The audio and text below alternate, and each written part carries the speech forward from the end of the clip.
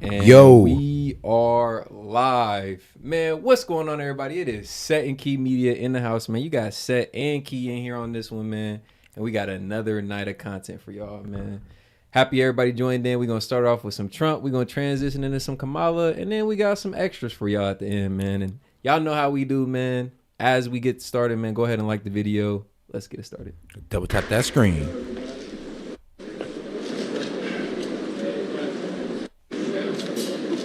Well, thank you very much for being here. Hope you can hear me.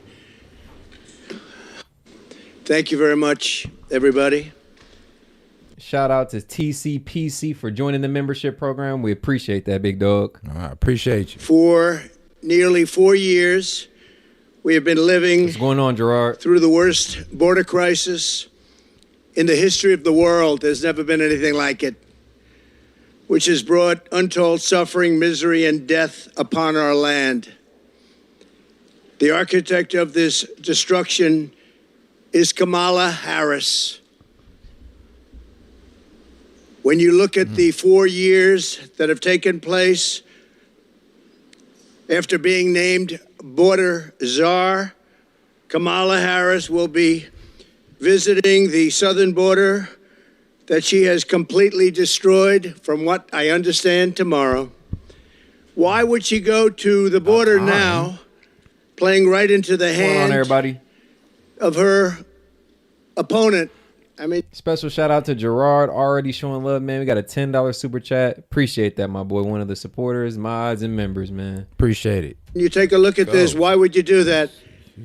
There can be no justification for what Steph, she's I done. did see that video. It was a good laugh. There's no- Appreciate that. But he's saying, oh, gee, she's done a fabulous job. She's done the worst job probably in the history of any border, not just It was our a good border. laugh.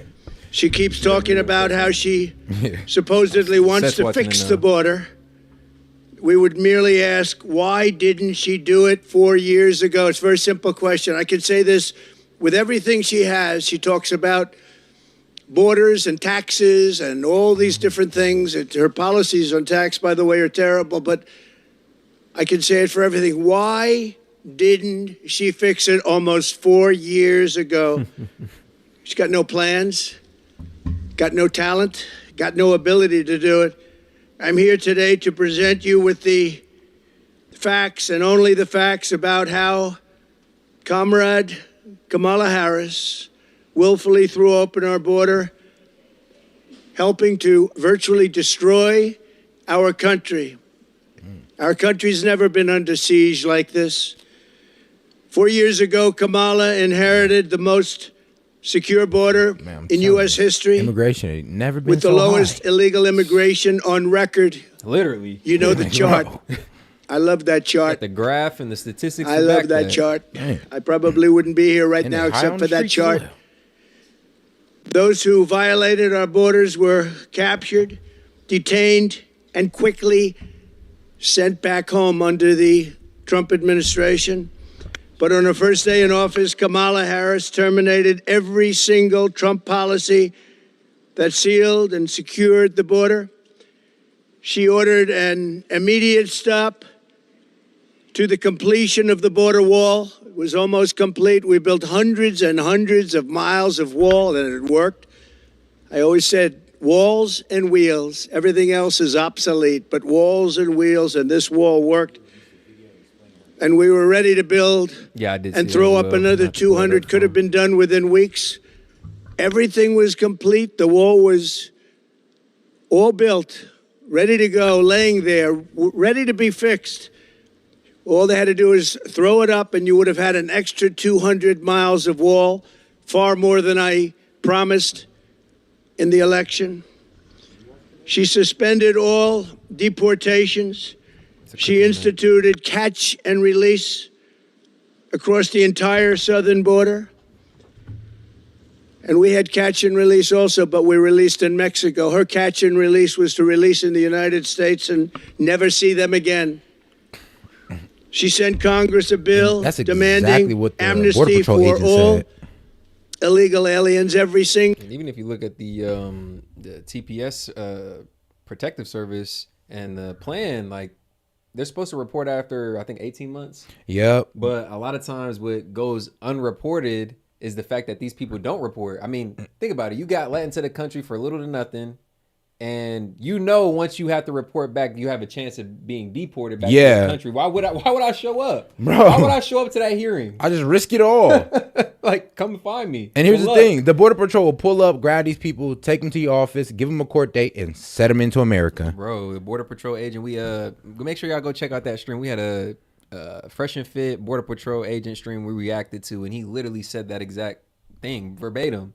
Like, the process is supposed to be a written out process. It's supposed to be a very strenuous process. Yeah, it's supposed to be a process where they go about the background information, but because of the influx of people, it's just like they aren't able to keep up. Yeah. They're just kind of passing these people off.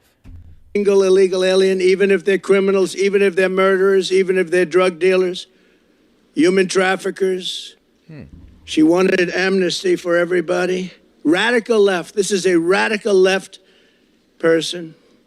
She terminated Remain in Mexico, something that took me and a lot of talent, a lot of other people, but it took a lot of talent to get from the president of Mexico, a good man.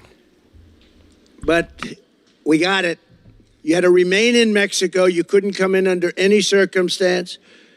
You weren't allowed into the United States until we checked it out, and many people did not come in and were not allowed to come in because they didn't check out. They were drug dealers. They were gang members. They were in jail for murder in a couple of cases. We wouldn't let them in. And she canceled every Safe Third agreement. Anybody here, I think, would know what that is, but that was a horrible thing that she did. And she canceled Remain in Mexico. Here we have something, Remain in Mexico. You don't have to explain it. She canceled. She ordered ICE to halt the removal of virtually all criminal aliens, including MS-13 gang members, the worst gang anywhere in the world, they say. Evil, evil gang.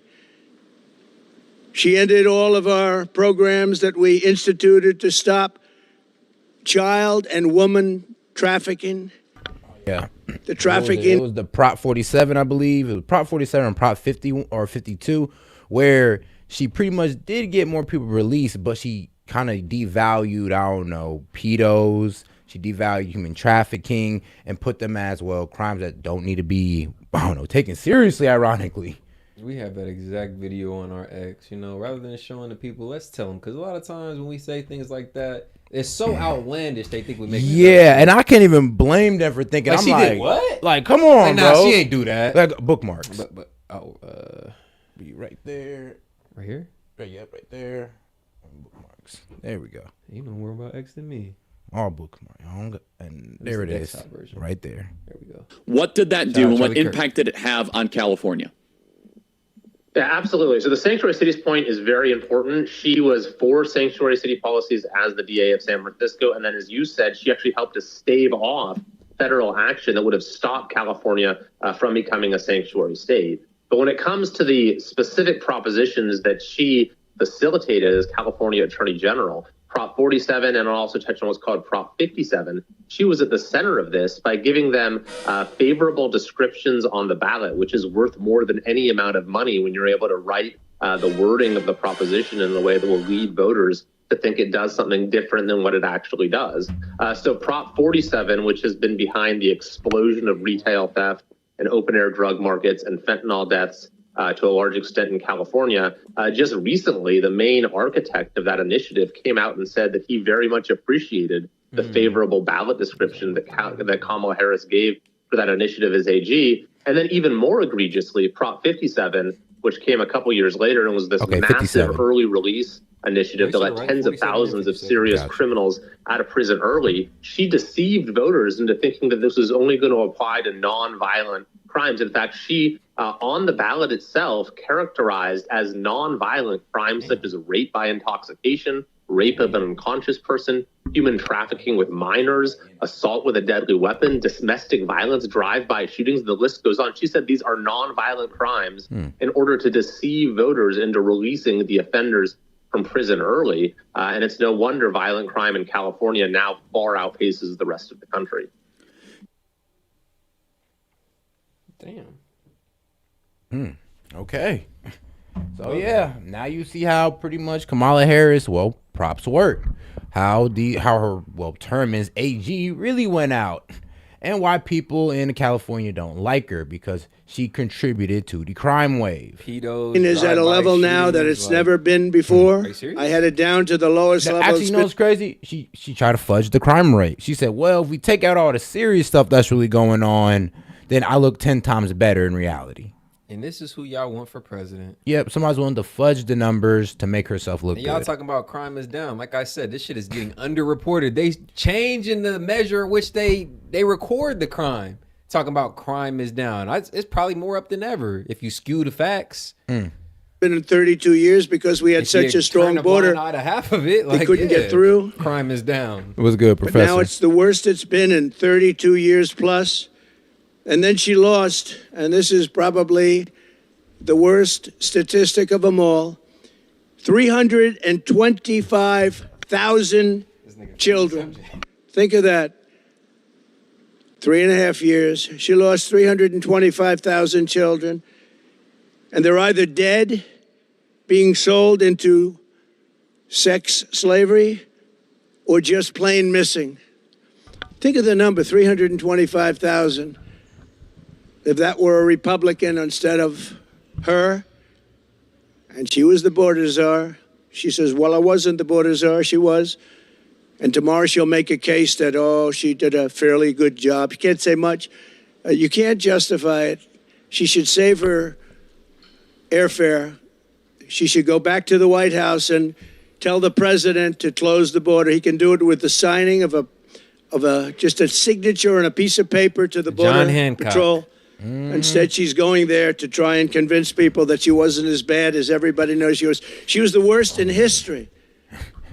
Grossly incompetent, weak, and ineffective. And all you have to do is ask Brandon Judd, Border Patrol. Female leadership. You could ask any of them. Tom Homan. We had the best people that we've ever had, and they said Trump was the best president on the border ever. She ripped. And quick pause for the cause, man, as y'all start to roll in. And we got almost 800 of y'all in here, man. Let's get the likes up. Double tap the screen on your way in, man. It's going to be a fire stream tonight. We got a lot of good content lined up for y'all, man. So as you roll in, double tap that screen. You can also hit the 3 buttons in the upper right-hand corner, man. Let's make it a fire stream. Double tap that screen. Ripped up every single reform that we put in place to stop asylum fraud. She ended a travel ban that was unbelievably successful. We had the strongest travel ban anywhere in the world, and it was upheld by the United States Supreme Court. She canceled Title 42. That was a medical title. She canceled it, very hard to get. And altogether, she took 93 executive orders that I put on, all which made the border the best border we've ever had in recorded history. And she terminated them along with Are you serious? Joe Biden. The worst administration in the history of our country. The TPS system was all about low-key, like, loosening the border restrictions to get these people in here. 93 executive orders that strengthen and help the border, but all because of TDS, all because of simply just hate for this man, they reversed them all? Yeah. Are you serious? Yeah, bro. I mean, the only thing they didn't How un-American can you get? Bro, the only thing they didn't take down of Trump is the stuff that made money. Bro, I really have to have a strong hate for you. Not your policy, but a strong hate for you. If you got good policy that actually helps America, but when I get in office, I overturn it though? That sounds wild as hell. Yeah, but keep all the policies that making us money though. Wow. Okay. Bro. And on the border, it's not even close. Oh, but I get it. Let me overturn that policy, make a weak border, let it fester for 4 years, let it build up. And then run on it. Get on the doorsteps of every American, right? Because it's affecting most of us now. I mean, if not personally, then passively. Then I can campaign on that. And, oh, man, I know. That'll get me in office. Sick. And then deny the fact that it was my fault. Man. Because of these acts, in less than Kamala. 4 years, 21 million illegal aliens at least. That's the real number. You don't hear that year. 15, 16. Sometimes you hear 17. The number is at least 21 million. And on top of that, you have gotaways. That's gotaways. That's people that came over or got away. and they've stormed across our border like nobody in history on any border anywhere in the world. There's never been any border in history where you had millions of people storming us like that. No third world country would allow it. But she allowed it because she's incompetent. She allowed it because she never went there. She says she went once, but it was not the right location. It was a location that was very mild and no danger. Went to the best spot. She never went there. She's going there tomorrow after almost 4 years. She's going there tomorrow to try and show you what a great job she did. But even now, the numbers are terrible. And remember, they're flying people over, and they haven't stopped that. They're flying hundreds of thousands of people over the border right now. They never stopped that. They didn't think they'd be caught, but they were 2 weeks ago. From prisons and jails, mental institutions, and insane asylum. All these insane asylums where you have the sickest people, mentally ill people, and terrorists at record levels. We've never had terrorists come into our country like this. They come, and they keep coming and coming, and nobody has ever seen anything like it. People that go to the border, they look professionals, and they said there's never been anything like this in the history of the world, and they are destroying the fabric of our... And like we just said, you got Border Patrol agents who are risking their livelihood. That's a government job. You don't want to risk them benefits. Bro, but you got people who could give a damn about that and just are more gung-ho on exposing the story, exposing the weakness, exposing the weak leadership. You got Border Patrol agents coming out on camera saying like, yeah, I ain't gonna lie, bro. I work at the border. This shit is an atrocity. Yeah, and they demoralize these men. It's like, think about it. Your job as the Border Patrol, your pride and joy to do your job is to make sure nobody gets through this border. Keep a tight border. But you're seeing every day that they letting in people in. It's like, bro, they're literally like Border Patrol agents or officers who just take themselves out the game. Literally. Because they just can't take the fact that they putting all their life into this just for it all not to matter, for the people that they're trying to protect to actually get hurt. It's like, what is life at that moment? Man, he shared a story that really touched me, and not in a good way. He literally was sharing a story about how a MS-13 gang member jumped the fence, obviously got injured, was in the hospital, had MS-13 tattooed on his hand. This man hated America, everything we stand for, but he's in our hospitals getting laid up, getting the best medical care, and ultimately was still released. Wow. Was still released, bro. Sick shit, bro. And shout out Professor Swagger Muffin, man. Appreciate that $2 super chat. I got you. Yes, sir. Yes. Appreciate you, big dog. We disagree respectfully. Hope y'all having a good night. Yes, sir, man. Cause I ain't gonna lie, he's my favorite guy that gives me pushback. Yeah, appreciate you, bro. You always keep it respectful, and hopefully we've kept it respectful on our end too. So appreciate you, bro. Even in my bit of passionate moments. Country. She did nothing to stop any of it. In fact, she encouraged them to keep coming, and you know that. For years she did. Only recently did she say, well, we're going to try and put a stop to it. They're wild. They up there. And I ask again, this should be the why didn't she do it speech. Why still did with the Latin didn't Kings. she do it? All of these things. Like, they're like, them niggas don't even exist no more. Unrelated elements to what we're talking about now, like taxes, like military, like so many other things. Why didn't she do it? She's got plans for the future. Why didn't she do it? She's been there almost 4 years. Yeah. Kamala created a brand new program to fly in migrants from Venezuela, Haiti, and Nicaragua and resettle them in American communities, including small towns all across our nation, but in particular in Pennsylvania, Ohio, Wisconsin, and North Carolina. Nobody can believe it. These towns have been destroyed, and the mayors of the towns and the governors of the states can't talk about it because they're embarrassed that they allowed it to happen. In addition, through her phone app, something totally new now. Embarrassing and bit. It's a phone app for migrants. In my opinion. Where migrants call in. highly sophisticated migrants. She's allowed virtually unlimited numbers of illegals to press a button, schedule their illegal immigration appointment at our ports of entry, and show up to be released into the interior of our country. Wild as hell. Sanctuary city? Can anybody believe this? And they're invading our towns. It's an invasion of our country like no country has ever had to suffer before. And this was purposeful. They did this on purpose. This was not a mistake on their part. They did this on purpose because their policies are so wrong and so evil and so unfair. And there's only three reasons. Let me pose this question, and I care to hear some feedback from the chat. Now, even if we can argue immigration isn't an issue, it doesn't affect Americans, we're over-exaggerating on the issues it causes, shouldn't there be a limit? I mean, shouldn't there be like a cutoff, or should we just like keep letting these folks in, keep letting them in, keep letting them in? I was hearing ideas floating around that we should just cut it off for like 10 years until we can situate what we got already. Like, real, we have enough immigrants. I'm be dead honest with you.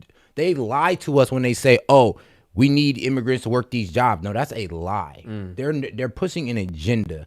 There's more than enough people to work all these jobs. But I made the point on stream. I was like, bro, instead of helping out these immigrants, why don't we help out our homeless, put them in rehab? If we're going to spend all these money on immigrants, why can't we take our own American people off the streets, put them in rehab, clean them up, and put them in these factories? And now they're productive members of society who can now go out and have families and stuff. The money and resources clearly there. I think the attention is focused on the wrong spot, Set. You shared that stat. I can't remember the exact figures, but I think think the stat was something like immigrants receive 100 more million in aid or assistance. Yeah, so pretty much than veterans. Yeah, so immigrants would get about $400 billion in aid, while our veterans get $300 million. So for some reason, we are putting immigrants over the U.S. citizen and our soldiers. But there's still people in today that think that immigration is a plus, but really it's just an excuse to leave out our fellow Americans. Right. Which rounds back to the point. Like, shouldn't there just be some type of cutoff? Even if we can argue that they do add to our society, if they do and are productive members of our society, shouldn't there be some type of limit? I don't even think it's adding to society. I think it's just a way to fudge the numbers. Like, think about it. Like, if we really said, all right, how much U.S. citizens have jobs, and we frame that as the unemployment rate, we'd be at a record low. But because they're able to put in these immigrants, frame them as legal citizens, they're damn near fudging the employment rate. They're low-key cheating on a lot of numbers because we actually just took for the actual U.S. citizens, born U.S. citizens, I feel like we'd be at an economically low number in unemployment. And the influx of immigrants under the TPS system, I want y'all to know they are eligible to vote. They are eligible to vote. If you're here under the TPS system, you are eligible to vote. Look at me. I'm a voter now. They want to do that. Number one, they're incompetent, and I'm not sure that that's the reason. Number two, they want it for the votes. And number three, you know what that one is. We don't have to talk about that one. But there can only be a very few reasons, because they're destroying our country at a level that's never been seen before. Importantly, as part of this con job, it's a con job. None of the illegal aliens she is smuggling in through the ports or on the airplanes. Think of it.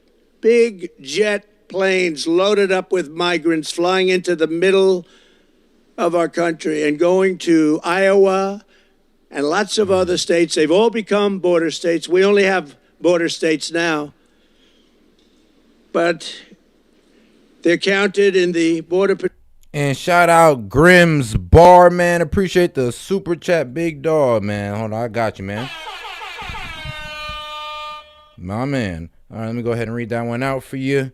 He says, immigrants over census. Census over electoral college. Electoral college over power. Well, yep. So you said, wow, the way I'm reading this is, well, immigrants is greater than the census. The census is greater than the electoral college. And the electoral college is greater than power when it comes to this election.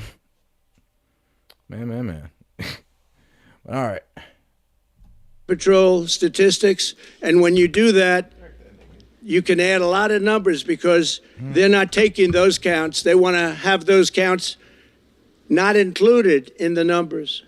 In Aurora, Colorado, Springfield, Ohio, where it's been a mass invasion, these were two beautiful, successful towns, idyllic, and they're in trouble, big trouble. And very unfair. The people want to leave. They want to get out. But everyone's afraid to say, I want to get out because they want to be politically correct. And other towns just like them, hundreds of them all over America. Americans have watched their communities destroyed by this sudden, suffocating inundation of illegal aliens. It's an inundation. It's an invasion. This influx has overwhelmed our schools. They're taking the seats of students that can no longer go there, and they don't even speak English. They're trying to fire a lot of people and hire interpreters. Can you believe that? They want to get rid of some people. They want to hire. Springfield is looking, the mayor said it the other day, looking for interpreters because nobody in all of the 32,000 people that took into the town, think of this. You have a town of 50,000 people, and almost instantly you have 32,000 people, in this case from Haiti. Most of them don't speak English, so they're looking for interpreters. You have to get them out. We have to save our country. You have to save these towns.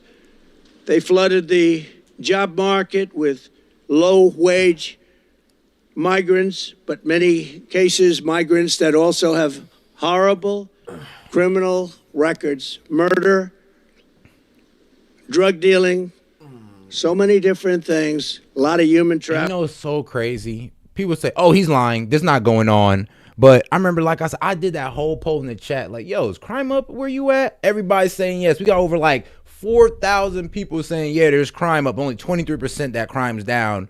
But it was so funny that the people who are saying that, crime is down, they don't even want to admit where they live at. They don't even want to admit that, okay, I kind of do live in a secluded area. I don't live in the inner city, but I'm telling you that crime's down in your inner city. I'm like, God damn. And no, for you snowflakes, we ain't talking about immigrant crime. We talking about crime in general, bro. Go outside and tell me you feel safer now than you did. Like I said, 4, 8, 12 years ago. And, like, bro, come on, think about the recent crime sprees or the recent crime trends you've seen. Like be honest, theft in stores, the crime rate is an exact reflection of what the economy is looking like. When there's high poverty, there will always be high crime in those areas, no matter what it is. Direct correlation. It works that way in third world countries, and it works that way in third world looking at cities. Traffickers, and it's mostly human traffickers. Think of SF. Think of LA. Think of New York. Think of Chicago. Some of these cities is down bad, G. Brooklyn. Women.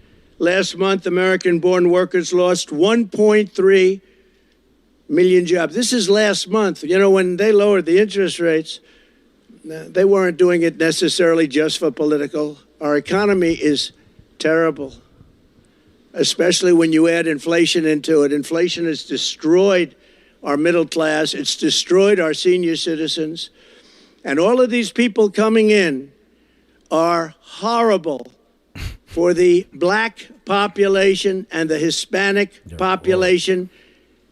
They're taking the jobs. Now, y'all might be offended by him saying that, but if you look at the median house income, Hispanic and black are literally at the lowest of the totem pole. And I say that bro, look at me. Blackity black, right? So I don't say that. I say that begrudgingly, right? I don't say that with any sense of pride.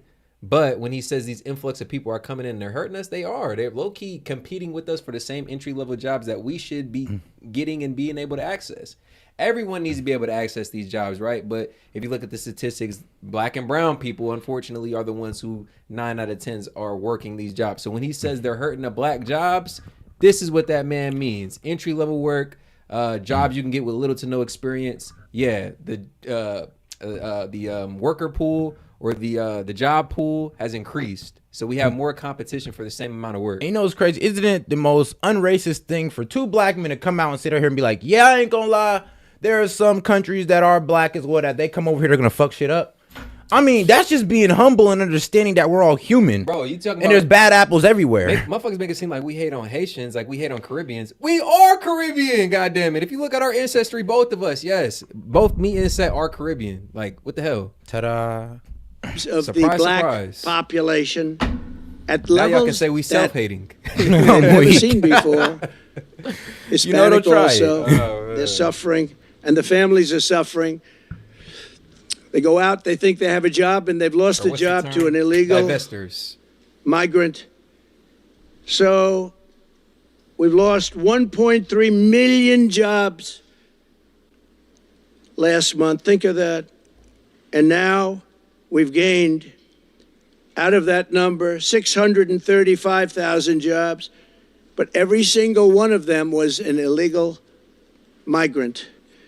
They've also, as you know, and you've heard me talk about it, just happened very recently, we found out, 800... All y'all that's speaking up for the migrants in the chat, give me one reason why we're putting migrants over our U.S. citizens. That, we could take all the money away from migrants, kick their ass all out, but help our citizens, and that's going to increase jobs. Like, yeah, those people are going to get jobs as well. And we're talking about black, white, Hispanic, don't matter. There's homeless of all color. Why don't we want to help them? Ask yourselves that. Are y'all really patriots in America, or are y'all just sellouts to the white man's agenda of immigration or the scam of immigration that don't work for nobody? Like, really think about it. If you really thought about what immigration does to these countries that we're taking them from, in our country that's being like overly filled and destroying the social cohesion, then you could honestly understand that, yeah, we should cut this off, and why not help our own people? Let's help the homeless. You can't give me one reason why that's not a better idea than, just giving out money to people just come over here for free. I mean, let's be real. Of course, when you come over here for free, why would you respect it? Anything that's given for free is never respected. 18,000 jobs were fraud. They fraudulently claimed that the economy picked up 818,000 more jobs than they stated. And a whistleblower or leaker let it be known that that was false, that the 818,000 jobs was a false fraud. It was a fraud. It should be investigated, by the way. But Biden knew about it, and Kamala knew about it. And they were going to release the real figures right after the election. That's what they got out of it. But by putting 818,000 phony, fake, disgusting jobs that don't exist, by putting them on the rolls, it made them look much better a short while ago. But they didn't quite make it to past election day. So to that whistleblower or leaker, I want to, on behalf of the American public, thank you very much. These people are a fraud, just like nobody talks about it. But Kamala never had a job at McDonald's. Her resume talks about McDonald's, McDonald's, McDonald's. When I worked at the French fry counter, it was so tough, so hot. She didn't work there. She never worked at McDonald's. It was a lie. I don't get where this mentality is. Most heartbreaking of all is Kamala's Mike. The most confusing thing, I don't know where we've adapted this mentality, like immigrants over citizens. Like, bro, y'all sound like traitors. And I'm not talking about white Europeans. I'm talking about citizens. If you here as an American citizen, I don't care how you got here. Legal immigrant, your family migrated here 40, 50, 60 years ago. When did it ever become immigrants over citizens? And why did they try to make a U.S. citizen a white thing? Bro, we're I'm a like, melting pot. Bro, even when I made my point, I said, well, there's homeless people of all color, there's American people of all color. Why aren't we helping those homeless people instead? Bro, the United States has always been a melting pot of cultures and lineage, bro. So nobody's saying it's supposed to be, keep America white. Ain't nobody saying real with you, that bullshit. But let's be real. It's it's a culture, it's a melting pot where cultures can assimilate to each other. Under one common rule. Yeah. Oh, yes. The American dream, right? Yeah, and I'm gonna be real with you. Even under religious structures as well. Like, bro, when these Mexicans come in, Christian. When the Caribbeans came in, Christian. Bro, when these Haitians coming in, voodoo. That don't mix too well with Christians. My grandma do voodoo. Muslims even mix better with Christians. I just chopped the head off a goose. Migrant invasion has brought massive crime into our country at levels that nobody's ever seen before. We've never seen levels like this. And during the debate, I mentioned that, and David Muir, a real lightweight, whose ratings have gone way down, by the way, because he lost credibility. I had 1 against 3, but I think we did great. But David Muir of ABC, fake news, when I said that crime is way up in our country, he corrected me. He corrected me on so much, and it was right what I said. He didn't correct her one time, and what she said was wrong. Weak. Absolutely wrong. So many different. Charlottesville, she was wrong. All of the different things, almost everything she said, and she was never corrected. But he corrected me in crime. He said, no, crime has not gone up. I said, crime has gone up massively. He said, I'd like to state for the record that crime has not gone up. Now, you don't know this, but we had a deal with ABC that there will be no corrections of any kind, and they violated the deal. Oh, wow. Why? Because they're bad people and they're fake news. So he did it many times to me during the debate. He violated the deal. That's the deal. Because you can take anything and try and... You know, it's crazy. I looked up that statistic last night. Like, is the DOJ, comes out that crime is up. And the way it's framed is they're looking from the stats of 2022. They have not yet, added in 2023 and 2024, which prove that, yes, crime is up. Crime is going up as our economy is going down. It all makes sense, really. I mean, when the economy goes down, crime has always been on the floor. It's always been a go when the economy is down. And what was it that you said? But hold on. There's people who's willing to dismiss the fact that, we're not in a bad economy. We're in a great economy. If they're willing to dismiss that fact, of course they're going to slide over, well, if the economy is good, I mean, crime got to be good too. So I see what their thinking is, even though it's flawed. So when they ran this data analysis, what was it that you had said they left off certain cities? Yeah. Oh shit. And they left off some of the most high crime. Bro, they left off Chicago. They left off Oakland, bro. They left off a lot of California cities, actually. Like, bro, those cities alone probably make up for half of the United States crime. Bro, and then report that, the crime low. I'm like, wow. What the hell?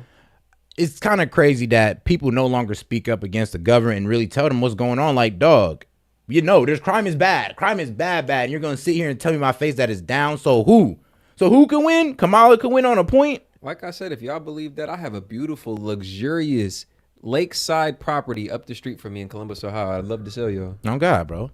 It's lovely. Make up stories with it. We had a deal where that wouldn't happen. You could do whatever you wanted as soon as the debate was over, but he did it in total violation of what our agreement was, and a lot of people standing right over there will tell you exactly what it was. We'll show you what it was. David Muir has lost all credibility. And the other person, I never heard of her. I never want to hear of her. She was terrible. I don't know how she ever got her job in the first place. AI. But we have a country to save, and we can't have fake news like that. And his ratings deserve to go down. Here in New York City, an estimated 75% of arrests in Midtown Manhattan and over 60% of arrests in Queens are now illegal aliens. But ain't that crazy, though? So the New York Post, violent crimes have increased under the Harris and Biden administration, September 13, 2024. September 12, 2024. Washington Times. Latest DOJ data shows crime rates remain elevated under Biden. I mean, what y'all talking about? But okay. They've given you the fake stories. Fact check us. The illegals coming into the country are much better than our people. They don't commit crimes. These are some of the worst criminals anywhere in the world. And they don't just come from South America. They come from all over the world. The Congo in Africa, a lot of them coming from the Congo. The Middle East, Asia. They do come from South America, but not all. They're coming from all over the world, and they're emptying out their jails, and they're emptying out their mental institutions. The money they're saving is beyond belief, and what they're doing to our country. And if I were the president of one of those countries, I'd be doing the same thing.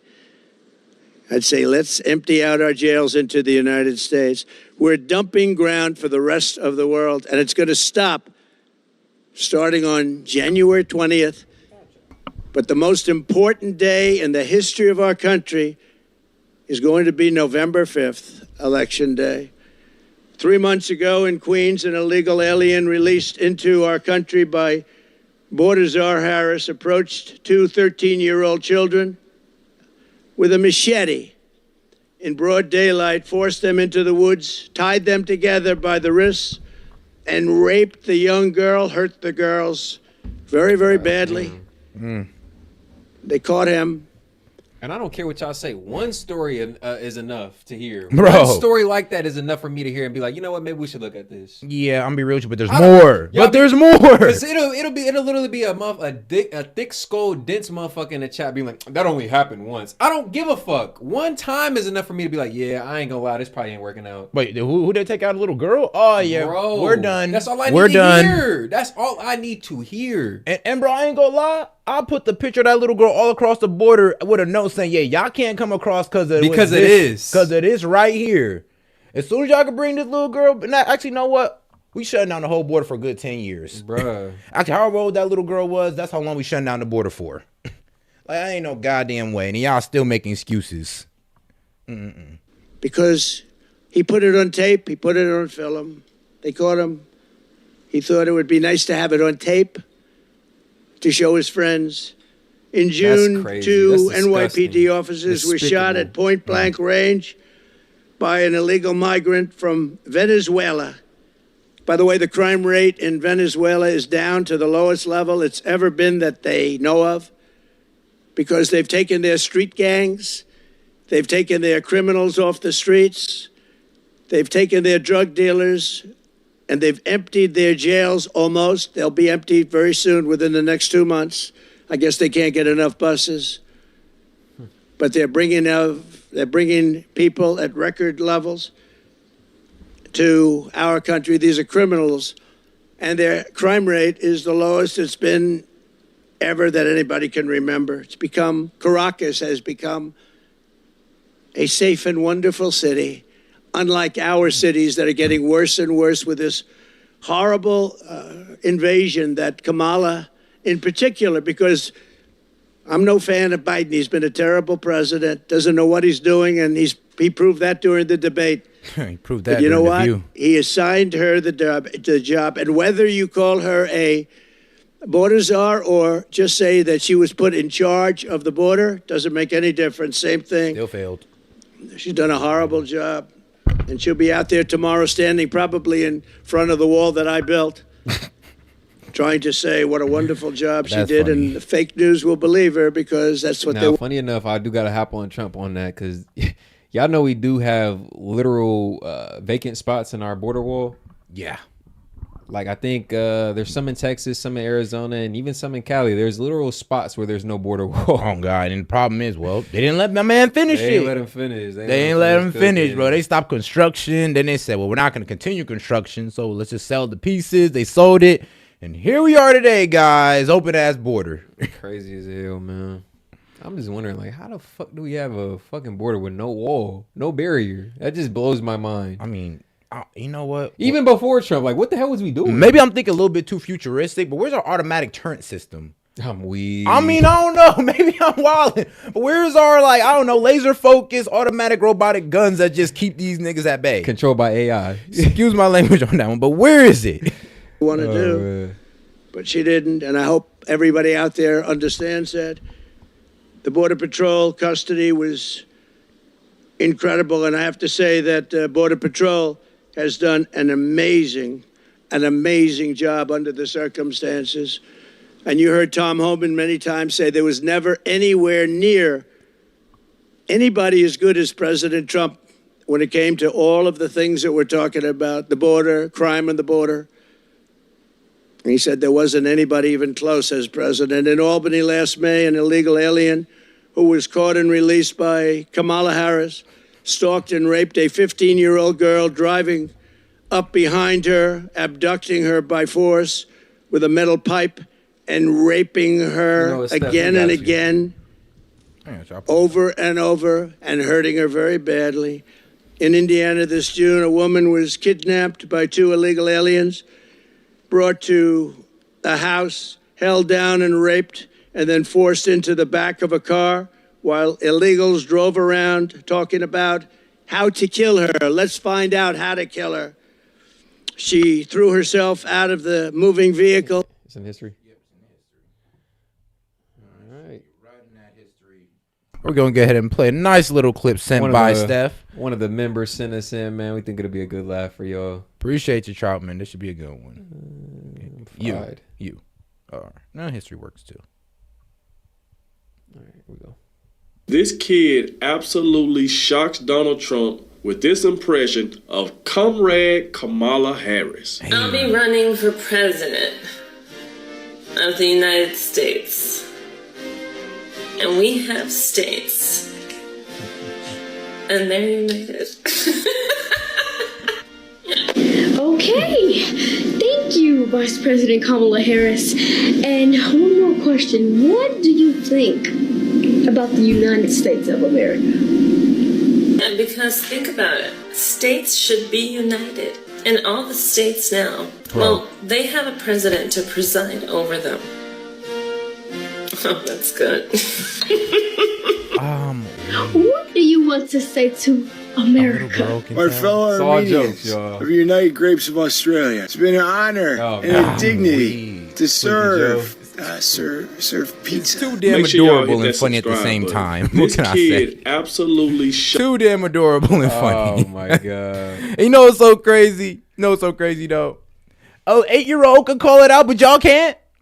An 8-year-old little girl can call out Kamala's BS, but you can't see it. Now, before y'all get y'all panties in a bunch, it's strictly for comedic purposes, and hopefully y'all was able to put your emotions aside. No.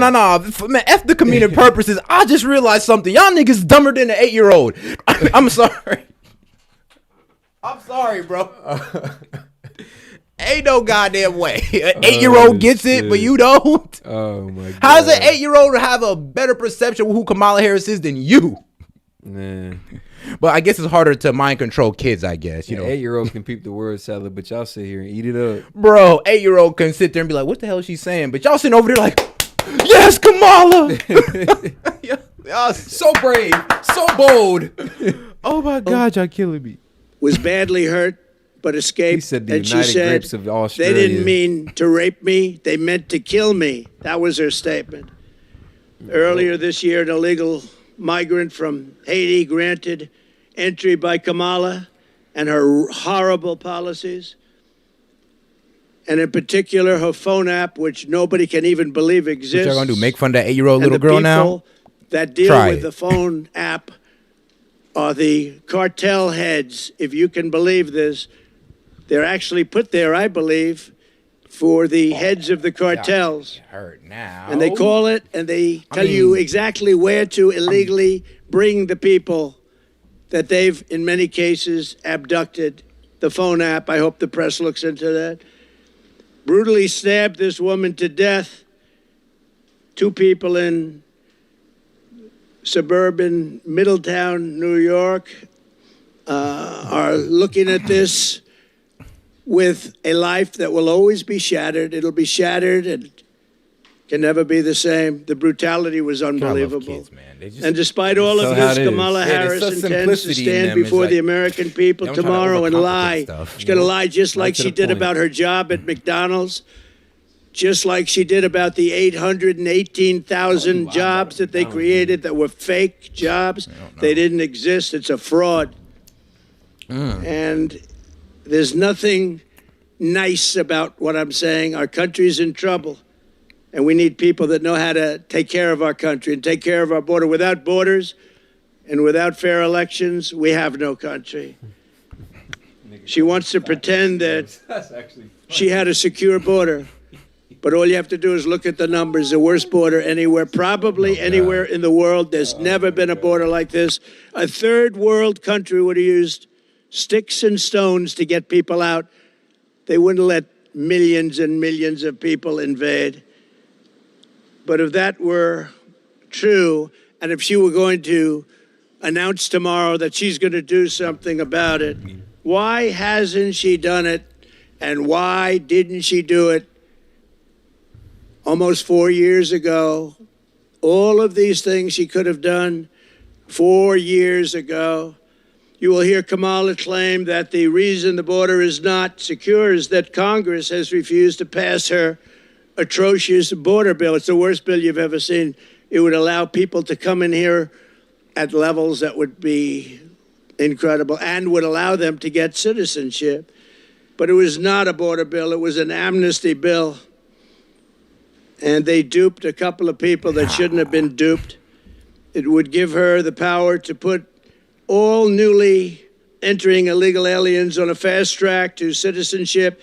It would enshrine and expand catch and release.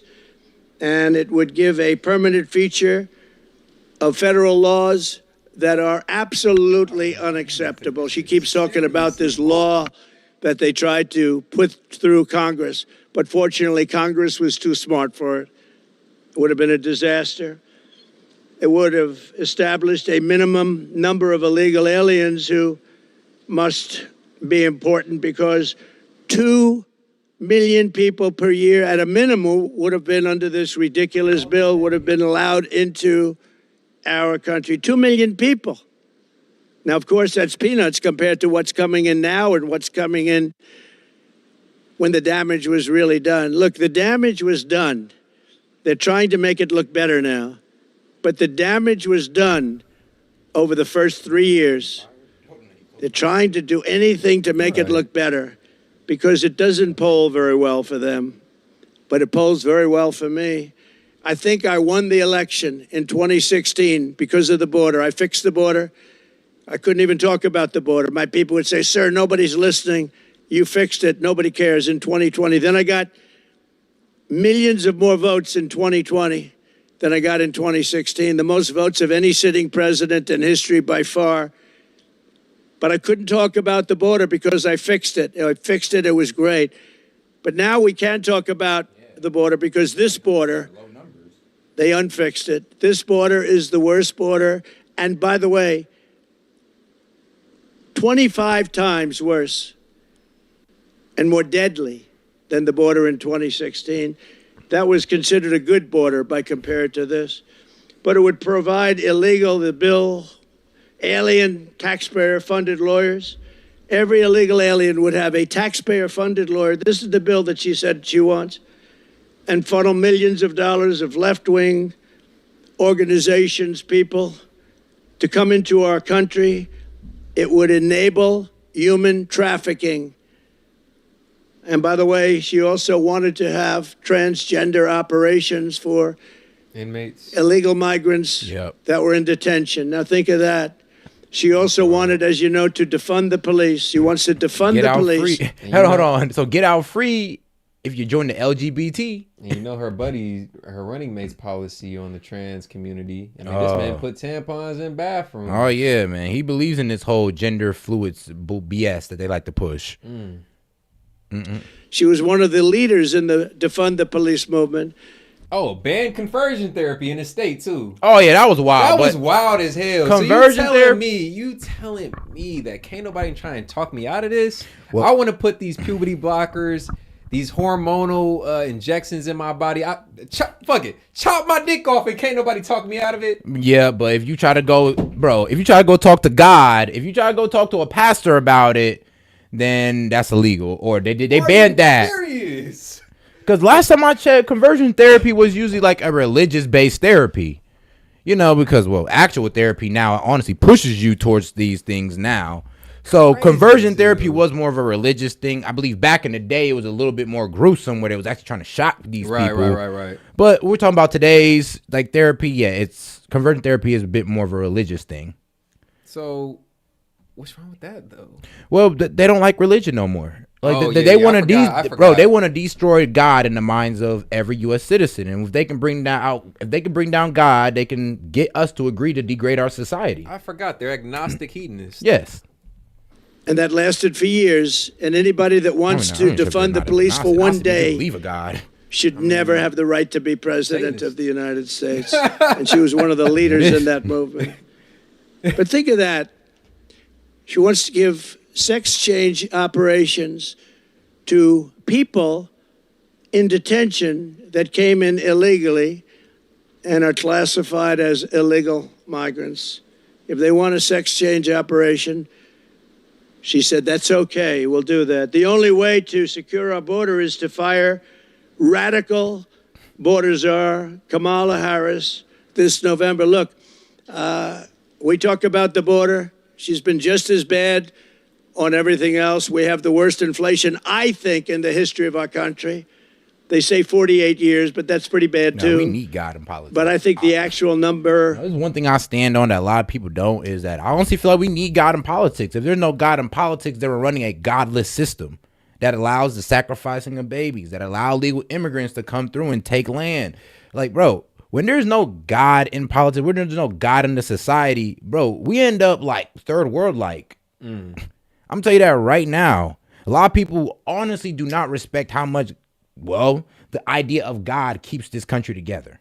They don't understand it. They rather dismiss it, honestly dismiss it and disrespect it. But hey, this country was founded of on years Christian is values, though. That's yeah, the weirdest part. Bro, yes, this Christian Judeo country was founded on Christian Judeo values, and we need to keep God out of politics, bro. It started on God and politics. God damn it, we going in that way. And when y'all say the separation of church and state, that was really for politics not to influence the church, not the other way around. Yeah. Not the other way around. So y'all kind of are missing the point when y'all say that. And let's be real, everybody brings their faith into politics. Like, especially with the whole pro-abortion and anti-abortion. Like, come on now. Everybody brings faith into that. Yeah, most people that are pro-life are religious, and most people that are pro-choice aren't. It's as simple as that. Bro, I'm gonna be real with you. If you are a strong believer in the Bible, then you don't believe that you should have these crazy taxes imposed upon you, because that's what Jesus went in and whipped niggas for. And even as somebody who's not for the loans, a practicing Christian or Muslim or a zealot, I can respect and understand the fact that yes, religion is monumental, is paramount, is a cornerstone of the country and a lot of people's values, American values. I can respect that and even agree with it. Yeah. I think it brings it out to the worst ever. Kamala Harris endorsed abolishing ICE. She is seen as a down with deportations, opportunist, but people don't realize that the people of this country want deportations of those criminals. They want the murderers out. They want the drug dealers out.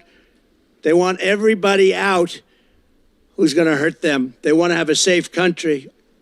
As I said, before being interrupted by lightweight anchor David Muir, crime is massively up in our country.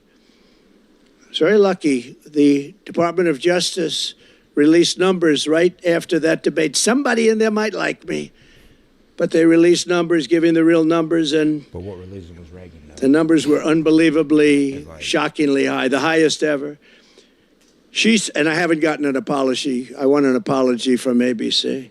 She supports free taxpayer-funded health care for illegal aliens, and even... If y'all seen that affidavit from that whistleblower on how they try to literally skew the debate against Trump, how it was set up to be a 3v1, how Kamala had the answers or the questions beforehand, how they play with the lighting, the camera angles to adjust this man's heart rate, play with his anxiety. Man, yeah, he does deserve an apology. He deserves a public one. Man. From the moderators and the owners of ABC. Like, yeah, I ain't gonna lie, my bad. And Crazy actually do got that video with the affidavit and all. If you know what, we're gonna pull that up for him. Got you. It's playing right now in the history. We're gonna pull that right up for him. Because like I said, a lot of times when we pull this stuff out, they want to call us fringe. They want to call us conspiracy theorists. Oh, y'all made that up. Oh, y'all don't do y'all research. Stay off of TikTok and, you know, actually go watch the news. And I'm just like, the news ain't gonna tell you this. Out sharing the breakdown of a letter that a whistleblower from ABC writes. Go all the way to the bottom, and then we'll read the email. Affidavit. So, he's for if he gets in trouble, it's perjury, jail for a long time. Okay, so affidavit. So click on this, Rob, from the first one. I want to read the whole thing. Yeah, click on the first picture, Rob. Right there. Zoom out a little bit. Okay. So here we go. Yeah, zoom in a little bit more for that so I can read it. My name is XYZ. I reside in such and such New York. I've worked for ABC for over 10 years in various technical and administrative positions. Since the acquisition of ABC in 1996, I've observed significant transformation in the nature of the news reporting at the organization. These changes suggest How would he know since 96 if he's only worked there for 10 years? These changes suggest a shift from unbiased reporting, a model of influence by external factors. For the record, I do not endorse Trump in his capacity as candidate for Trump. The intent of his affidavit is to address concerns regarding perceived biases within the news reporting within my employer's debate that will be hosted on September 10th, 2024. Okay, go to the next one. Number 2, observations of the debate communication. Since the debate of President Trump has announced a broadcast on ABC, various members of the staff have expressed hope of a debate where issues that were important to everyday Americans will be discussed, and that there had been promises that the candidates will be held firm to discussions regarding their proposed policy stances, and that the debate would not deteriorate into an ad campaign, whereas both candidates would simply make blanket statements without specific policy or explanation as to, political position clarification. Many employees at ABC who were looking for fair and honest debate questioned for the clear bias that is well known throughout the company. It is common knowledge that debate moderators, as well as chief executive officer of my employer, are well known not to support Trump. This led to several employees speaking up in regards to how to make a fair debate fair. We were given assurances that the debate would be fair, and neither the Harris nor the Trump campaign would have an unfair advantage. Concerns regarding journalistic integrity. It is my belief that contemporary news organizations, including ABC, no longer... You know what's funny? Y'all willing to believe unreliable. You can't find this stuff. No, you can't find no credible things about these allegations y'all got on Trump. But every time something goes against Kamala, you say, "Oh, it's not reliable." Oh, where's the source? I mean, like, what you mean? Where's y'all source when y'all said Trump was on Epstein's list? On Epstein's whatchamacallit, flight records. Y'all don't got it. You don't got it. So if y'all can say stuff outlandishly and have nothing to show, it's crazy how you come at us for saying something. We have something to show for it. When it doesn't fit their narrative, they're bound to attack it. Yeah, that's all it is. I've realized that. Adhere to impartiality. The influence of commercial interest and substantial donors appear to affect news presentations, resulting in reporting. I personally witnessed news stories being cut from programming and not reported at all due to influence of certain corporations linked to our parent company XYZ. The Walt Disney Company is what that says. Observations pertaining to debate fairness. I have noted specific instances related to the debate between Trump and Kamala that raise concerns, and procedural fairness. The specific instances of perceived bias are as follows. Let's go to the next one. Zoom in a little bit. Rob, the Harris administration received particular accommodations, including but not limited to providing of a podium significantly smaller than the one of Trump, and assurances regarding split-screen television views that would favorably impact Kamala Harris's appearance relative to Donald Trump. It was agreed that Trump would be subjected to fact-checking during the debate, while Kamala Harris would not face comparable scrutiny. This was widely known throughout the company that Donald Trump would be fact-checked. In fact, various people were assigned to fact-check observations it was perceived candidate Trump would make during the debate. In fact, Harris' campaign required assurances that Donald Trump would be fact-checked. This was done via multiple communications with the Harris campaign, whereas the Trump campaign was not included in negotiations. To my understanding, any rule negotiations and conversations pertaining to the debate should have had both Trump and Kamala Harris involved. So they lied. So ABC lied and said, bro, we weren't even supposed to fact-check nobody. We were just supposed to sit there, moderate the debate, and let them go at it. But there was heavy moderation, all that good stuff. So that goes to show you just alone that, the debate was, bro, not only was it 3v1, but they went against their own rules that they told Trump. They told Trump they weren't going to do these things. They did it anyway. And if you're following along at the end there, it says, to my understanding, any rules, negotiations, and conversations pertaining to the debate should have had both the Trump and Harris campaign involved. The Harris campaign had numerous more calls regarding the debate rules without the Trump campaign aware or on the call. So you telling me there was personal calls made from ABC producers and Kamala Harris campaign advisors that probably went over questions, probably went over framing. They went over the stage. They went over how the whole debate was going to be had. And you telling me Trump didn't get any of those calls, any of those preliminary calls? Nope. But Kamala got all of them? Yep. And you telling me that wasn't favored in her direction? Like, come on now. I mean, bro. The Harris campaign had numerous calls regarding the debate rules with the Trump campaign aware or on the call. Not aware. Okay, go to the next one, Rob. The Harris campaign was provided with sample questions, while not exact questions, covered similar topics that would appear during the debate. Okay, let's read the next part. Go all the way to the top. Here we go. Furthermore, the Harris campaign imposed restrictions. No questions regarding the perceived health of Joe Biden. No inquiries related to her tenure as Attorney General of San Francisco. No questions concerning her brother-in-law, Tony West, who faced allegations of embezzling billions of dollars in taxpayer funds who may be involved in her administration if elected. Whoa. Tony West. So we got to go Google him afterwards. Internal organization climate. I have observed a pronounced bias against Trump within ABC News. Employees. I heard of Tony West. I know who Tony West is. Tony West is Kamala Harris's brother-in-law. She's married. Yes, Tony West is married to Kamala West's sister. Tony West. Yeah, former United States Assistant Attorney General. No. All right then, man. Things are lining up. And favorable views to Maya Harris. Yep, married to Maya Harris. So Kamala Harris's brother-in-law. All right. Reports experience significant concerns about the potential retribution. Okay, let's go to the next page, Rob. Okay, purpose of documentation of affidavit. This affidavit is executed to document and provide transparency regarding the... And what's going on, Les Phillips, man? Appreciate you tuning in, bro. Another one of the supporters, another one of the mods. He says, good evening, gentlemen, and to the ham and eggers in here. Pay attention. You may learn something. Oh, God. If you just stop sitting there trying to say debunk, and peer review studies, you might actually learn something today. Instead of trying to pick apart this shit with precision, man, put your hands to your side. Quit being a keyboard warrior. As Kenneth Owens say, hey, sit on your hands for me and just listen. Tune the fuck in. The issues of fairness and impartiality in the debate process and broader concerns about journalistic integrity at ABC News. And the last page, Rob, if we can go to it to see what he says. Next page. Zoom in, right? The affidavit has been signed and notarized on September 9th, 2000. Oh, so this is it taking place. Of course. To ensure that the allegations set forth formally documented prior to. In addition to notarizing this affidavit, I have sent a certified letter to myself, postmarked September 9th, which will remain unopened for any future investigations. This guy's smart guy. Smart, Pat. That's so smart. Because the bro did die. The man who wrote this letter died in a car crash on his way to verify information. Yeah. Ask him, oh yeah, come up here, bro. Bring that information on the way there. Take him out the game. Shout out a $2 super chat from Turner Twitty.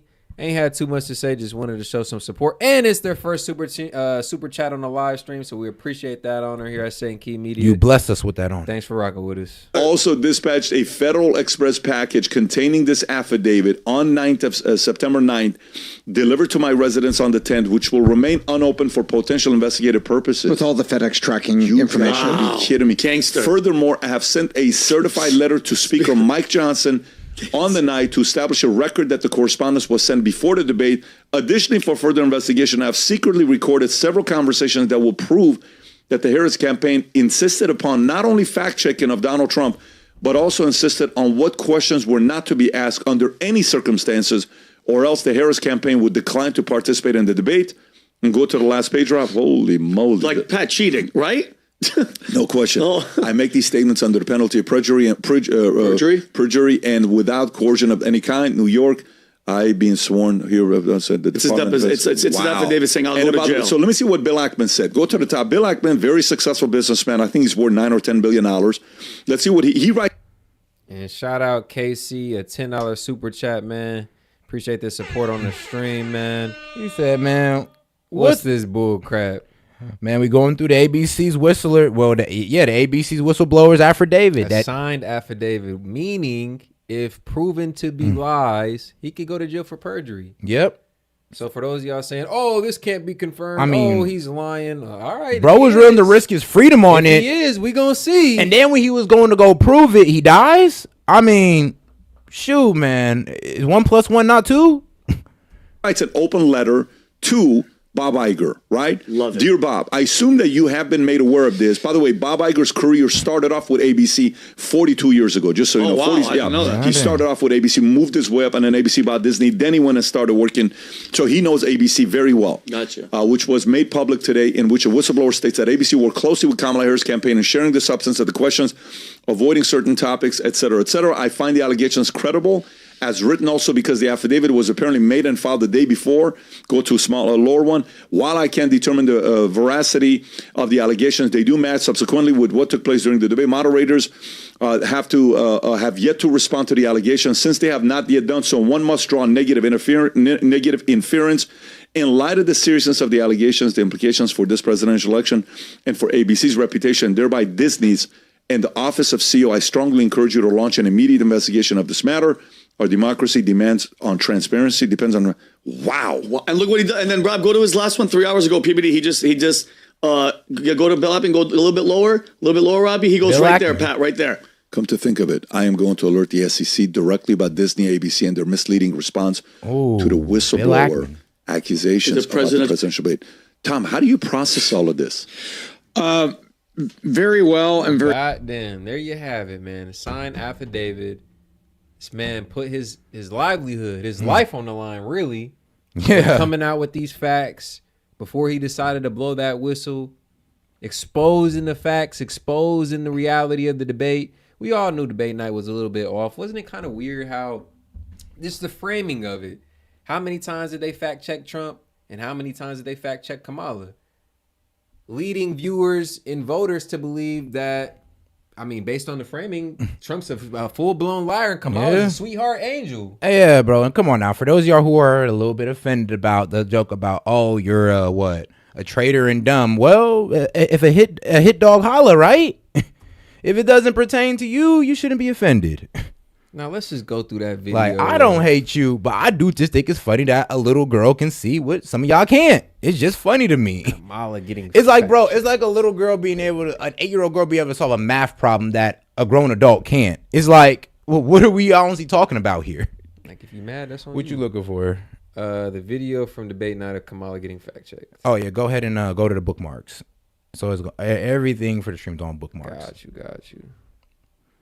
Go all the way down to the bottom. That should be down there. Because there's like, you looking for the 30 or the 6? This one right here. Perfect. He will sign a national abortion ban. It's a lie. I'm not signing a ban, and there's no reason to sign a ban. Understand, in his Project 2025, there would be a national abortion, a monitor. What she says is an absolute lie. There is no state in this country where it is legal to kill a baby after it's born. Nowhere in America is a woman carrying a pregnancy to term and 7 states without a limit. An abortion. The infant would be delivered. That's not even being biased, saying would be it was kept 3v1. comfortable. Like, they should have just let them. They should have just let Kamala and Trump have at it. Don't say shit. Bring up the questions. Walk them through it. Next question. But here's the problem, though. Here's the problem. It's been so sad because, bro, that's Trump would have dominated. They had to walk her through it. They had to cut him off because, bro, there was things Trump was about to touch on. But all right, let's cut him off here. Had to derail him. Had to divert him at certain points. I mean, it's still amazing to me that they asked her, "Oh, well, how do you see the economy? How you want to fix it?" And we let her get away with talking about her childhood. I grew up in a single mother household. Bro, we let her doing that on the ABC debate and the ABC interview, and people took the same BS. Took the same BS. And y'all wonder why an 8-year-old girl can see the BS better than y'all. We're going to see what she does, because I'm not sure if y'all know or not. She has a brand new interview sit down with MSNBC, actually. God. So we're going to see how she does right after this. And here at St. Comedian, we don't hate nobody. Trust me, we have no hate in our hearts. We just find things pretty damn funny and confusing, and sometimes it's just laughable. The infant would be resuscitated if that's what the mother and the family desired. And then oh, hell no. Y'all use the worst analogy. Bro, they literally have a Netflix documentary about how the refs were cheating and rigging the games. Yeah. You telling me if the ref is cheating and rigging the games, we ain't gonna lose? Actually, and those y'all who don't believe the whole abortion thing, like, oh, that's just impossible. Like, there's just no way they would ever do something so evil. Like, our government is just not that evil, Set. What are you talking about? You're lying. You're fear-mongering. But then get a third trimester abortion? What the hell? Set, you don't know what you're talking about. Key, you don't know what you're talking about. Craig calling the Care Clinic in Bethesda, Maryland. Thank you for calling Care. How can I help you? I am looking to have an abortion. How far along are you? I'm 34 right now. I am in a pretty desperate situation. My boyfriend is kind of out of the picture now, so I don't really have any support. An abortion at any stage is actually much safer than delivering a term pregnancy. It's a 4 to 5 day procedure. We do some basic lab work on you and start to dilate your cervix. That's After like a couple that, weeks we before do they were what we born. call the fetal injection. A needle is inserted through the abdomen and into the fetal heart where lidocaine is injected, and that will completely numb Bro, the this fetus. process is so, man, I low-key want to play it back for y'all, because the first time I heard this, I was like, God damn, are you fucking serious? They explained it oh so gruesomely, and I'm just like, They want to make it seem like this is a humane process, but listen to this. Oh, but and where's this in though? In Bethesda or something? Bethesda, Maryland, I believe. Maryland, and y'all try to say it happens nowhere. So wasn't that automatically lied by Kamala saying there's nowhere in America where anybody's getting a pregnancy? I'm like Seth said, man, I want everybody in the chat right now to sit on your hands and turn up your ears. Turn up the volume and turn up your ears. Abortion at any stage is actually much safer than delivering a term pregnancy. An abortion. My boyfriend is kind of out of the picture now, They so I lied to don't her. really have any support. An abortion at any stage is actually much safer than delivering a term pregnancy. It's a 4 to 5 day procedure. We do some basic lab work on you and start to dilate your cervix. After that, we do what we call the fetal injection. A needle is inserted through the abdomen and into the fetal heart where lidocaine is injected, and that will completely numb the fetus so there's no pain. And then after that, we inject a medication called digoxin and another medication called KCL into the fetal heart, which will slow and then stop the fetal heartbeat. And then on that 4th day, depending on how your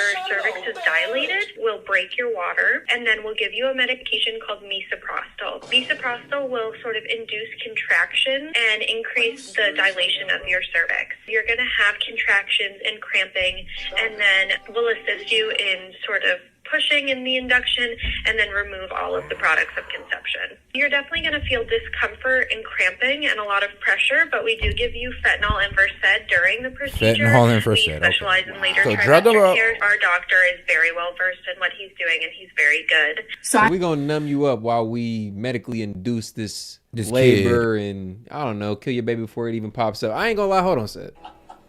y'all evil. You're evil. I mean, they're evil, bro.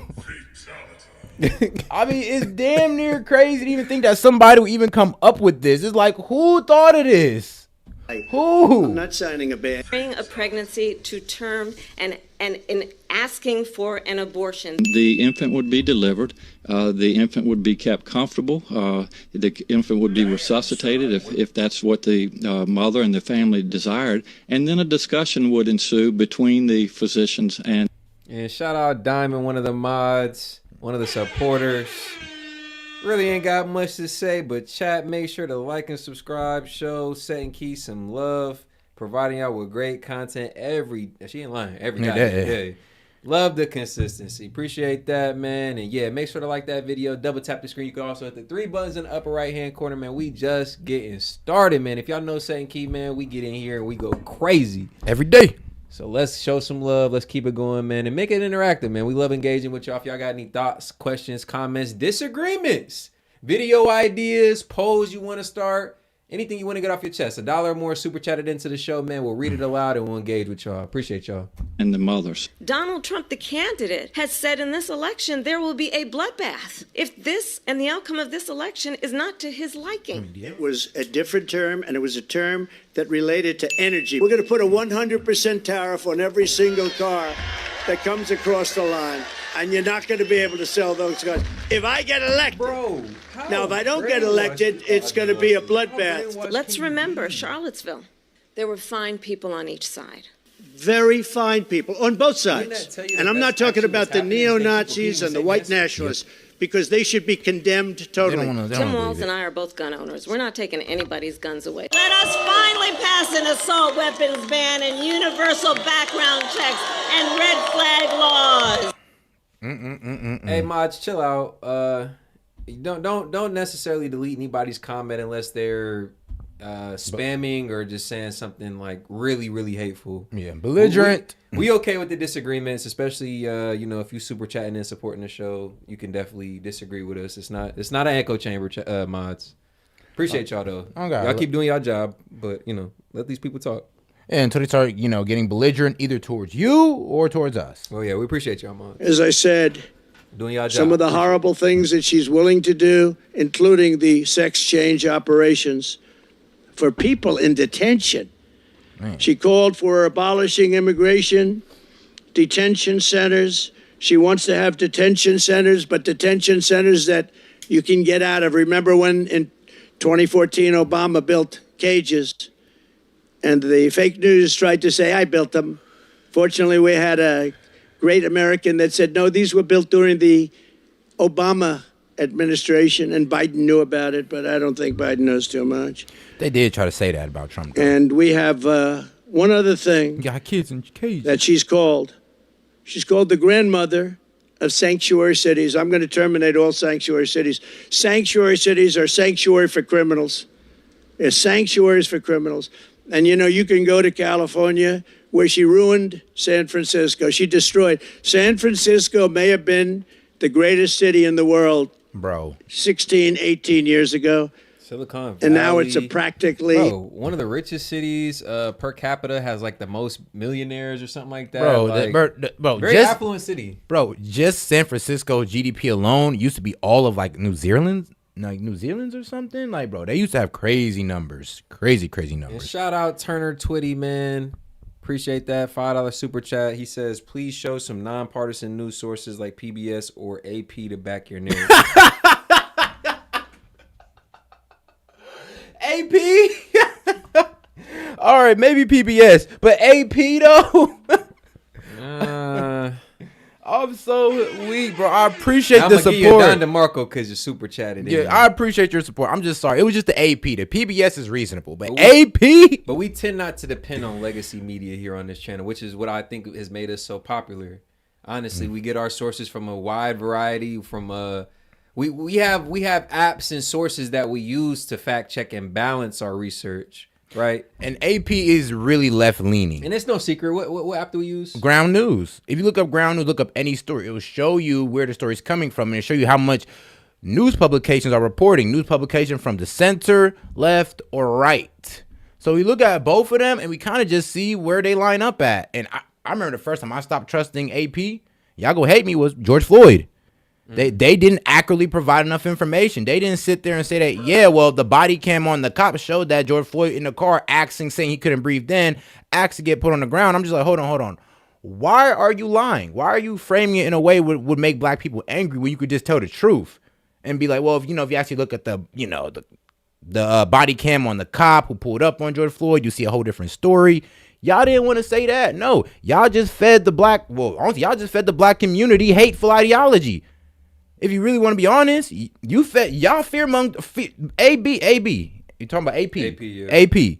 Fear-mongered on the black community. I'll read them, but I'm not going to take them as serious as I used to. And as somebody who grew up on PBS, informative across the board, yes. Yes, we can't shout out deny, PBS. We honestly grew up on them niggas. Oh, God. But we can't deny their bias at a certain point. Like, I appreciate your comment, your super chat. We appreciate the support. But, yeah, I'll just give you a general answer. We tend not to depend on legacy media here on this channel. Yeah, unlivable. We might place. show y'all some. I hate to say that I have property in San Francisco. It's not a good thing to say, but this far super my ownership of property. It's an unlivable place. It was the best city. Bob Tisch of Lowe's, friend of mine, great guy, wonderful man.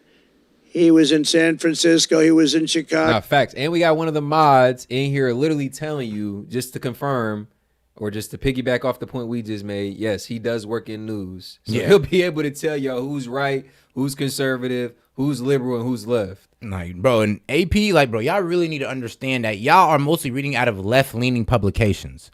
You guys don't even know a right-leaning publication at this point. It's like, it's crazy? I know CBS, NBC News, and all that, MSNBC, all that good stuff, right? But why do I only know, 2 Republican, news publications, which is the Daily Mail, Fox News? Who else do we got but them two? But the liberals, they got like 4 or 5 different stations you can tune into. And shout out KC tuning back in. Everybody has my permission to block me. I'm good. I'm weak. Nah, KC, like I said, mods, we appreciate y'all doing y'all job, but you don't have to agree with us. We actually like everybody in here from either side. You know, we play Trump, we play Kamala, we play both sides to host a non-biased, a non-partisan, an impartial conversation. So you don't have to love Trump. You don't have to agree with what he says. You can share your comments and your thoughts and voice your opinion all the same. So yeah, we appreciate you, KC. And here's the thing. And mods, relax. Bro, it's all good. We're voicing what our perspectives are. If that's not your perspective, then okay, cool, I get it. I'm not going to be mad at you. If we come into a disagreement, I will not be mad at you. Hey, it's all good. But, like, come on now. If you can't, I don't know, try to convince the people in the chat. Because it'd be kind of crazy how y'all be arguing with us sometimes. And you got, like, hundreds of people who's telling you, nah, bro, you tripping in the chat. Lago, he had big businesses all over the Tisch family. Bob Tisch used to tell me that he thinks San Francisco is the greatest city in the country. He passed away quite a while ago. And San Francisco probably was, and now it's not even livable. She destroyed it when she was the DA, and she destroyed the state of California along with Gavin Newsom. She destroyed the state of California when she was the AG. If you can't say the phrase illegal alien, she said, then we can't trust you to secure the border. She said, you're not allowed to say the phrase under any circumstance, illegal alien, but that's what they are. And it's that simple.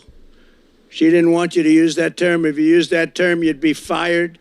And by the way, she fired everybody in a row. She couldn't get along with anybody. You know, it's interesting. 5 months ago, she was considered the worst vice president in history. She was laughed at, scoffed at for 3 years. She was the worst. Her staff hated her beyond belief. They were quitting. She had almost nobody wanted to work there. She couldn't get people to work for her. And she was just considered as bad as it gets. And she wasn't going to be chosen. No way that she was going to be chosen to replace Joe Biden. We had the debate. After the debate, they said, oh, this guy, we got to change him. I think we were up 21 points. But they went in there, and everyone knows they threatened the 25th Amendment. They threatened him with the 25th Amendment. They said, Joe, you're going to get out. And Nancy Pelosi led the charge. And Nancy Pelosi has a little problem because her husband sold their Visa stock. They had a lot of Visa stock one day. You're talking about inside trader before Pelosi. Visa was announced that Visa is being sued by the Pelosi. Department of Justice. Think of Came that. in with 6 figures, left with 8. Nancy Pelosi sold really high five. Vast amounts of Visa stock one day before the big lawsuit that we all read about a few days ago was brought against Visa. You think it was luck? I don't think. She should be prosecuted. Nancy Pelosi should be prosecuted for that. And she should also be prosecuted for J6 because she turned down 10,000 or any number she wanted, soldiers or National Guard.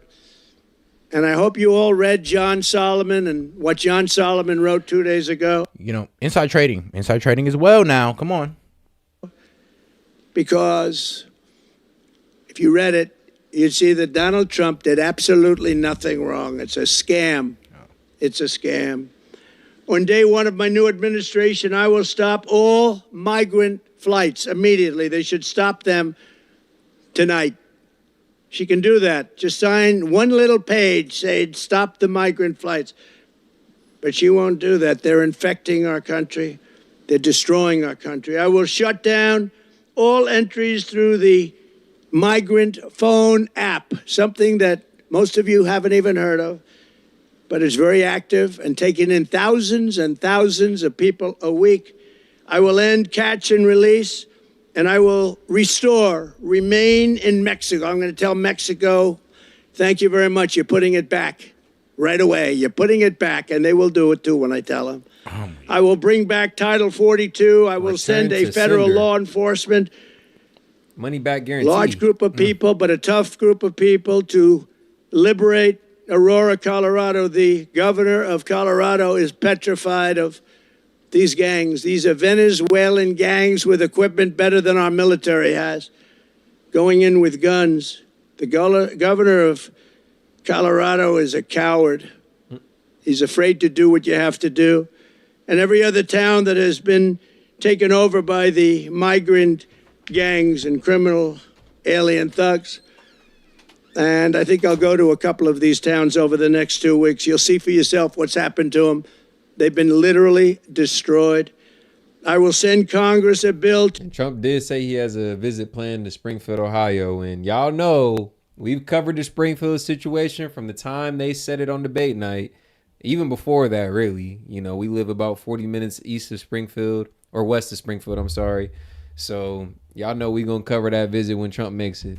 To ban sanctuary cities in the first day that I become president. And I will tell you, whether it's California or any place else, you might have guys like the governor, Newsom, or others that are governors wanting it. Nobody knows why. But the people don't want them. You can go and ask the people of California, do you want sanctuary cities? The people, including Democrats, will say, we don't want them. We will seal the border. We will stop the invasion, and we will begin the largest deportation of criminals, the criminal element, which is a large portion.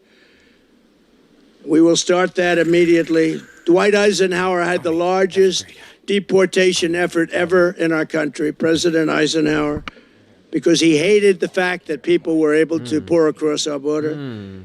This will be much larger than that, but we will get rid of the drug dealer. I don't know who made that banger put in the chat, but yeah, I don't know why they're not, helping the homeless and kids in foster care or orphans with this money that they're giving to immigrants. Like, if you really think about it, like the money we give to immigrants, we could put a lot of orphans through school.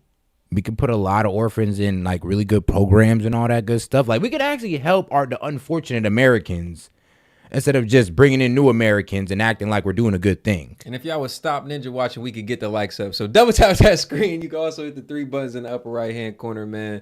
Let's get the likes up in here. I appreciate it. We will get rid of the human traffickers. We will get rid of the murderers, the people that came out of jails, and the people that came out of mental institutions. They will all be gone, and it'll happen very quickly. We'll be dealing with local law enforcement who knows everything about every one of them. Hey, yo. Their name, their serial number, they know everything. We respect our police, so we're going to respect law and order again. So I appreciate everybody being here. I just wanted to make this statement before Kamala goes down to the border. Anything she says tomorrow, is a fraud, because she was the worst in history at protecting our country. So she'll try and make herself look a little bit better, but it's not possible. Normally, I would save this speech till after she leaves, but there's not a thing she can say to make it change. As you know, President Zelensky is asked to meet with me, and I will be meeting with him tomorrow morning at around 9:45 in Trump Tower. And it's a shame what's happening in Ukraine. So many deaths, so much destruction. It's a horrible thing. And one of the things that are very bothersome to me is the fact that Europe is paying only a small fraction of the money that the United States of America is paying. And we shout out Casey, another $2 super chat. Man, he said, cover veterans? I got money. He's like, hey. All right, shit. He's like, cover veterans. Hey, I feel it. Hey, let's cover the veterans. Cover veterans. I got money. You got money for veterans? Is that what you're saying? Not all of them. Not all of them. Right. I don't think there's enough money that any of us could put together to really cover them. That's kind of why we need our government to take care of these folks that are going and risking their lives.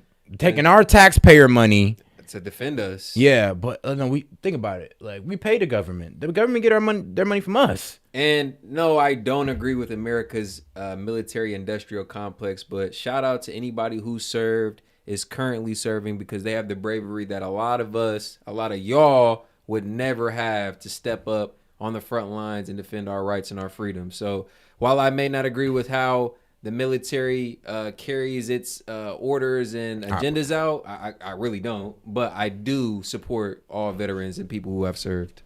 You have an ocean special shout out between to Russia and ourselves. They don't. So I see what's happening there. It's very, very sad, but we're in for numbers that nobody can even believe. And as you know, the European nations as a combination, their economy is fairly close to the size of ours, so it's similar. They should be equalizing. They should start paying up. I did this with NATO. I made them all pay. Bush would make a speech and leave. Obama would make a speech and leave. And hey, Swagamuff, I said, agree? You got to pay. Oh, if you don't hell pay, yeah. we're not going to be there.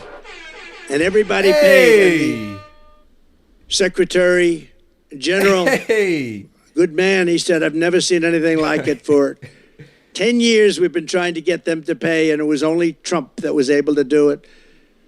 He was very honest. It's true. That's where they have the money to do what they're doing right now. But they all paid, most of them anyway, hundreds of billions of dollars they paid, and they paid it fast. They said, sir, does that mean you won't protect us if we don't pay? I said, you mean you're... Man, and I see a lot of y'all who have served or are currently serving, currently enrolled or enlisted in the military chiming in the chat. And, man, I'm going to double down on it. Shout out to all y'all, because a lot of us, a lot of people in the chat, a lot of Americans do not have half the bravery y'all have to sign up, train, go in.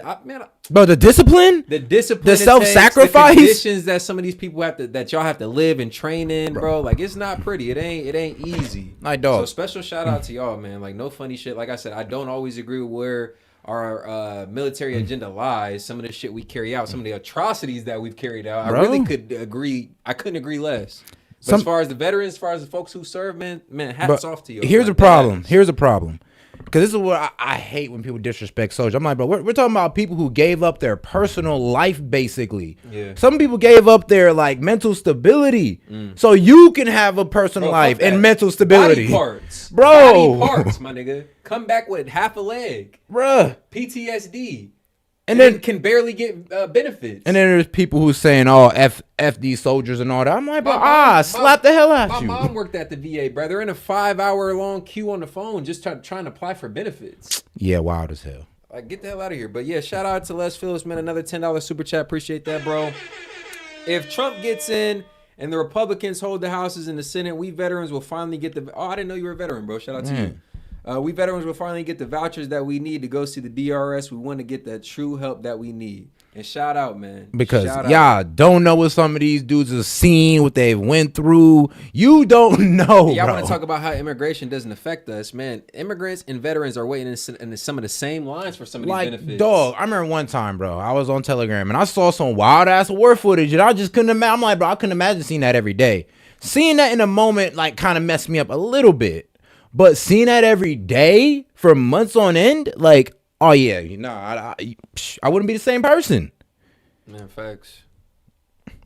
Delinquent? Yes, let's say we're delinquent.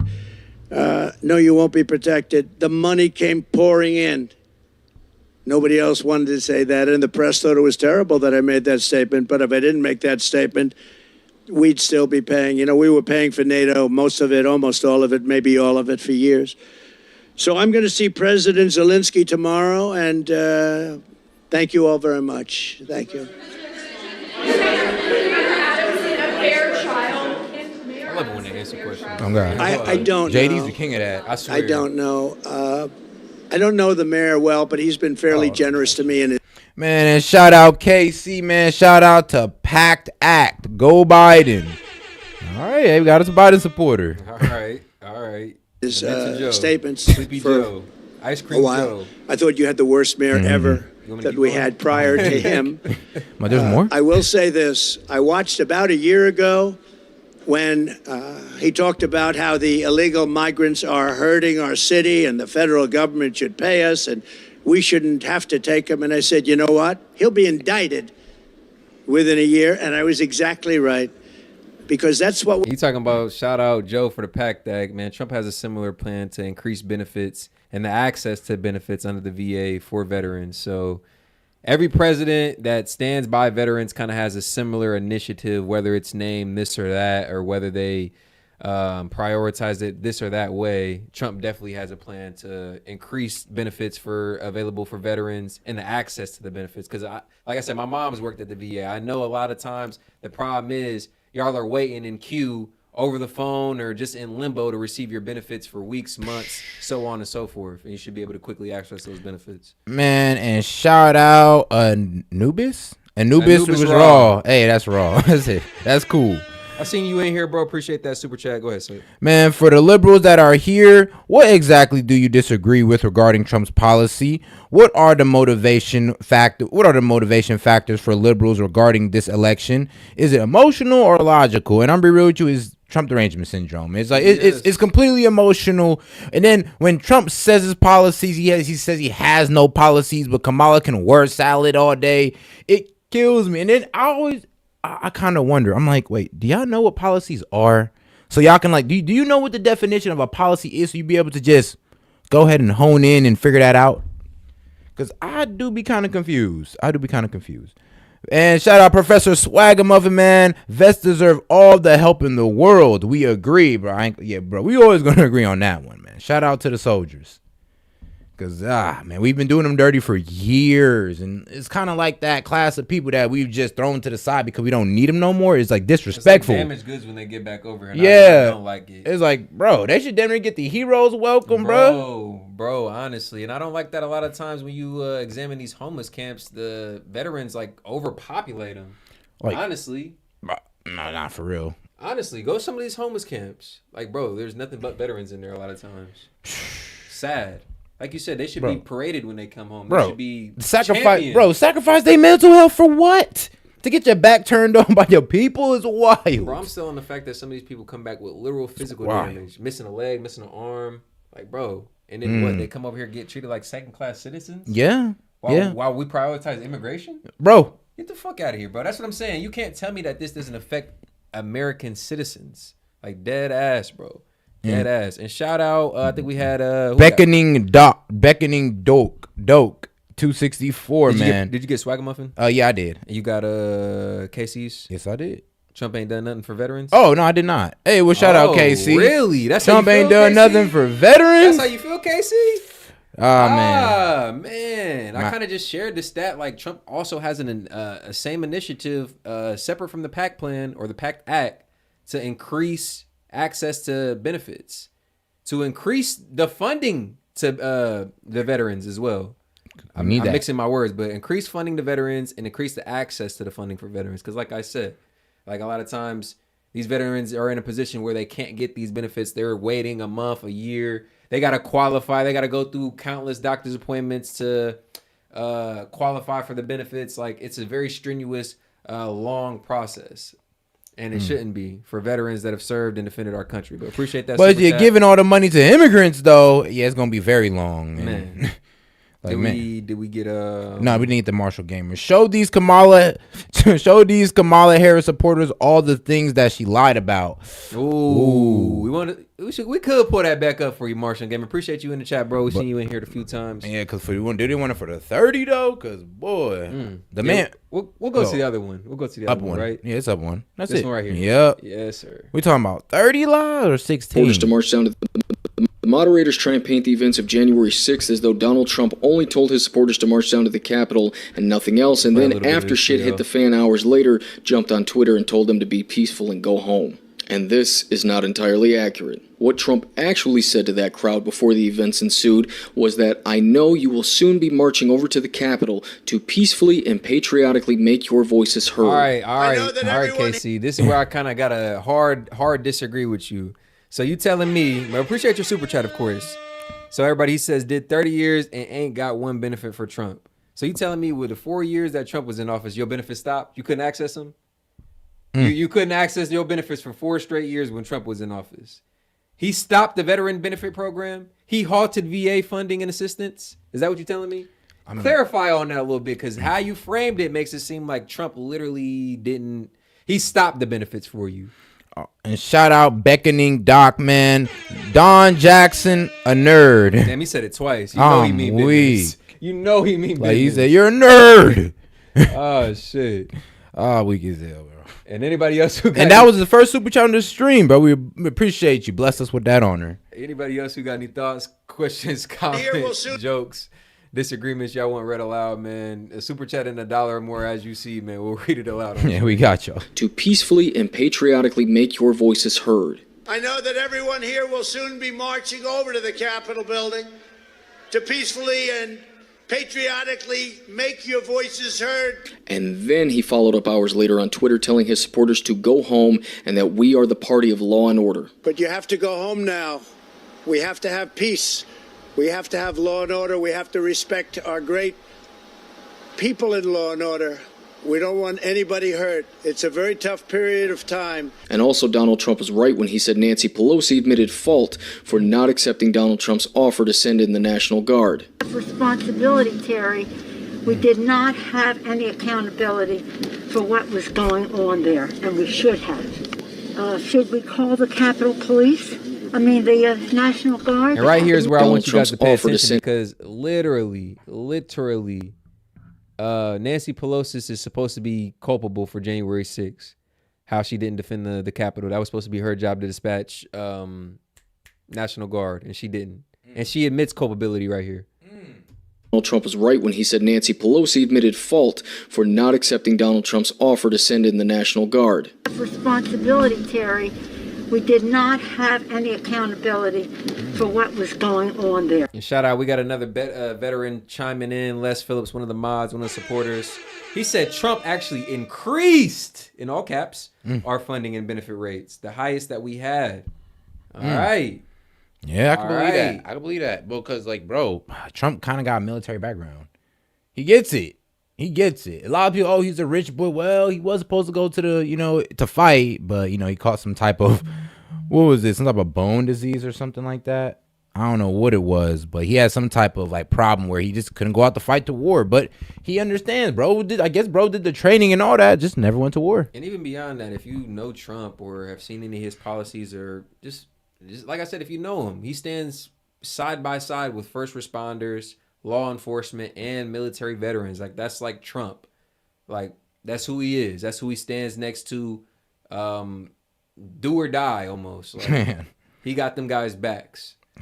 Almost to his detriment. Like I said, do or die. A lot of folks don't like how he has the backs of law enforcement, police immunity, first responders, and all that because they hop on his ass for that. Like, damn, ain't that crazy? So the people who protect us, they don't care about. Damn, man, that's crazy. It kind of sounds like, I don't know, being a father in America. It's like, or being a protector in America. It's like all the protectors, the government just want to disregard, push away, just call them misogynist. Or being a man in America at this point. Bro, shit. It's like, bro, they're trying to take away the protector for a complete takeover. They're trying to take the police. They're trying to, demoralize the military men. They're trying to take the fathers out the houses, G. It's like, do y'all not see the sign here? And shout out Casey. We got another $2 super chat from him. Chiming back in. He says, Trump is the worst thing that happened to me. Damn, bro. All right, Casey. I got to call you out a little bit. You sure you don't dislike Trump, bro? You sure you just don't dislike that man? What happened to the military? God damn. We got another veteran chiming in and saying that veteran funding and resource was actually increased under Trump's administration. But shout out Beckoning Doak, man. He came in with I'm currently in the army right now. Not a soul in here backs up Kamala because we're here to defend our Constitution, not to tear it up. And bro, I promise you, I swear to God, a lot of people.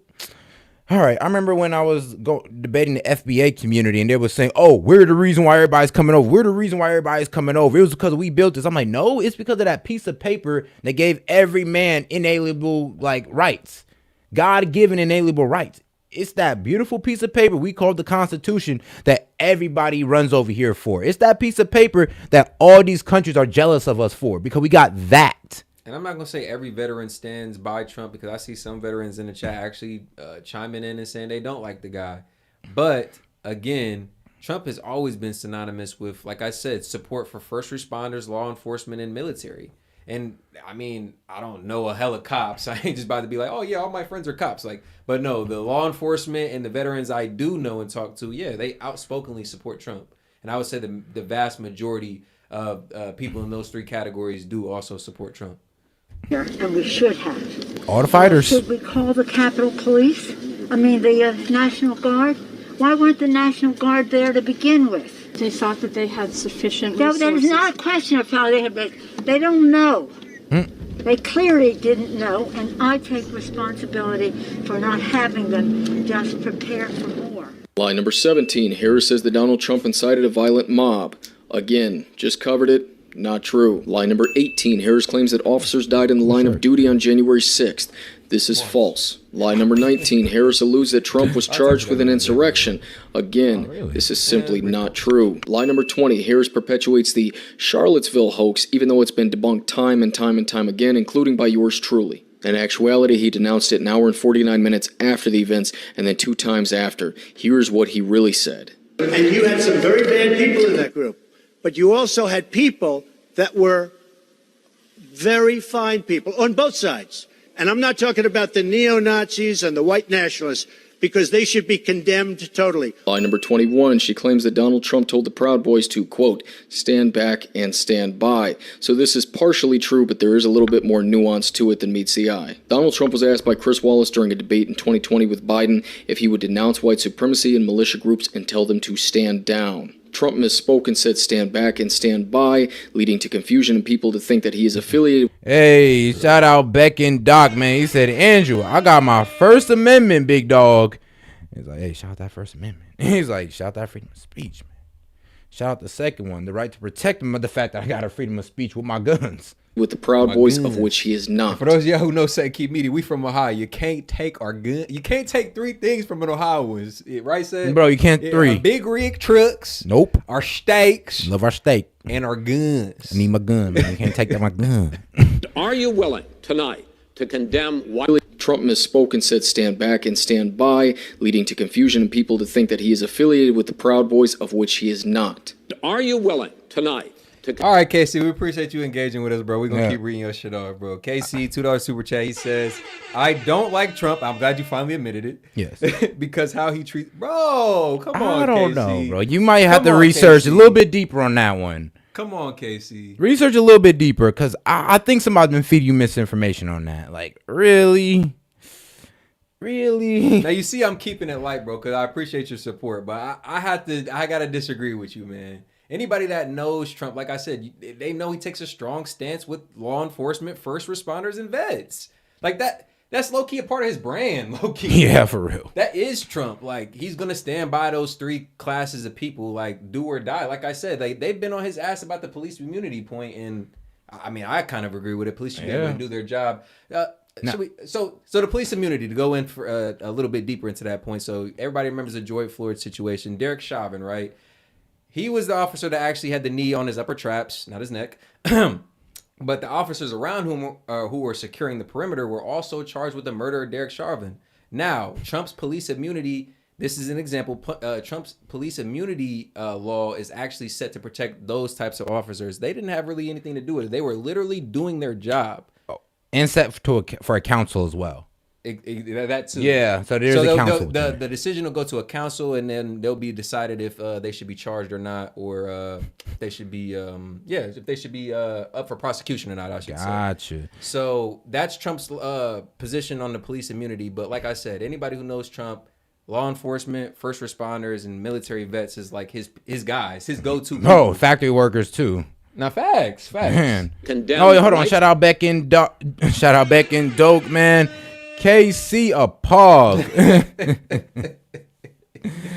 We go. Piece of God. All right. We appreciate Casey in the chat, groups, man. and to say that they need to stand down and not add to the violence in a number of big cities, as we saw in Kenosha and as we've seen in Portland. Sure, Are you I'm willing prepared to do specifically that, but do it? Well, I would say almost everything I see is from the left wing, not from the right wing. So what are you saying? I'm willing to do anything. I want to see peace. Then do it, sir. Say it. Do it. Say it. Do you want to call him? What do you want to call him? Give me a name. Give me a white name. Supremacists and who would you like me to condemn? White supremacists and white Proud stand back and stand by. Even though they are not a white supremacist. That was irritating. Shout out Les Phillips, man. Another $10 super chat. One of the supporters, one of the mods. He says, when Trump was in, he did an executive order for those of us. Ooh, and I like it. I like the numbers because numbers scream. Yes, they numbers do. Scream, all right? He did an executive order for those of us that were on and are on disability would get 3% raises each year for 5 years, then get 5% raises for another 5 years. If that's not standing next to veterans, if that's not supporting veterans, giving them the support and the resource that they need, I don't know what it is. Boy, and the respect. Let's talk about the respect. Because I'm gonna be with you. What has Kamala ever said for veterans? She's mostly talking about what? Like, what is Actually, you know what? She hasn't said. She hasn't said nothing about veterans. Like, she barely says anything about the immigration problem she caused. Like, she mostly talks about the economy that her and Joe Biden destroyed. Shout out KC, man. He sent in another $2 super chat. He said he can block me. No one's gonna block you, bro. You free to speak your opinion on here. You free to talk your shit, bro. Yeah.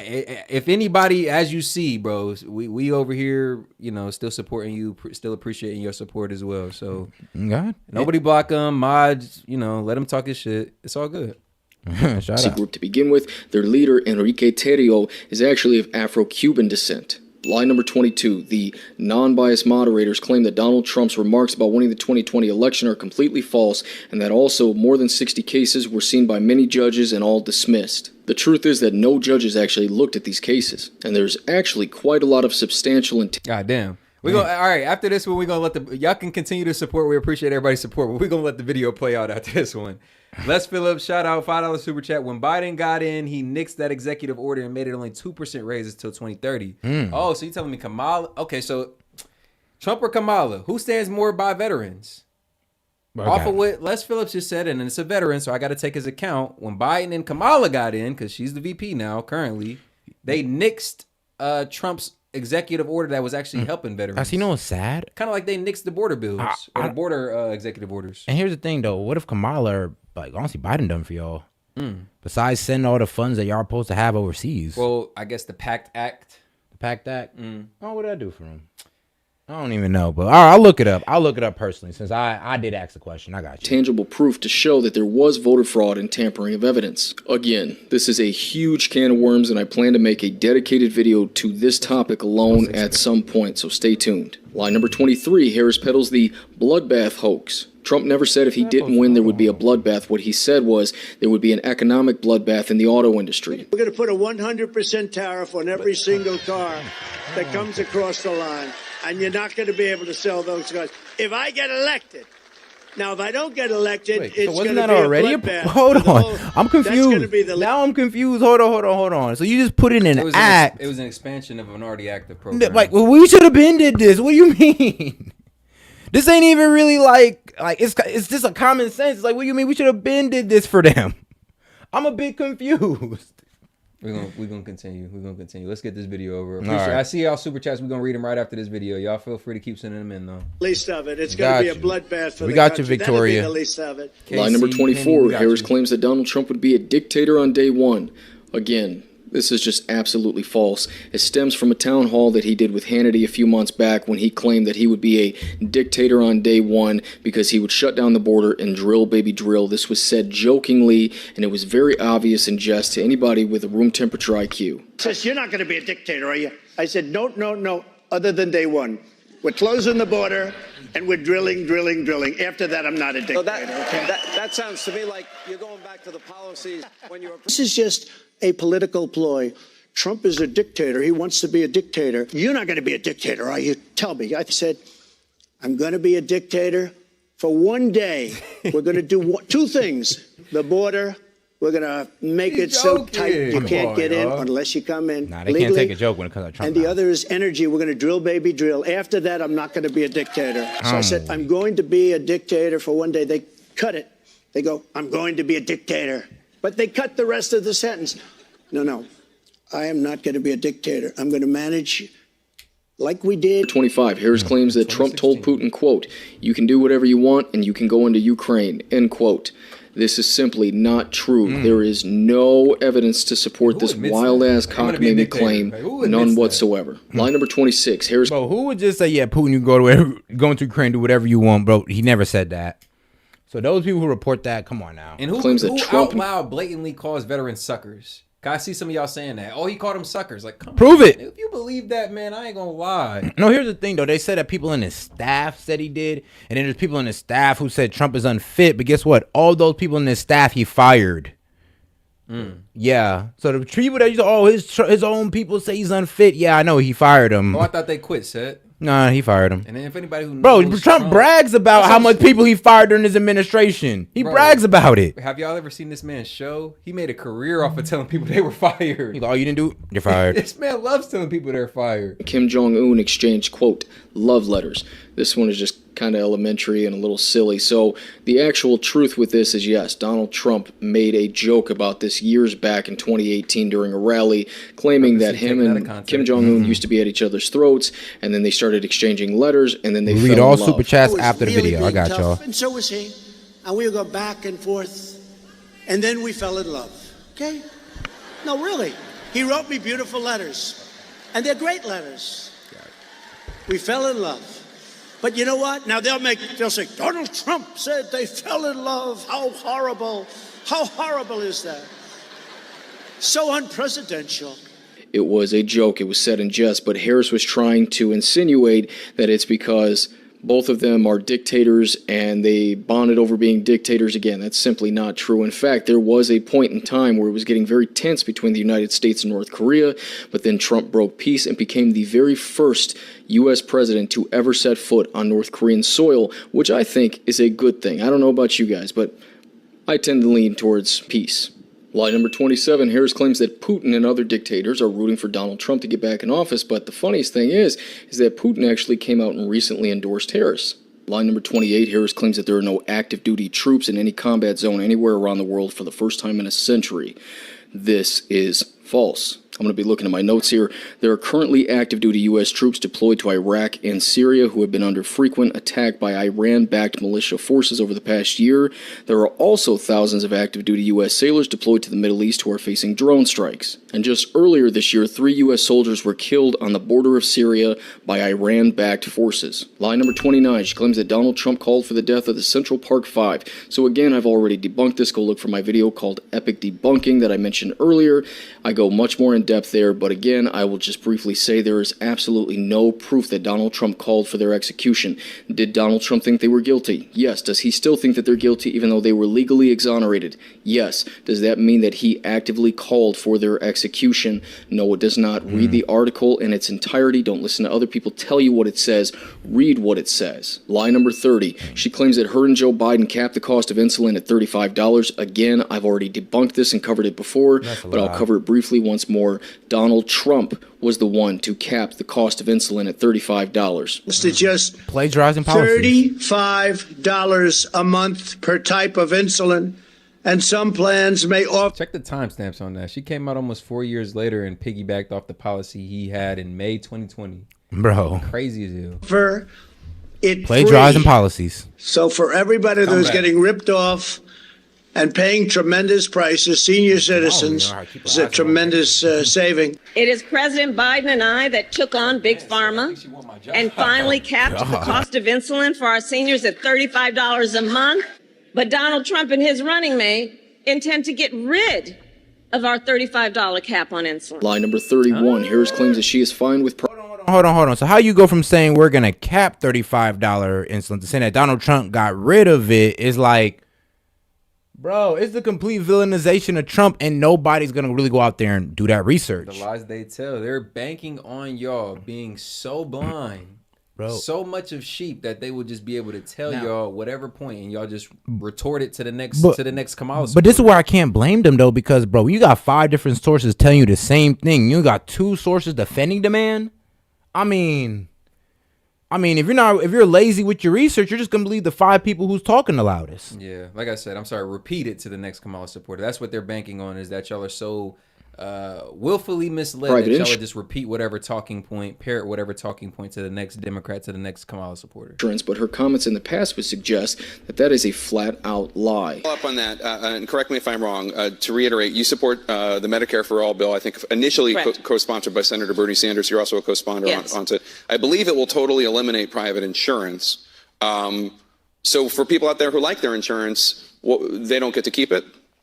Well, listen, the idea is that everyone gets access to medical care. Socialists. Let's eliminate all of that. Let's move on. And finally, lie number 32, she claims that her and Joe Biden... So, AKA, let's rip that socialist Band-Aid off. Let's get it started. Privatized insurance. Yeah, she's ripping that away from you, and yeah, she's throwing you under the government. Insurance. Yeah. And created 800,000 new manufacturing jobs.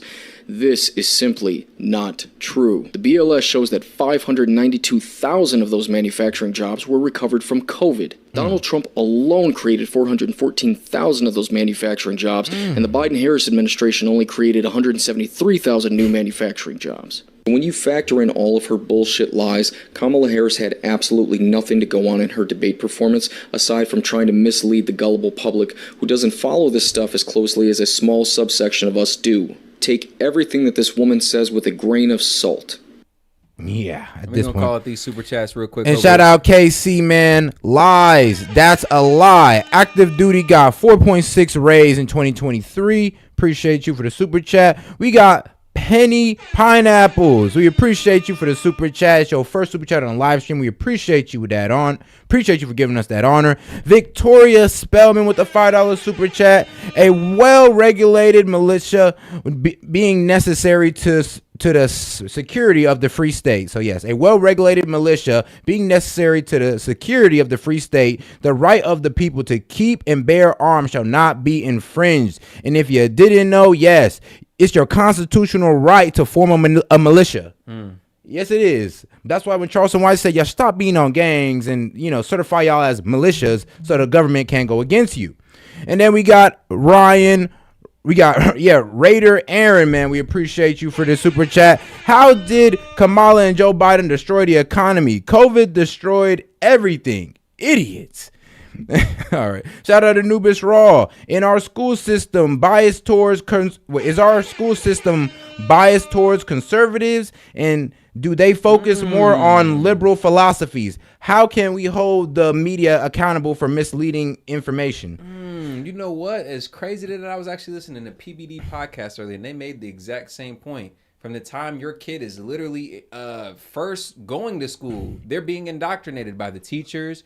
Okay, they go home and they watch what? Liberal television? They go to college and what? The professors are mainly liberal? Yeah. They go to the workspace and what? Their bosses and the culture is mainly what? Liberal? Their co-workers are what? Mainly liberal? Bro, I came out of college and I was liberal. It took me to actually go out there and live life, understand how the world works, and then I'm like, okay, yeah, I'm conservative now. That's actually a crazy point that you just made because, I would say even at a young age, we're all being indoctrinated to liberal philosophy. Because let's be real, bro. If it was conservative philosophies, there's a lot of things that wouldn't have went down in school. All of us have been inculcated in a sense to that liberal brainwashing. Like, it's actually sick. Man, well said. I appreciate all the super chats, man. I got all of them. All right. Appreciate all the love, man. And we'll go back to the regular schedule. So if you send them in, we'll go ahead and read it out loud immediately. We won't even let them stack up like that. Yep. Just had to get through that real quick. Yeah. Y'all was showing crazy support. We love y'all for it. We have people that use the Justice Department and the FBI at levels that have never been seen before. So I wish them luck. I don't. And shout out Les Phillips with a $5 super chat. I'm talking about veterans that are out of service now and on disability, not active duty. Yep. Okay. So he was just clarifying. That's Les clarifying the argument right there. I believe you're clarifying the argument to KC, I believe. All right. Don't know anything about what he did, but I told a lot of people right over there, that group was saying, sir, you were right about that. When they mentioned that, I said, they came in and he was pretty strong about it. He said, this is really unfair to make us carry this burden. We shouldn't be doing this. This is New York City. I mean, your parks are loaded up. I just passed recently Madison Avenue, the Roosevelt Hotel. It's like nobody would recognize it. That's Midtown. But he came out very strongly against it. He was right, by the way, because it's ruining our country. He was honest. And I said, he will be indicted within a year. And that's what happened. Liberalism is all through education. So a lot of y'all attach y'all liberalism to your education. That's why you feel it's so right. That's the problem. It's like, yes, liberalism has been attached to education in a very unhealthy way. I mean, it's like you can't go through college without being converted to being a liberal. Like, that's just what it is. There's no, if anybody's brainwashed, trust me, it was the colleges, it was our schools. And unless you were in one of them conservative areas, well, God bless you. I noticed the indictment's very old. It goes back a long time. Well, I had the same thing. They went way before the statute of limitations. So I wish him well, but I said that he will be indicted because he did that. You take a look, that's what they do. These are dirty players. These are bad people. They cheat and they do anything necessary. These are bad people. And we need an honest Justice Department. We need an honest FBI, and we need it fast. Yeah. Keir Starmer, the UK Premier. Yes, he's coming tonight. What do you think of him? Some of his colleagues in government are quite critical of you. Well, I'm going to see him in about an hour, so I have to be nice, right? Yeah. But I actually think he's very nice. I think he ran a great race. He did very well. It's very early, but he's popular, and I'll be seeing him, and I'll send you regards. Who are you with? Who are you with? With GB News in the UK. Okay, good. Would you rather Nigel Farage would have had a bigger role? Well, I think Nigel is great. I mean, I've known him for a long time. He had a great election, too. He picked up a lot of seats, more seats than he was allowed to have, actually. They acknowledge that he won, but for some reason you have a very strange system over there. You might win him, but you don't get him. Nigel is a fantastic person. Mr. President. President Zelensky said that you do not understand what it takes to win this war. Oh, then I should immediately cancel my appointment. No, he knows. He knows I understand. Look. I hate to see the carnage. If I were president, it never would have happened. Russia would have never attacked Ukraine. Never, ever. And by the way, President Xi would have never even thought about Taiwan, which he's thinking about very seriously now, flying planes over it every single day. But President Putin would have never attacked. When I look at the horror show that's gone on, and the level of death is far greater than what is being reported. When you look at those cities, they're all knocked down, those beautiful, gorgeous golden domes, they're shattered and lying on their side, never to be replaced again. You can't ever replace that, 2,000 years old. When you look at the heritage of that really very vibrant country in so many different ways, and you see how it's been so broken, the people, so many people dead, where they have to use old soldiers, old men and young boys because they're running out of soldiers. It's a very terrible thing. And then you see that the United States is paying for most of it, and Europe is not chipping in. And all you have to do with Europe is the same thing I did with NATO. Say you have to pay. And if you say you have to pay, they will. It's very unfair to the United States, but I look forward to seeing him tomorrow. We'll see. I do believe, I disagree with him. Well, he doesn't know me, but I disagree. But I will say this. I believe I will be able to make a deal between President Putin and President Zelensky quite quickly. But what does that look like? What does that look like? What is that? I don't want to tell you what that looks like. The Vice President suggested today that your strategy with Ukraine amounts to surrender to Russia. How do you respond to that? No, I don't think so. I don't think so. And it's not a surrender. What my strategy is to save lives. I want to save lives. Millions of people are dead. Millions more than they even think about. And it's not my fight, but it is a fight to save humanity. That is a terrible, let me explain. That is a terrible war that would have never happened. And it didn't happen. I even have Democrats. I watched them on Deface the Nation and some of the shows this weekend. And they said, well, we agree that it wouldn't have happened if Trump were president. I was very generous of them. But it would have never happened. That's what bothers me even more. There was no reason for that war to happen. But it did happen. And millions of people are dead, including soldiers from both sides. It's so sad to see it. And I'll meet with President Zelensky and we'll see what happens. But I believe I can work that out. Nah, man, like I said, bro, he need to talk to Zelensky and Putin. Really need to talk to Putin. You need to talk to the man with the nukes. The man with the nukes can low-key turn this whole thing on its head any day. Any day. And if y'all don't think that Putin is willing to pull a nuke, well, y'all didn't think he was going to invade Ukraine, did y'all? So, I don't know. Like, come on. Can we just sit here and understand that, yeah, we kind of stepped on Putin's toes and like I said, we're upset that he's reacting over it. I never understood that. I never understood it. It would have been, I will say this, it would have been a lot easier to work out prior to the start. And Putin never, ever even thought about going in. And it was the apple of his eye. I knew him very well, had a very good relationship, despite the Russia hoax. It was a total hoax. But we had a very good relationship. Fortunately, otherwise we could have ended up in war over that. That's very dangerous. You know, when you make up stories like that, it's very dangerous. The laptop from hell was very dangerous. But Putin told me often, it's the apple of his eye. But I said, Vladimir, don't even think about doing it. He would have never done it. And then, of course, through stupid oil policies and energy policies where oil get up to almost $100 a barrel, Putin said, wow, I have a lot more money than I thought I had. And he prosecuted the war. But even if it went up, and it wouldn't have gone up like that, that's what caused inflation, that and stupid spending for the Green New Deal, which was a Green New scam, turned out. Yeah, there's a whole lot of grain that comes out of, a lot of grain. 90% of the world grains, I believe, comes out of Ukraine. And 7% of America's energy comes from Russia. Yes. So if you're wondering why those prices rose, it's because of the war that Biden completely mishandled. That he could have came in between at any time and just been like, all right, look, NATO, y'all gonna chill. Ukraine, you gonna stay. And Russia, you gonna stay where you at too. And we're all just gonna be happy, okay? That's all somebody had to do. But shout out to the Marshland Gamer, man. Appreciate the support. Tell these people about Russia's dead-handed system. Oh, man. Bro. The fact that y'all don't think that first off, Russia's fighting not only for its economy, but for its self-respect as well. Because the Nord Stream pipeline was initiated by Biden. 51% of it went to Putin. And all of a sudden, NATO, which is a military alliance, is trying to come in and take it, pretty much. They're trying to put it under its jurisdiction, which means that we're messing with Putin's money. Come on now. If somebody built something on your house and said, yeah, I'm going to start making money from this, and you can't, you're going to be pretty upset. Well, you should be, at least.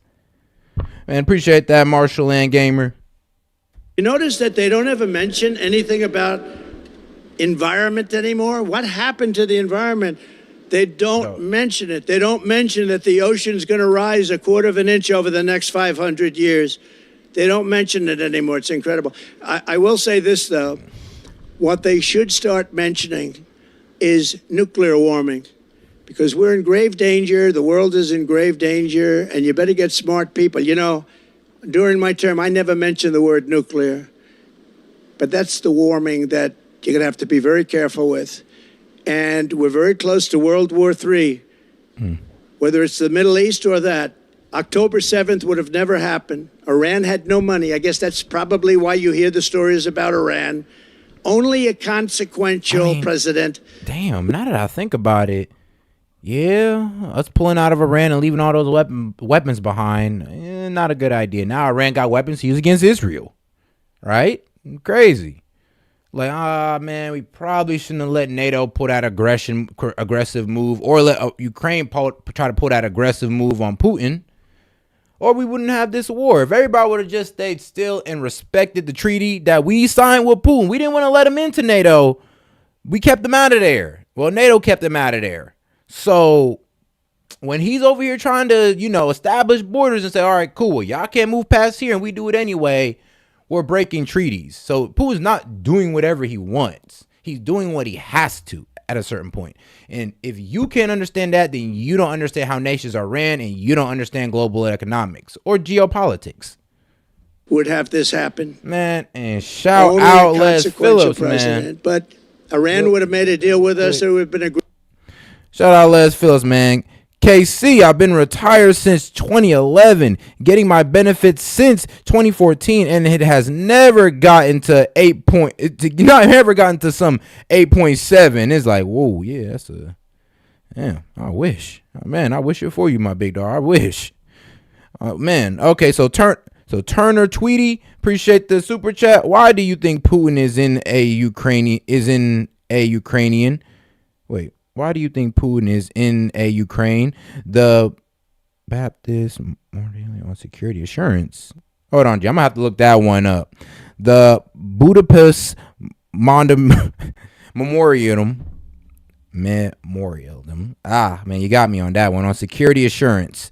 Why do you think Putin is in Ukrainian? I'm gonna have to look that one up, G. You kind of confused me on that one.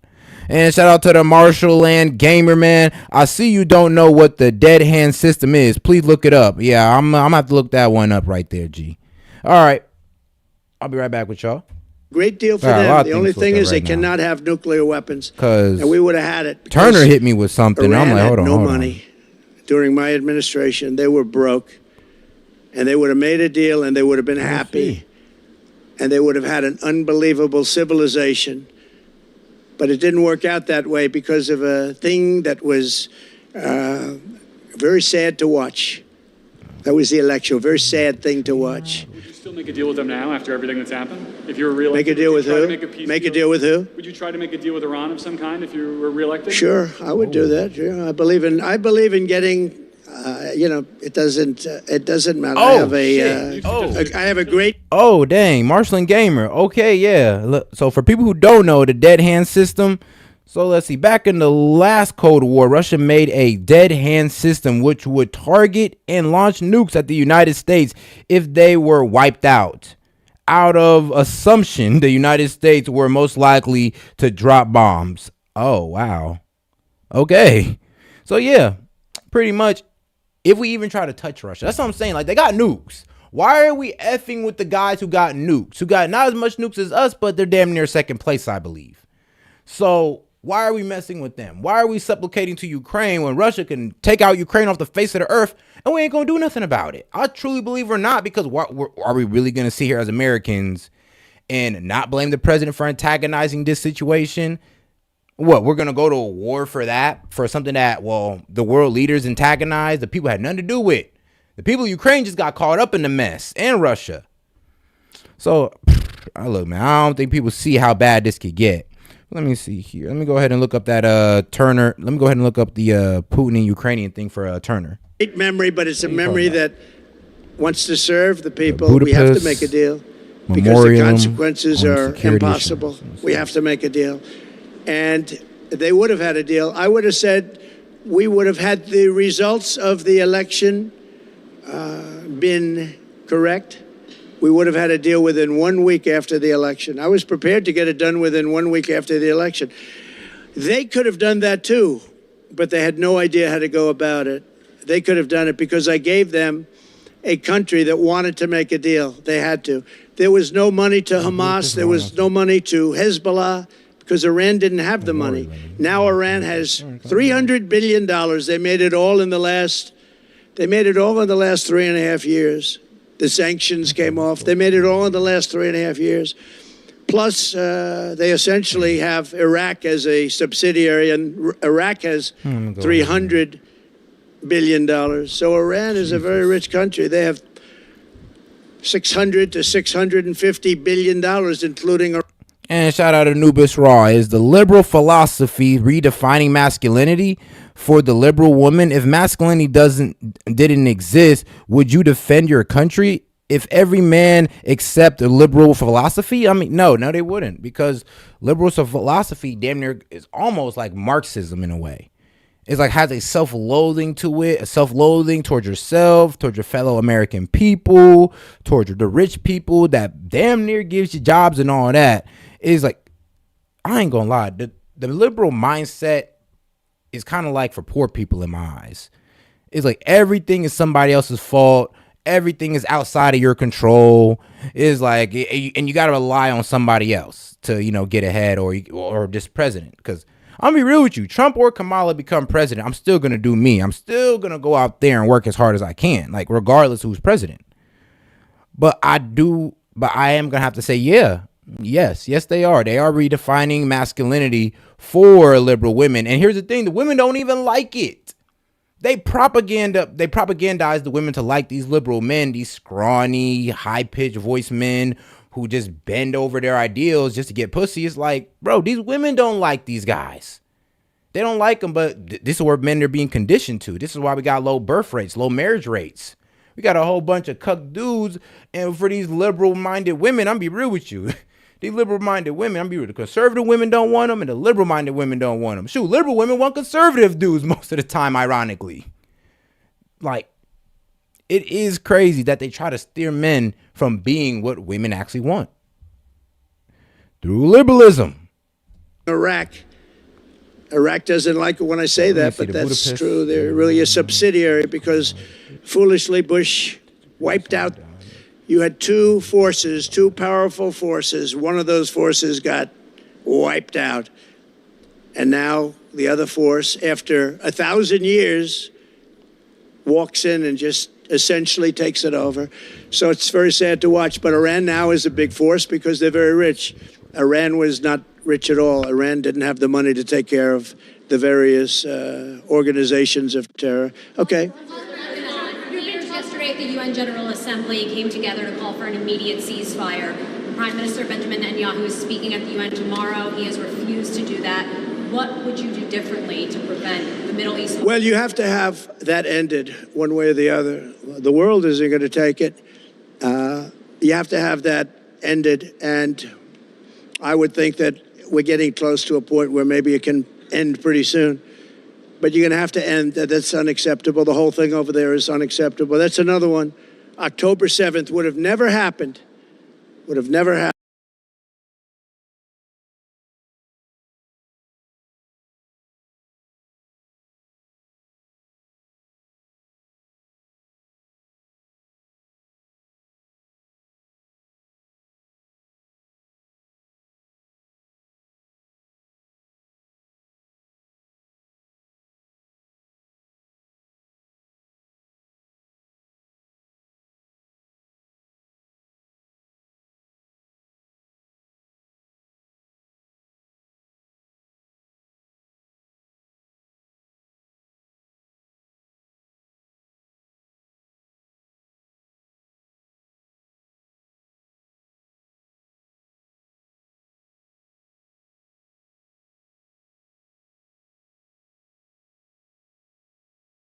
Oh wow, my bad guys, my bad. I got you. I had to go ahead and explain my man's tweet real quick, but it's pretty much the agreement between Russia, United States, and United Kingdom to not use military force, threats, economic coercion against Ukraine, Bucharest or Belarus, and Kazakhstan, except in a self-defense or otherwise in accordance with the Charter of the United Nations.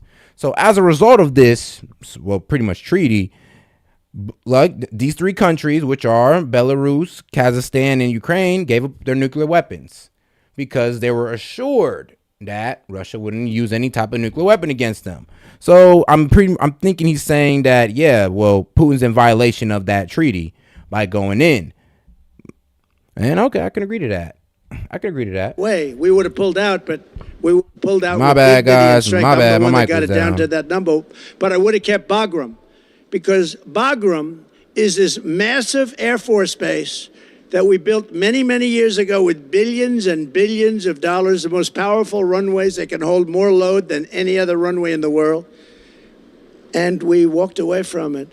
And it wasn't Afghanistan that was the problem. We walked away from a great military base that we built to the highest specifications that was 1 hour away from where China makes its nuclear weapons. We are being... He's like, Russia won't send nukes Ukraine's... Okay, so pretty much Russia won't send nukes to Ukraine. Already went into Kursk, and Russia said that was their last at red line, LOL. Before it happened, they're full of it. Now, I'm gonna go ahead and decipher what you said there, because you believe that it just can't happen. You believe it can't happen? Well, guess what? It definitely can. I mean, let's be real. If you think that Russia is not going to stand 10 toes down on Ukraine, if you think they're going to let people keep playing with them, I could see it happening. I mean, think about it. We backstabbed Russia on the treaty deal, and what? We're going to get mad if they break theirs? Like, fair is fair in my agreement. All right, cool. You want to break the rules? Well, I'm breaking rules too. I think everything is on the floor at this point. Everything is all go. Like, you can't break one agreement and then expect Russia to adhere by theirs. Like, that's not fair. We made an agreement to Russia. If we'd have kept that agreement and Russia broke theirs, then yeah, Russia's in the wrong, but we broke ours first. So that's why I honestly feel like, bro, it's up. It's like, as black people say, it's up. As white people say, man, it's going down, or however y'all talk about it. But it's definitely going to go down. Now, if we don't stop it, and honestly, I'm gonna be real with you, y'all not gonna like the terms. We are gonna have to give Putin low-key what he wants. He's the stronger power. I don't know where in y'all heads where you think we could work out something good for Ukraine while us fighting Russia ourselves.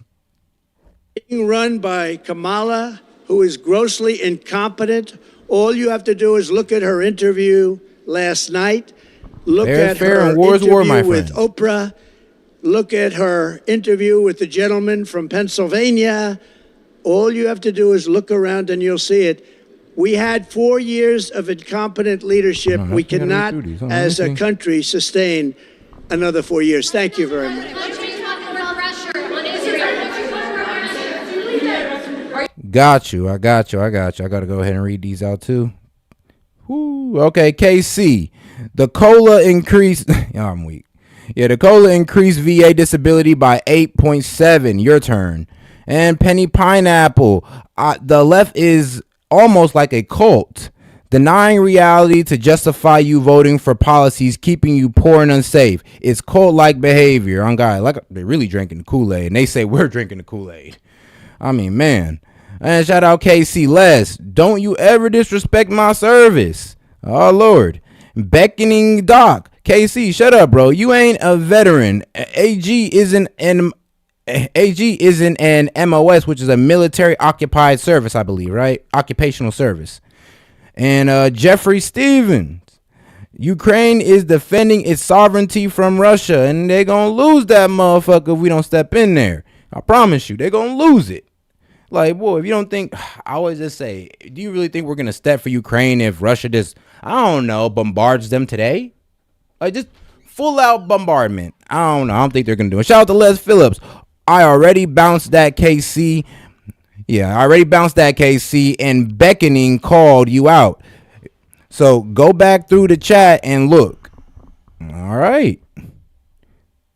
And all right, there we go. Yeah, we're all caught up. Appreciate you, Troutman. Appreciate you, Seth. I definitely didn't catch those. Appreciate that.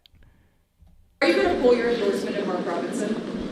I don't know the situation. Do you believe that Ukraine should turn over some of its own land to Russia in order to end the war?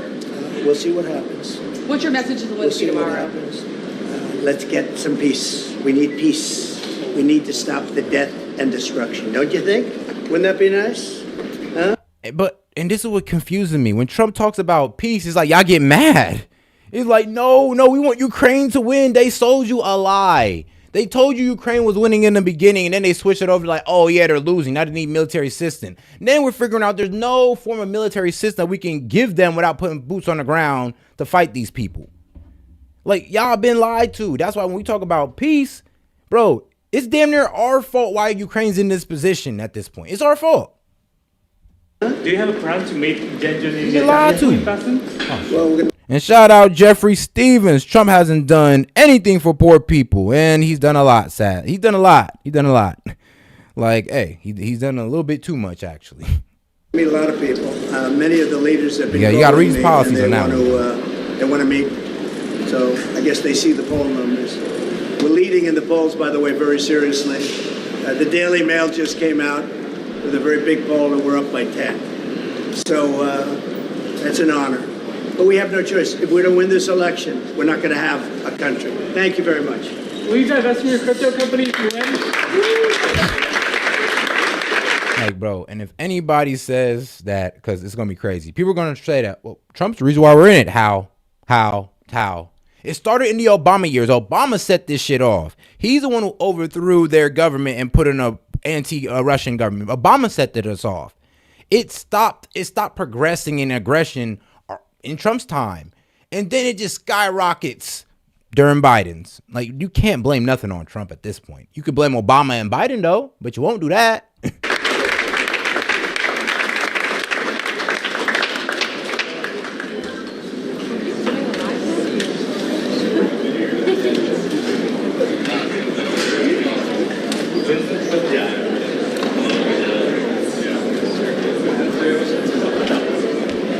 man. Shout out to the Marshland Gamer, man. He wants peace because he doesn't want them to trigger the dead hand system. And I mean, yes. And if you didn't catch that readout, the dead hand system is Russia's automatic protocol that anything happens to Russia and they're wiped out, all nukes go to America.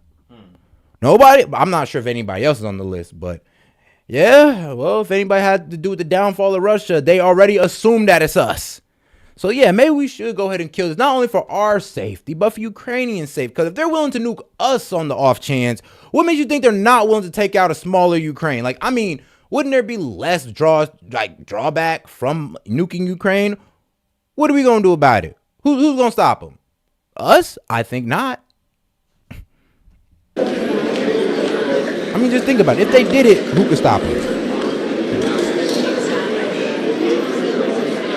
No, it's not a traitorous, bro. It's not a traitorous position. Be honest with yourself. I'm not saying I want them to do it. I'm saying if they do it, who gonna stop them?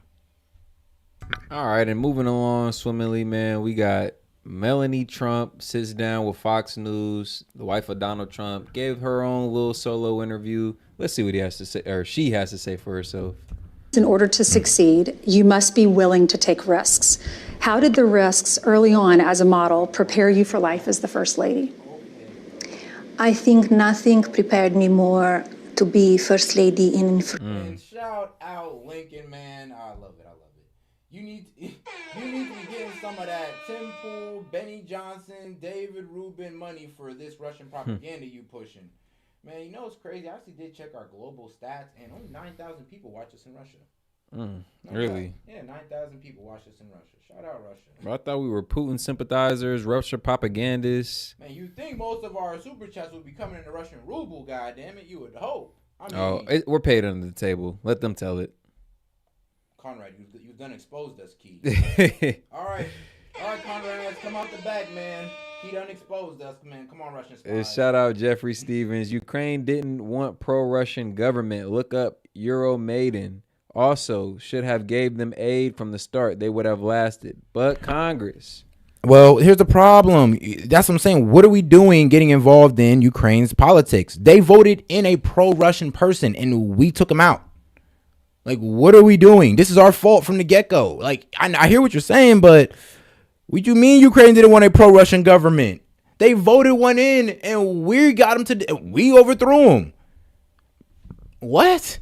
And then hold on, it's because, and even if they didn't want a pro-Russian government, that was the best thing for them, because now that they got an anti-Russian government, they're out there dying in the fields. And shout out Turner Twitty, another $5 super chat. He said the president doesn't have anything to do with gas prices. Look it up. Lastly, nukes are a flex. They will never be used. I think you're misinformed about the energy, or how the president affects energy costs, drives them up or down. And as well as, yeah, nukes haven't been used. That's not to say that they won't be used.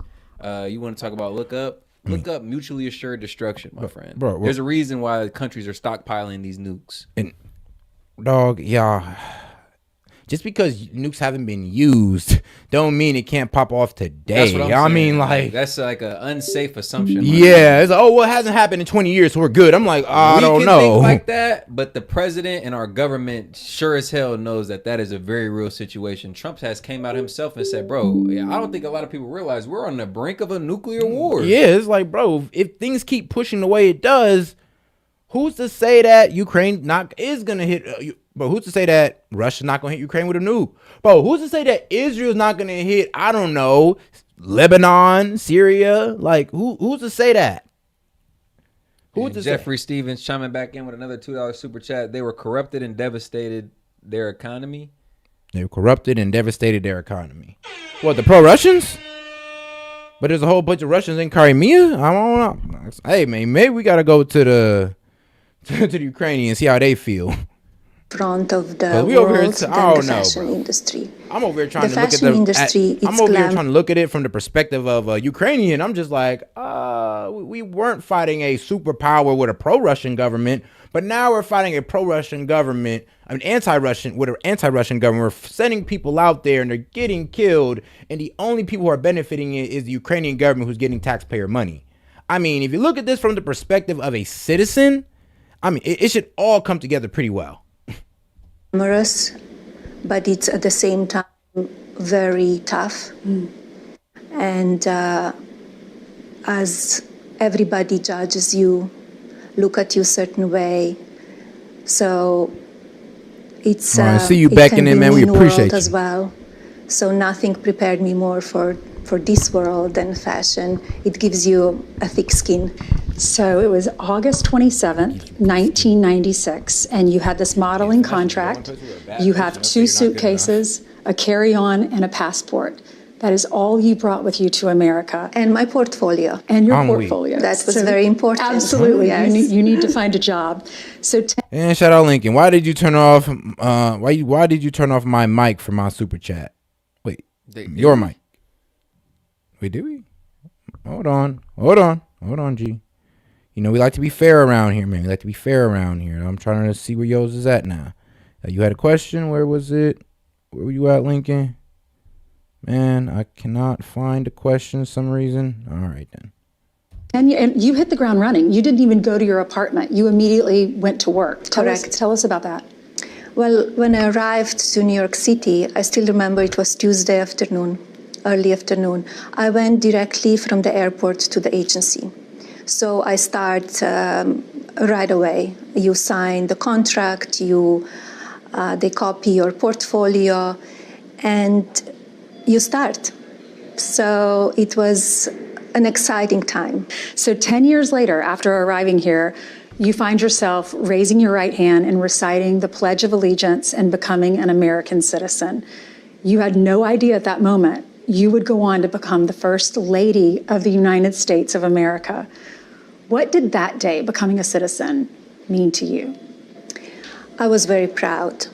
I went through the process, and that day was a big celebration. Was very, very proud. So meeting Donald Trump, how did you meet him? We met at a party, and you could read a whole chapter in the book. Yes, you were at the Kit Kat Club, and Yes. there was that moment of connection. And then you refused to give him your number, and you asked for his number, and you went on a modeling shoot in the Caribbean. And while you're down there, you couldn't stop thinking about him. And so you came home, and you called him. What happened? We went to on the first date, if you could call it a date. Because it was mixed with professional.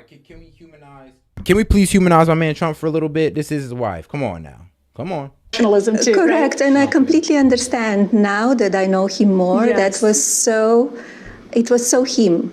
And I liked in one way about it because I was the same, and I love the vision that he had and the connection that we had, so it was very special. You get in the car and he drives you to Bedford, and outside of the city, an hour outside of the city, and he wanted to show you a business or some property that he had. Mm-hmm. So he was combining business with taking you on a first date. And it was very nice because we were 2 of us alone in the car for hour and a half, and it's no other noise, no other people, because at that time he was already known and a celebrity. So it was really nice to be just 2 of us. Yes. Did you fall in love then? I find it hard to believe that Trump drives his own cars. Yeah, bro. I mean, I find it very hard to believe. Bro, there's 2 things that's hard to believe. Trump driving his own car and this nigga not being in a suit. Man. I mean, let's be real. It was a connection. Mm-hmm. It was a connection. Mm-hmm. You said our chemistry was undeniable. Lincoln, what super chat? Did we miss his super chat? I'm looking for it, I believe. Let me see here. And Casey, I see you in the chat saying that we bullies and we don't like to have anybody. Yeah. Wait, hold on. Wait, hold on. I thought I did read it. It's like, yeah, it was Lincoln saying you need to be getting some of that Tim Pool, Benny Johnson, David Rubin money for Russian propaganda y'all pushing. I'm like, hey, I'm mad he knows all of them. I don't even know. Wait, who's Benny Johnson? I know Tim Pool out of that list, and Dave Rubin, of course. But Benny Johnson? Huh. Our connection felt natural. In private, he revealed himself as a gentleman, displaying tenderness and thoughtfulness. Did he ever say to you in those early stages, or even in that first car ride, I'm going to be president one day? No, we didn't discuss that time. Not. Did he tell you eventually? Did you know? But soon later. Yes, soon later. So not that he would be the president, but he always was my bad, Lincoln. Involved in politics. He was very in tune what's going on in the world, and especially in this country. 6 years into the relationship, it's April of 2004, and he proposes to you. Well, it was, first of all, it was my birthday as well, and it was a Met Gala. So it was all in one. We were all ready at home, both of us in black tie. So he proposed that time. Describe your wedding day. It was January 22nd, 2005. It was almost a year after you were engaged, and you got married at Bethesda by the Sea, beautiful church down in Palm Beach, and then the reception at Mar-a-Lago. What was that day like for you and your family and your mom? It was an exciting day, a busy day. As every bride, you want to make sure everything goes smoothly, and it went. We had a good day. I'm sure. There was a touching story in the book about the baptism candle. Your mom brought this over from Slovenia. It was the candle that was lit in the church when you were baptized. You lit it at your wedding, and then you lit it again when Barron was baptized. And you still have it, I assume. I still have it. Interesting. I was baptized on Donald's birthday. Really? June 14. Wow. The dates connects. Yes. So my mother, she thought about it, and she brought it here to United States. And you say in the book about becoming a mother, you said, I stepped back from public life, no longer wanted the glamorous photo shoots and the jet-setting lifestyle, and my career took a back seat. Was that a hard change for you? It was not. No, why? Tall-ass lady. Because I had a different purpose in life. I can see The best day of your life when they put the baby in your arms? Something changes. Yes. Yeah, something changes. There's a picture in the book, and you're working at the desk, and you have Barron in one of those small little motorized cars. Books, his children's books are all over the floor. You have your papers all over the desk. And I looked at that picture and I said, this is a working mom's life. We can all relate to this. Everything's chaotic, everything's hectic, but it's so much fun, and everyone tells. And shout out all the mothers in the chat, man. Trust me, we wouldn't be here without you. Shout out all the mothers in the chat. Us to enjoy those moments because they're fleeting, and your kids grow up and it just flies by. When you look at that picture, what was happening in that moment? When I see it, that was the time that I did QVC collection, my jewelry, which sold out in 45 minutes. It did, yes, was very successful. So I was doing all at the same time, working, playing with Barron. He has his own time with his car and his books, and we talking. So I think it's very important that we show our children that we are working too, to give them an example how life is.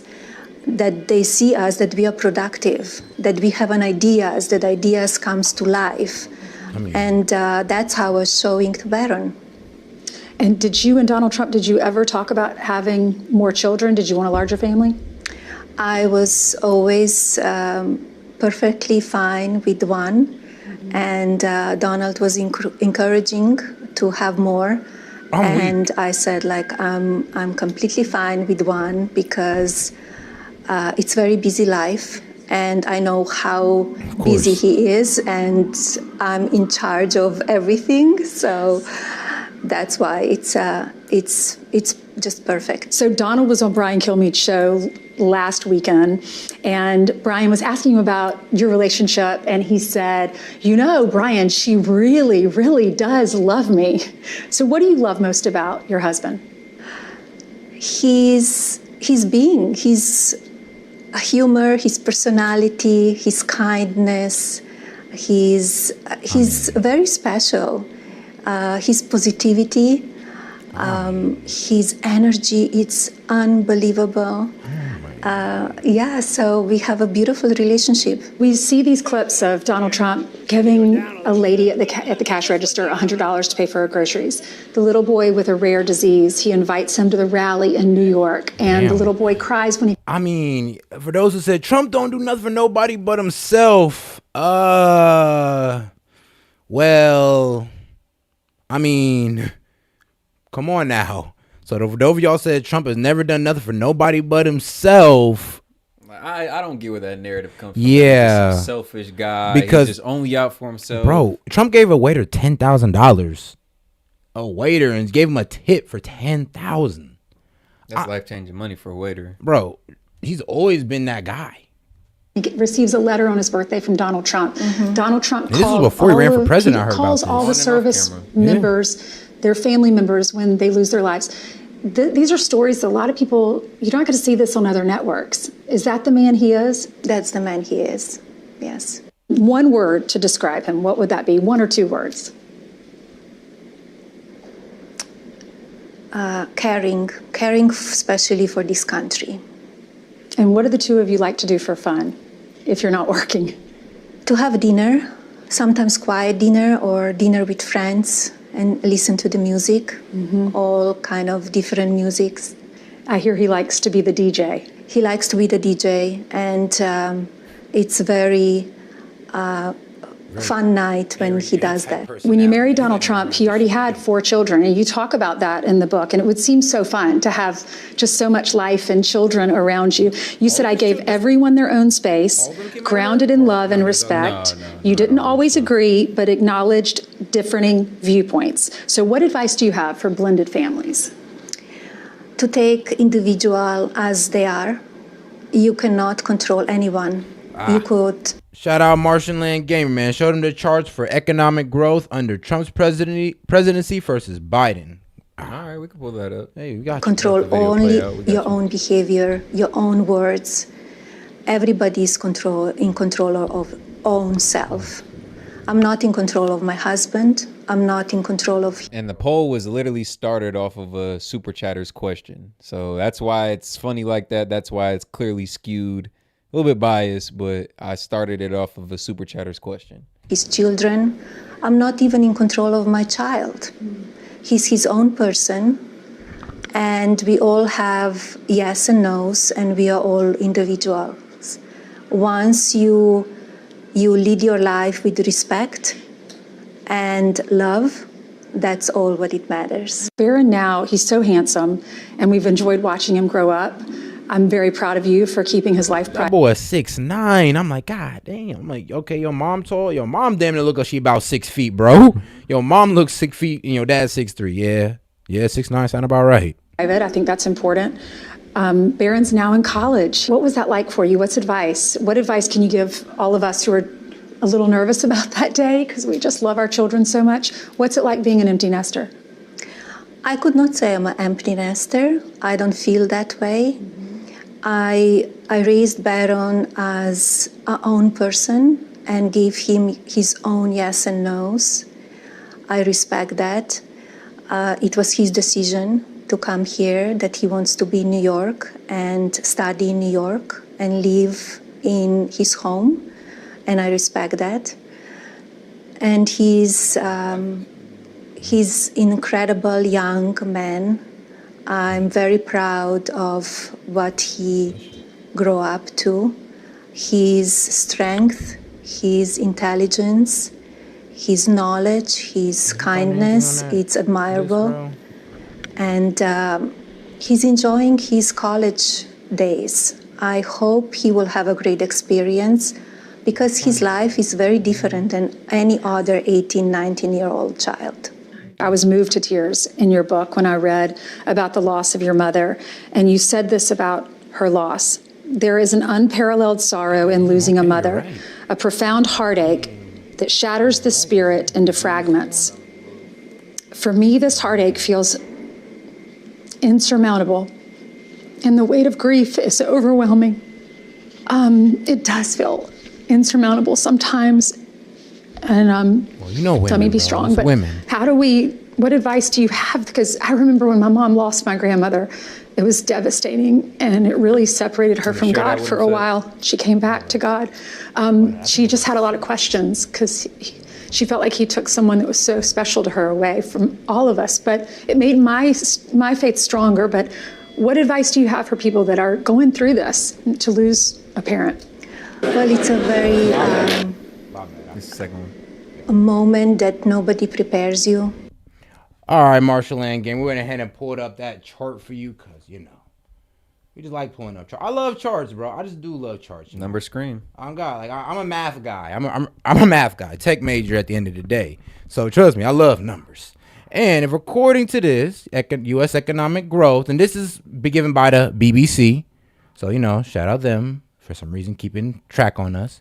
Sources, U.S. Bureau of Economic Analysis. Now, let's see here. We go here to the Obama years. Obama had some pretty good years. I mean, let's be real. It was Obama. Like, gas was low. Things were easy. Things were normal. We had to bomb some African countries to hell, but so be it. We had good results, right? Then comes in Trump, right? Boom, boom, boom. Then we have here, first lockdowns, 2020, and then somehow my man bounces it back up to record levels. I mean, record levels. I mean, goddamn record levels.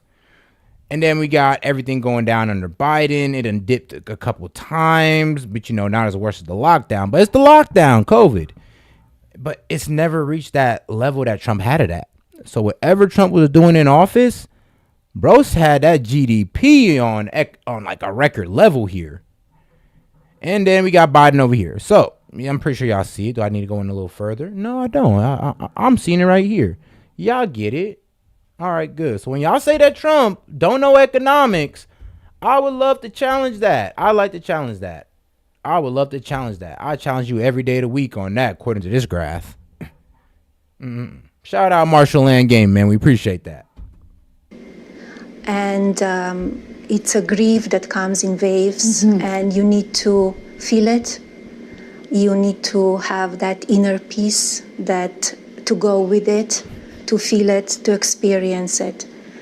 And first of all, I want to thank all of the people around the world who sent beautiful letters, beautiful prayers, very kind notes. Thank you to everybody who wrote me, who thought about me and my family, and was really deeply appreciated. Yes, and I know she lives on in Barron. I remember at her funeral, Donald Trump talked about how your mom would cook for him, and that's probably why Barron is so tall. She was a very special woman, full of warmth, kindness, and also strength. Her life was incredible in Slovenia. She established a life for myself and for my sister. Incredible life, also my father, but her strength was admirable. So she's from one of these Slavic countries. Once Barron was born, he was her focus.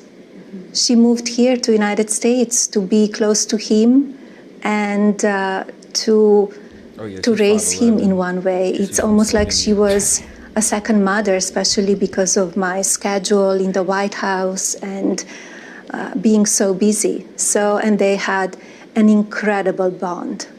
Her and Barron, it was a relationship like no other.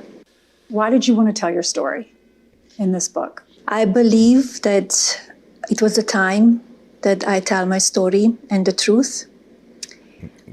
It is a lot of misinformation and falsehoods written about me, and I want to put the record straight, and people can learn some things that they were never discussed, and I hope they enjoy the book. How did you feel about Donald Trump running again? I support him. I know how passionate he is to make America great again. We saw you backstage at the RNC. Do you want to talk about why you decided not to come out on stage and give a speech like you did in 2016? It was my decision. I think it was just the time. I think it was the right time. In days before, I wrote a beautiful letter to America. Yes. And I think in one way that letter was my speech. The raid on Mar-a-Lago, the house manager texts you and says the FBI is outside the house. They had access to my bedroom, closets, office, and rummaged through my personal items. Wow. Even searched Barron's room, you say. Yep. So how invasive was that? Did it make you angry? How did you feel? Yeah, it made me angry. When those federal agents come in your crib, best believe they tearing through anything. all your personal goods. It don't matter how private, how secure you keep this shit. They rifling through all your shit. Man, they're gonna dump it on the floor and don't pick it up. I mean, you damn near wonder why they even dumped it on the floor. Like, hold on. What was you searching for? I ain't gonna lie, I said they'll leave your shit in shambles, and it's up to you to put it back together. Oh God, that's their job. We came in here looking for this shit, not to put it back together. It's demoralizing at the end of the day. Invasion of privacy, and the way it was done I was really surprised. And you told your house manager, just leave it, don't touch anything, don't put it back. You wanted to see it for your own eyes. With your own eyes, what did it look like when you walked back in your house that had been raided? I saw unpleasant stuff that nobody wants to see it. And you get angry because, nobody should be putting up with that kind of stuff. Some person, I don't even know who or how many people, they went through my stuff. So the assassination attempts, the first one is in Butler, Pennsylvania. And you write about watching the assassination attempt on TV. And you started working and you were distracted, so you pushed pause. I think your chief of staff maybe called you and said, he's okay, but there's been a shooting. What happened next? I ran to the TV and I rewinded and I watched it. I was only a few minutes behind. And something, I guess, look over me. So I didn't really see live, but maybe, 3 minutes, few minutes later. But when I saw it, it was only, nobody really knew yet. Right. Because when you see him on the floor and you don't know what really happened. So you called him and he didn't answer his phone and you called Secret Service. Mm-hmm. And what did they say? First, the Secret Service was not available too because they were with him, right? And then after that, I got the Secret Service on the phone and they said that he's okay. We are on the way to the hospital. All right, we're going ahead and make an announcement, man. The bait night this weekend. Yes, we'll be holding the bait night, not on the vertical, but the horizontal live, because y'all can go ahead and call in. Y'all will just send y'all the link. Y'all can go ahead and get in through the vertical, through the horizontal. Regular live, the regular live. Yes, regular so format. You're gonna go from seeing us like this to like this, and then you'll be able to go ahead. We'll go ahead and debate whatever topics. We'll have questions set out and everything. And we'll take the questions from either questions that y'all send in. So I would like Professor Swagamuffin. I would like Turner. Lincoln. Yeah, send in some questions that you would like to debate, and we can go ahead and get those situated. And we'll also have some questions of ours. Turner, Twitty. So, hey, and we'll go ahead and announce it in the community post. Debate night, where we are going to have it, is going to be a good hour to 30-minute session. Everybody gets a good 5-10 minutes for rebuttal and all that. Every caller will be able to get at least 15 to 20 minutes. We're going to address some of these topics, some of these questions that y'all want to debate on. We'll go back and forth, have some discourse. Everybody feel free to pull up in the chat. We'll host it like a regular live, but we'll be addressing and disputing certain questions and claims directly. So make sure to tune in. It'll probably be either... let's say it's probably Saturday or Sunday. We'll set a time in the community post, and again, we'll field questions in the community post as well. So stay tuned for that. All right, we're gonna run this professionally, time limit for both sides and all. He will be okay. And were you able to talk to him on the phone eventually? Yes, I did. And then your son rushes into the room. Yes. And he had been told, your son is in college, I understand, but he's still your child. This is his father. How difficult was that to have that conversation? Very difficult. Very difficult. He was outside playing sport. All right. Tell all these newcomers about dead hand system and why they need to stop the war in Ukraine. Yes, the dead hand system is pretty much a fallout initiative. If anything happens to Russia to where it's just over for Russia, they shoot all their nukes in the direction of the U.S. And I'm gonna be real with you. They've had that since like the Cold War. Yeah, I'm gonna be real with you. Like the Soviet Union. They've only sophisticated the measure. I did read a little bit deeper into it, and they made sure that our missile defense system couldn't even stop them. I mean, they found a way to send the missile the opposite pole direction when our missile defensive is meant to block from I believe the South Pole. Yes, but they're sending these missiles through the North Pole instead, which we don't even know really how they're doing. So yeah. And that is the fallout plan, just in case Russia want to get us. They can, they can get us today if they wanted to. That's the scary part. We can get Russia today, of course, but they can get us today. And he rushed in and was very, very difficult. And then a few weeks later, there's another attempt on your husband's life at your golf course. Where were you and what was your reaction to this attempt? I was in New York City, actually. And I saw it on the television. And as soon as I saw it on television, I called again. And he was okay because Secret Service were great. The guys that they were with him, they were fantastic. And I think both of the events, they were really miracles. If you really think about it, the July 13 was a miracle, like that much, and he could not be with us. And he normally doesn't call for that one screen. He waits till the end of the speech. So just looking at that screen allowed him to turn his head. Yeah. And he said it was providential. Does this make you believe in it more in a higher power? How has that been for you? I think something was watching over him. Prediction. I think it's almost like country really needs him. That maybe God's sparing his life. Yes. And like we were joking about, or we're theorizing that night, there's a parallel universe that Trump actually did get hit that night. Oh man, we all at civil war right now. People were rioting in the streets, like you said, a civil war, bro. Major discourse, right, back and forth between both sides. And I mean, who would we be left with if Trump got assassinated, right? Because let's be honest, Nikki Haley. They gave it to Nikki Haley because the military and industrial complex once are in place. I think the right would have lost all momentum, honestly, and I think Kamala just would have been voted in. I mean, the next, honestly, but Nikki Haley, woman versus woman.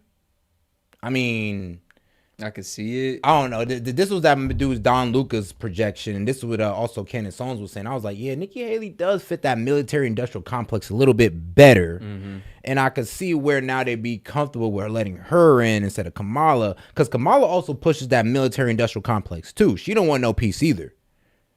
So I mean, she admitted by ignoring the question that she hasn't even talked to Putin in the last 4 years. So the only person that you should be talking to come to any type of ceasefire or any type of peace, she's literally ignored and avoided the conversation with the man. It should be the superpower that's coming down upon them, which is Russia.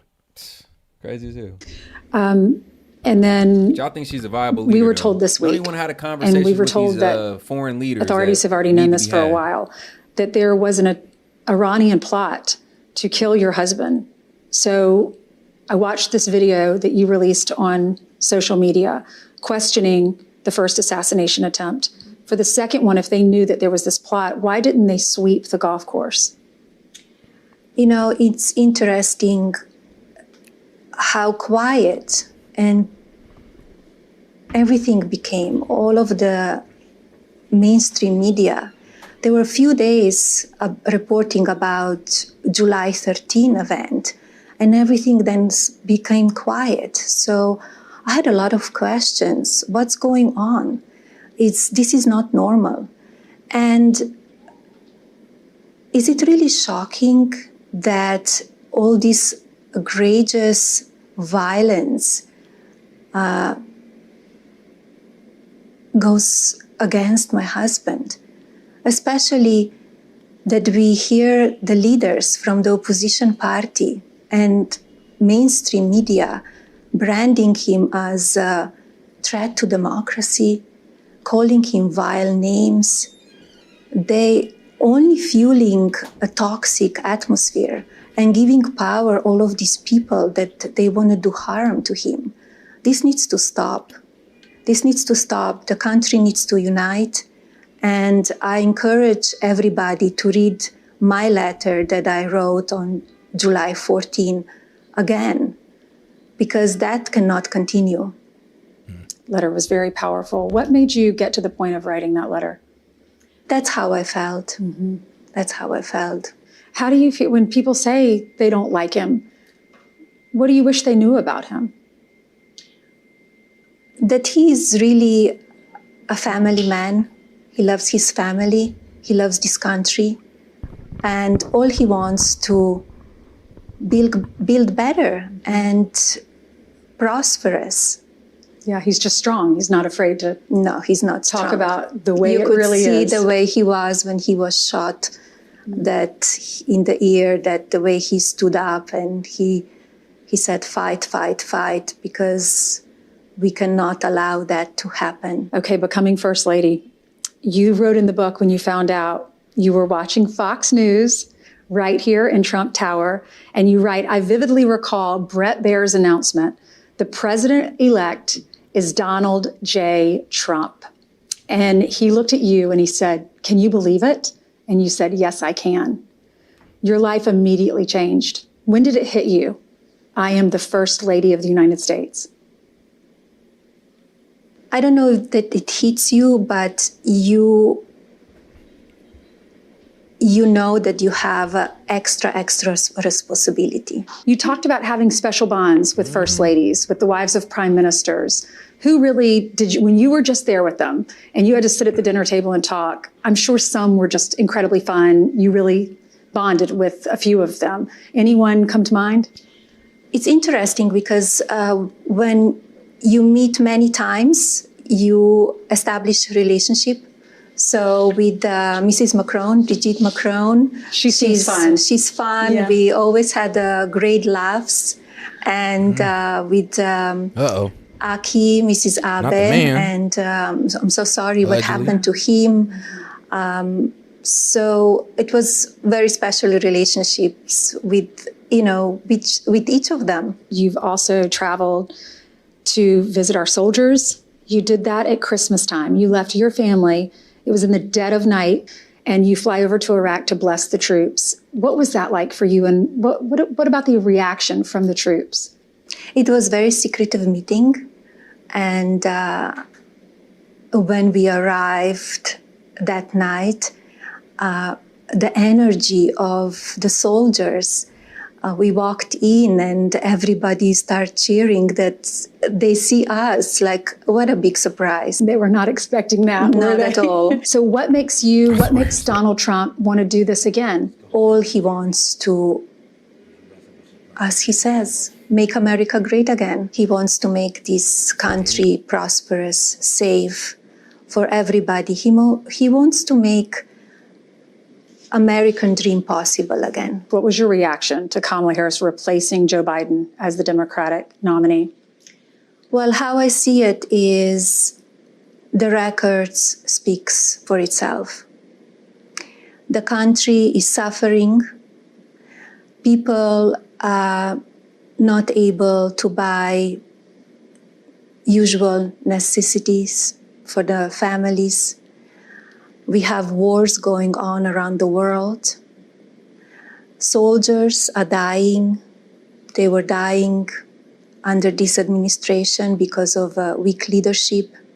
The border is open and dangerous. A lot of fentanyl is coming over, killing our youth. It's very hard to see. And an economy, it's really not great. Inflation is high, and if we compare these 4 years under this administration compared to 4 years under my husband as commander-in-chief, he was leading the country through peace, through strength. And we just compared the economy under the Biden administration. We've compared immigration to Trump's administration on the versus the Biden. I can't talk right now. Biden administration. There's a clear difference, a clear winner, or a clear candidate, or a clear president who had better policy enacted. Right? If you look at Trump's, the answer is clear cut.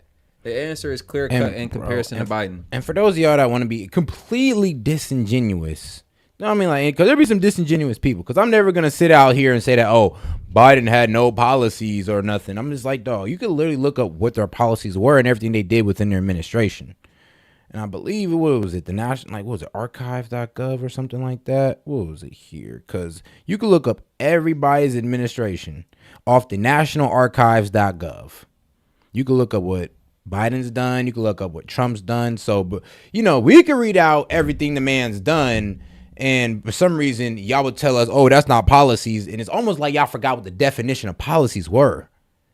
Look, it's kind of crazy. Like, I can name out some policies, and y'all tell me it's not policy. I'm like, all right, well, first tell me the definition of policy so I can understand that you understand it, and we can just read them off. But until then, man, yeah, y'all just say anything. All right, next video, because we got to do a Kamala one. Oh, man. Get ready for the word salad, guys. All right, everybody's favorite word salad producer, Kamala Harris, man. Let's go. Just laid out your economic vision for the future. Dumb as hell. But still, there are lots of Americans who don't. Dog. When she explained her economic, like, stuff, bro, first off, ripped a lot from Trump. Then admitted that, oh, yeah, we've been in a struggling economy for 4 years. Like, we weren't under her and Biden's leadership.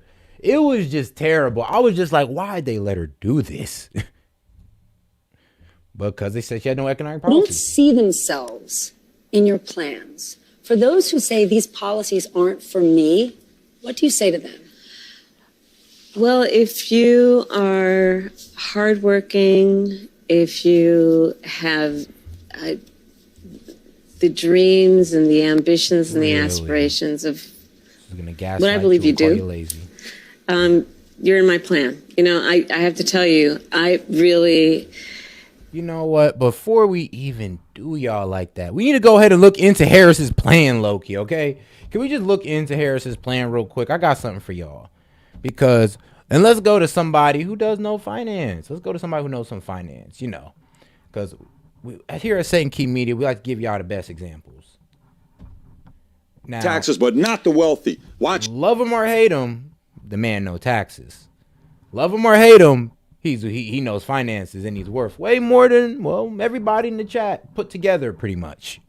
Elections have consequences, right? And this is what happens if Kamala Harris becomes a president. They have unveiled their tax plan of how much money they're going to take from you, and it's going to go to the U.S. government. By the way, when you hear this tax plan, we're going to break it down. Most people don't have time to go through this. We will in a very fast way, because here's what's going on. The constant narrative you hear is the wealthy don't pay their fair share in taxes, right? It's the poor that pay the taxes, but not the wealthy. Watch this. Bottom 50% of taxpayers in America versus the top 50%. What percentage of all the I'm weak. Shout out the Marshallland gamer, man. I heard Harris has attended some Diddy parties.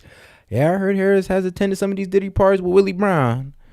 Allegedly. Reportedly, supposedly. But I need all y'all to pay attention to this. Because this is going to confirm, one, trickle-down economics work. Two, what they tell you about the rich is a lie. And three, you have TDS.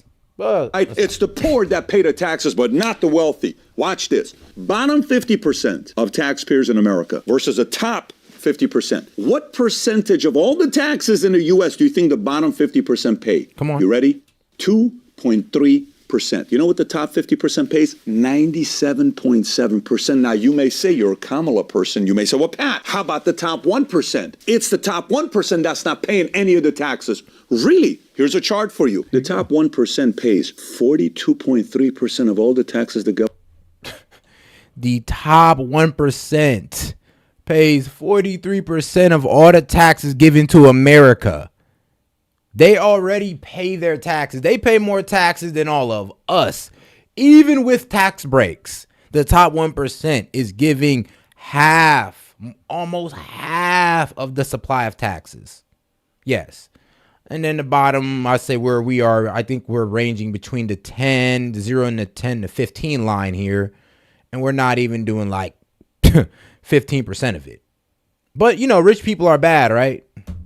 government gets. So what the hell is this narrative about the fact that rich people don't pay their taxes? By the way, very simple question you got to ask. This unrealized capital gains that they're talking about on what's going to happen to people over $100 million, we use ChatGPT to find that if this were to pass, how much a lot of the wealthy people like Musk would have to pay just in unrealized capital gains. We'll show you the number. But the main question you have to answer is the following. Would you rather have all this money go to the government and see how they handle the money? Maybe it'll end up in Zelensky's hands. Or would you rather have this money be in entrepreneurs, job creators like Musk that continue to reinvest into the companies and grow it? Who would you rather trust that money going to? We're going to talk about all of this stuff today. Okay, so if you get value out of this video, give it a thumbs up and subscribe to the channel. And before we go through the entire tax plan Kamala has, let's look at a few different things. Number one, yourself. If you own stocks, if you have money in the stock market, as of July 1st, 2024, the market cap of U.S. stock market was $55.2 trillion. In the last 30 years, the return has been roughly the S&P 500, 10.7%. 158 million Americans own stock. That's 61% of adults. The top 1% owns 54% of the stock. The top 10% owns 89%. The bottom 90%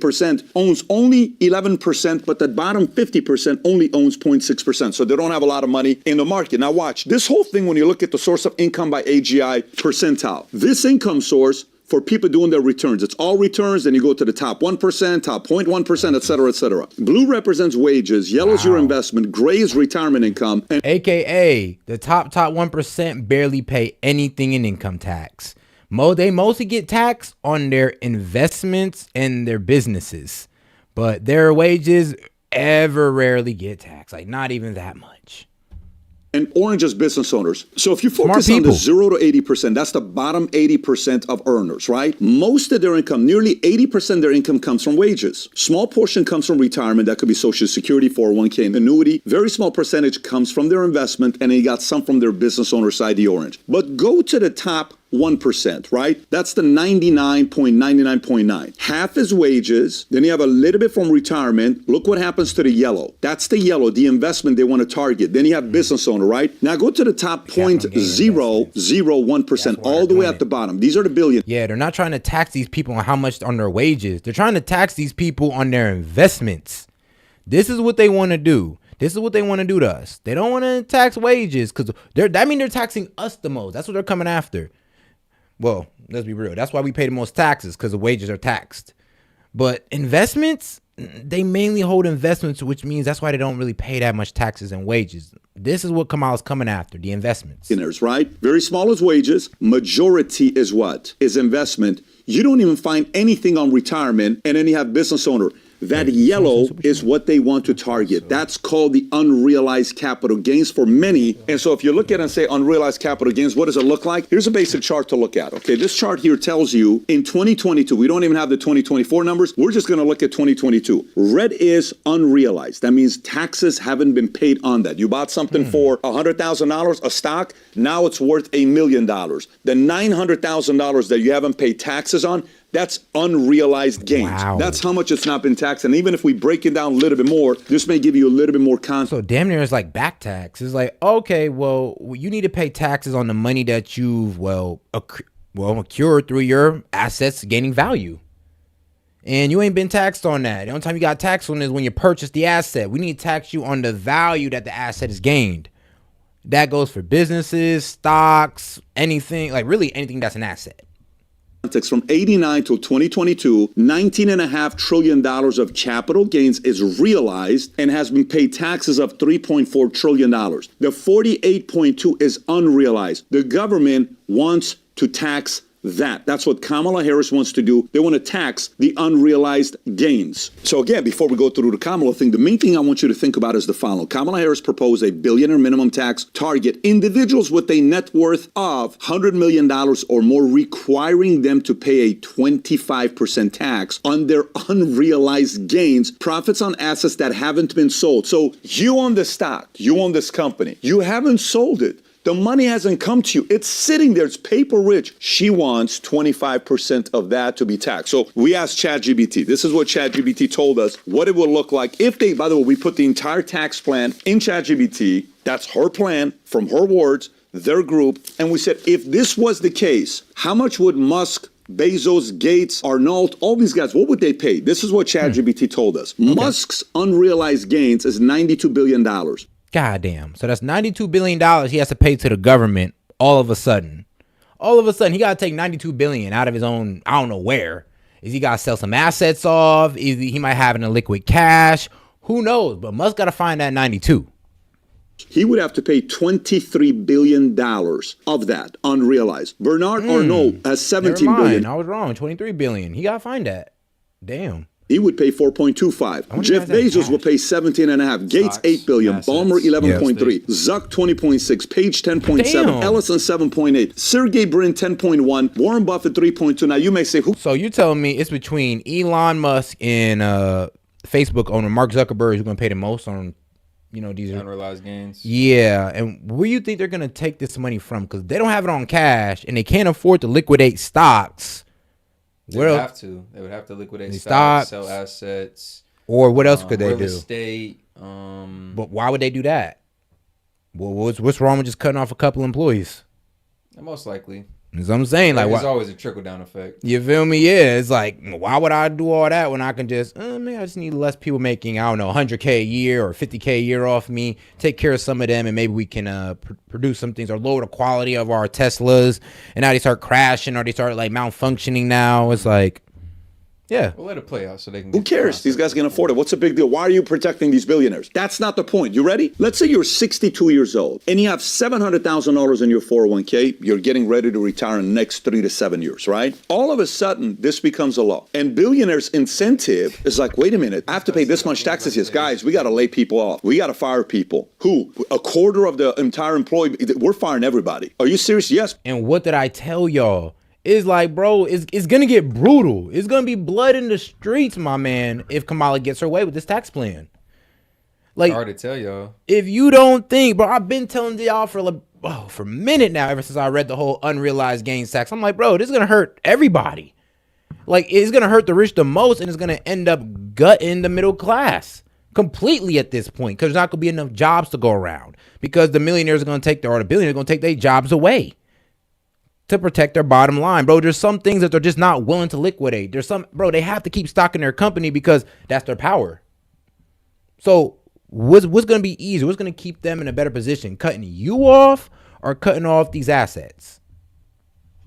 You're getting ready to retire in the next 3 to 7 years, right? All of a sudden, this becomes a law. And billionaires' incentive is like, wait a minute, I have to pay this much taxes. Yes, guys, we got to lay people off. We got to fire people. Who? A quarter of the entire employee. We're firing everybody. Are you serious? Yes, because I got to find a way to pay these taxes. I don't know how to do it. I'm going to go broke. Well, that's not fair for you to do this. I have to do it. Boom. The market reacts. All of a sudden, the market tanks 50%. You're 62 years old. You had $700,000 in a 401k. You were hoping to retire by 7 years old, maybe 65 years old. That $700 becomes $350,000 overnight. How much longer do you think you have to work? Oh, it's not going to affect average middle Americans. We're only targeting the wealthy, not average and middle America. Really? Really? What do you think these guys do? You think when the money comes in, they just go buy exotic cars that reinvest into the company? How do you think a company gets bigger by itself or somebody risking, constantly reinvesting? They're delaying the outcome of them taking money off the table. That's a lot of risk when you have paper wealth. So somebody could be worth, there was a time on paper, I was worth a couple $100 million. But in cash, I was only worth $5 million. So bro, you are so rich on paper. A lot of people don't, that's what I'm saying, a lot of people don't understand wealth. It's like you think that just because you think their net worth is actually like what 50% of what the cash they have, bro. The cash that they got or they can tap into be like 2% of their net worth. It'd be wild what some of these dudes can work with. Like, so yeah, net worth can be a bit misleading when it comes to the cash that they could access.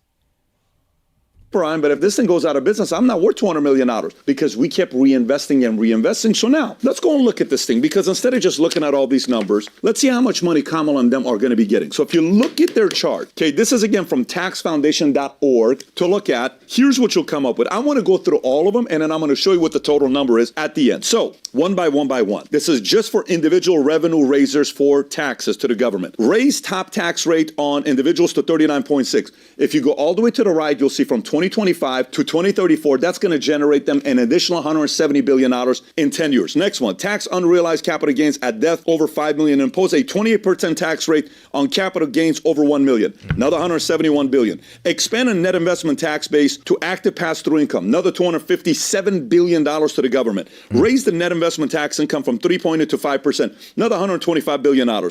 Raise the additional Medicare tax from 0.9 to 2.1. Oh, middle income's not going to pay for it. Who the hell pays that Medicare tax? Only people making over $400,000? Everybody does. That's another $258 billion. And if you missed that, yes, they're going to raise the Medicare tax to 0.02 to about like 2%, like 2.7%.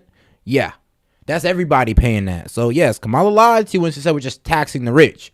We're also taxing everybody else as well. $1 billion.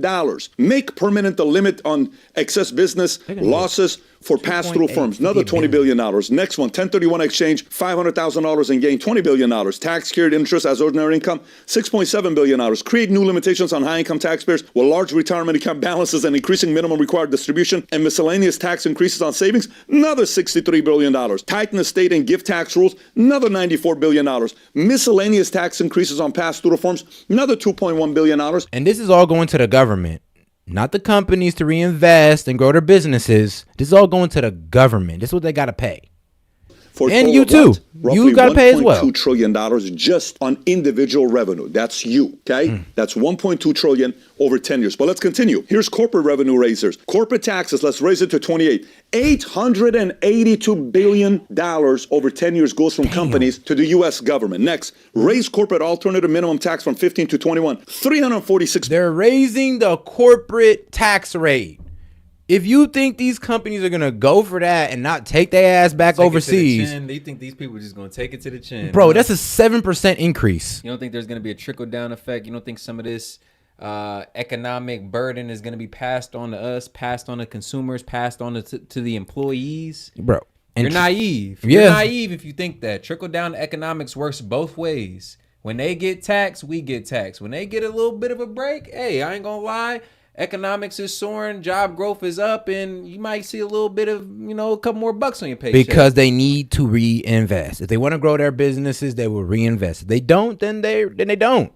There's some companies that really don't need to reinvest. But most companies do. Because I really want to drive the point home about how if they getting taxed at these rates, then that's just going to be passed off to us. I mean, dog, you really think corporations are going to sit around and let this happen to them if they can help it? If they can help it. Or they're just going to pass it down to you, start laying people off and be like, bro, we got a 7% increase in taxes. From 15 to 21%. Bro, that's an absorbent rate. Bro, we got to take out, bro. I ain't going to lie. I wouldn't be surprised if we had record lumber unemployment now because, bro, look what they're about to do. They're about to gut us. Like, dead ass. And y'all don't see it though. Y'all don't see it. Y'all think she's just taxing the rich. No, she's taxing you too. $1 billion. 21, GILTI minimum tax rate and other GILTI changes, another $278 billion. Repeal FDII, you got $92 billion. Section 265, $187 billion. 4% excise tax on stock buybacks, $79 billion. Modifications to 162, limit on deductions of excessive employee remuneration, that's another $265 billion. Miscellaneous corporate tax increase, $34 billion for a total corporate revenue of how much? Another $2.1 trillion. So far, we're at 3.4 trillion. Now, here's other revenue raisers, right? Impose a 25% minimum tax on unreal. And just to that point, like Walmart and Amazon doing great, they gonna lay our ass off. Like just a quick example of how when these companies face an issue, it just gets passed down to us. Why you think Walmart ain't 24 hours no more? Bruh. They were seeing theft at those late night hours. Now we all suffer. We can't nobody go to Walmart at 2 a.m. now. Bro, and what did that also cut off? A third shift. Bro. I mean, they had to lay people off a third shift. That means a whole shift that's missing. Bro, you're right. Even better point, honestly. So what? But man, shout out to Marshall Land Gamer, man. Show the Kamala voters the polls are rigged, man. Shoot, I think we could do that on the whatchamacallit.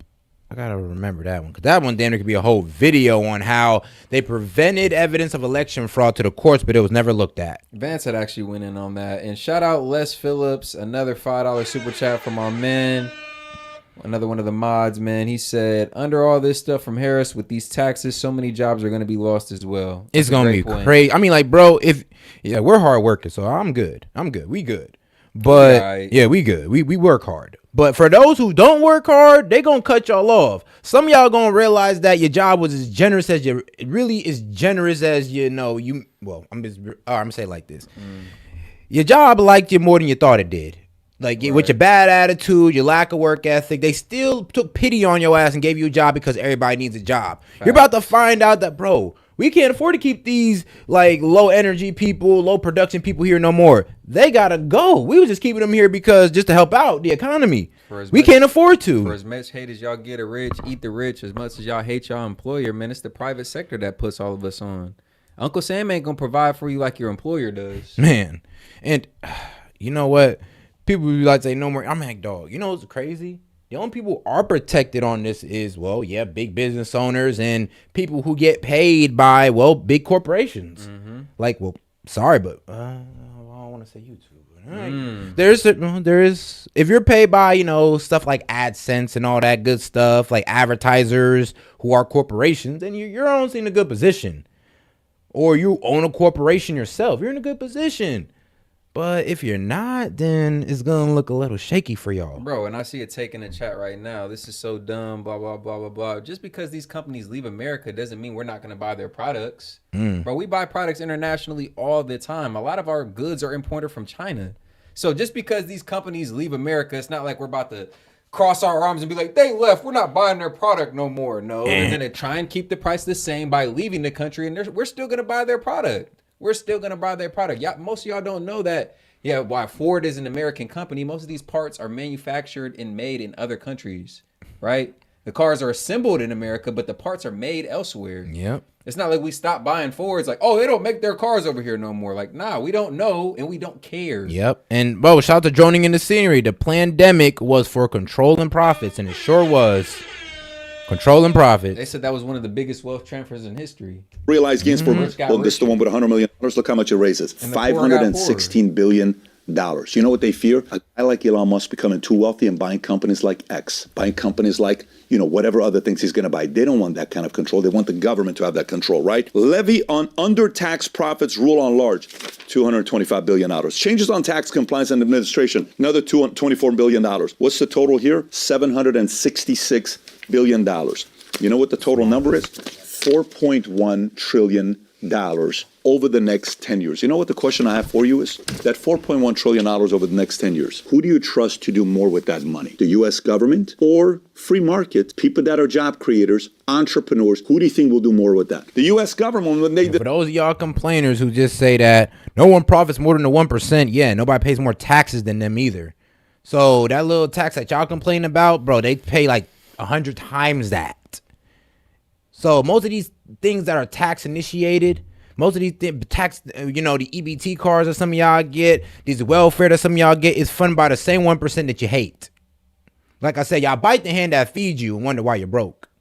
Decide, let's send $200 billion, $100 billion to Zelensky, Ukraine. You may disagree. You don't have a choice. You don't have a choice. You can't be like, I don't like that. They take certain money and they waste it. We're going to put all these battery plants, you know, we're going to invest $500 million, you know. They got 7-8 locations in the span of how many years? They waste all the money. But it's like $500 million. Oh, you know what we're going to do? We're going to be able to take money back because it's not quantitative tightening is what we're going to do. So we're going to buy back $200 billion every month. How are you going to do? We can just do that. Who cares? We can just do that. So if you can manipulate in those areas, why are you trying to take $4.1 trillion away from our hands to the government? Do you really think that's good for you and your family? You really believe that? You think that's good for the economy? You think that's good for your 401k? You think that's good for your retirement plan, pension plan? You think that that's what they're trying to do with this plan? $21 billion. By the way, if you want the Kamala tax plan, just text us the word taxes to 310-340-1132. We'll send you the link. Again, taxes to 310-340-1132. You'll see it yourself. And by the way, do you know how they manipulate you with this plan to get you to think like this is a good idea? They're like, majority of the people agree that we should tax the people over $100 million unrealized tax.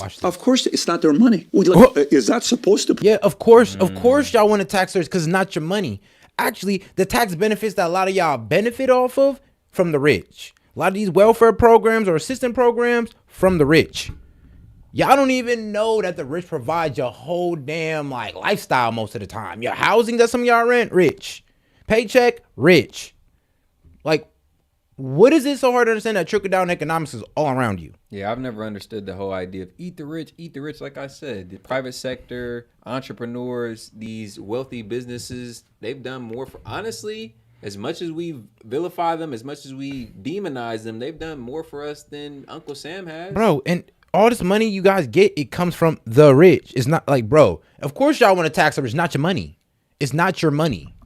So if I was to think, that's why I always say, try to give the perspective of the rich. Try to be like, damn, if that was my money, I'd low-key be pretty damn salty. Like, yo, I'm already giving jobs out here and all that. Especially if and y'all coming after me? Especially if you're trying to be an above average earner. Like, Uncle Sam ain't finna give you more than pennies. Bro, imagine paying hundreds of thousands, damn near to millions of people a wage just for them to turn around and say, oh, yo, we need to tax you more. They flipped it. I'm like, I'd have been like, oh, for real? You want to turn against me and I'm giving y'all jobs? Say less. Why don't I just take my business elsewhere? Got y'all. Y'all just figure it out. Shout out PBD for that informative breakdown. Hold on. I think go to the example.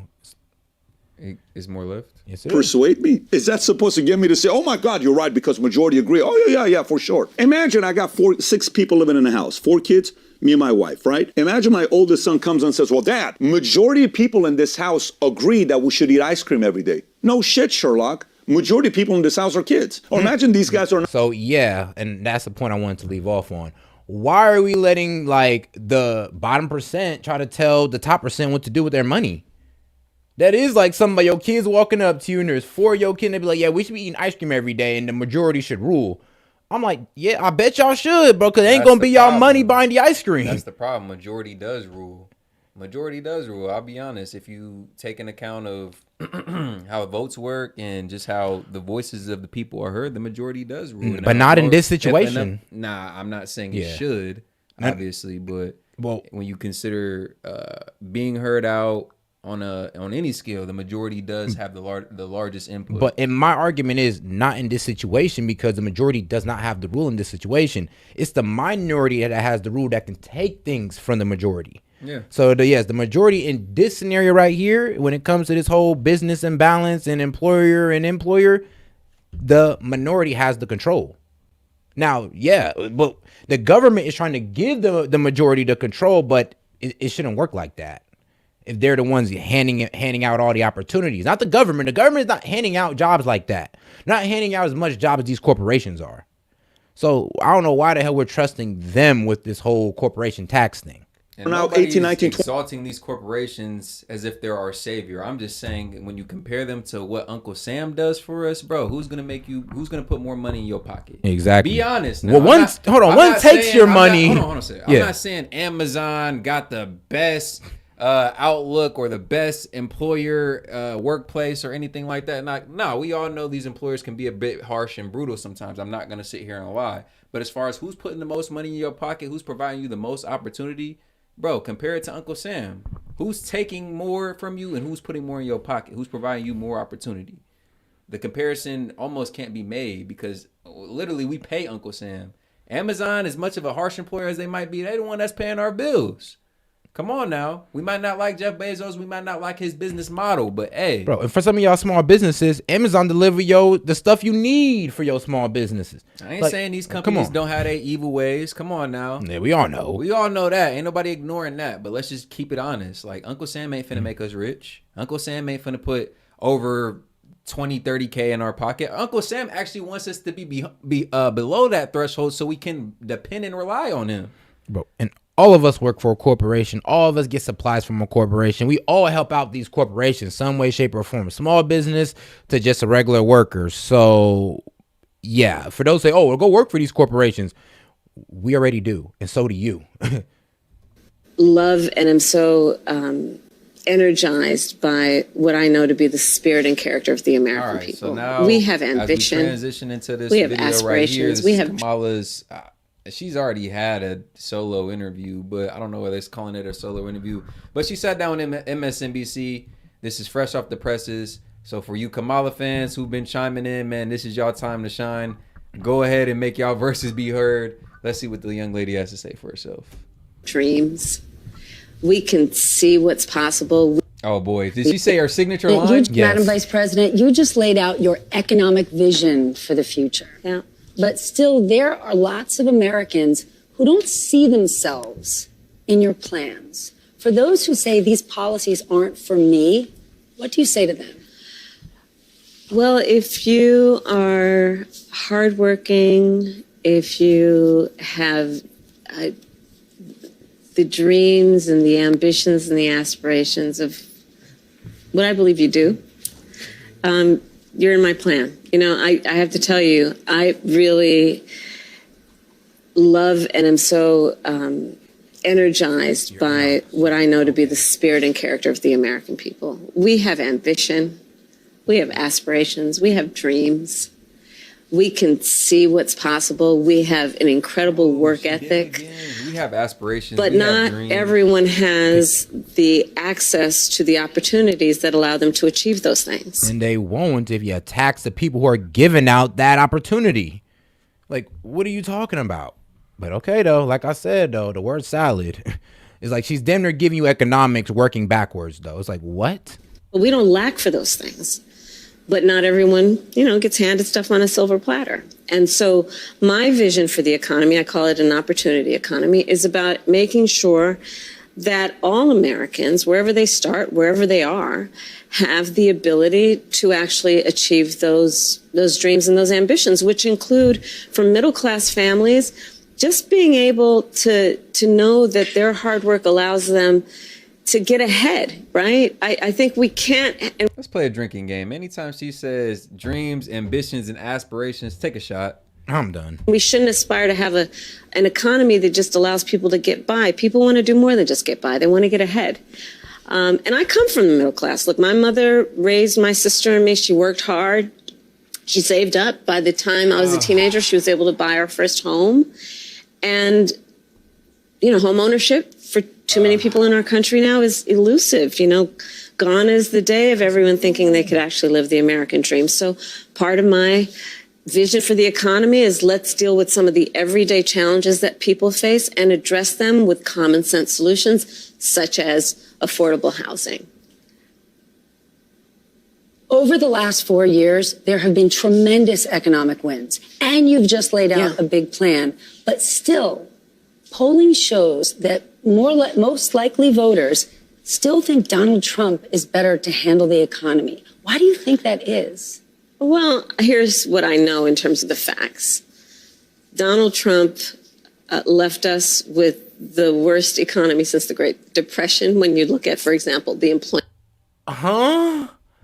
The worst economy since the Great Depression. If you look at the unemployment rate during COVID? I think she was going to say the economy.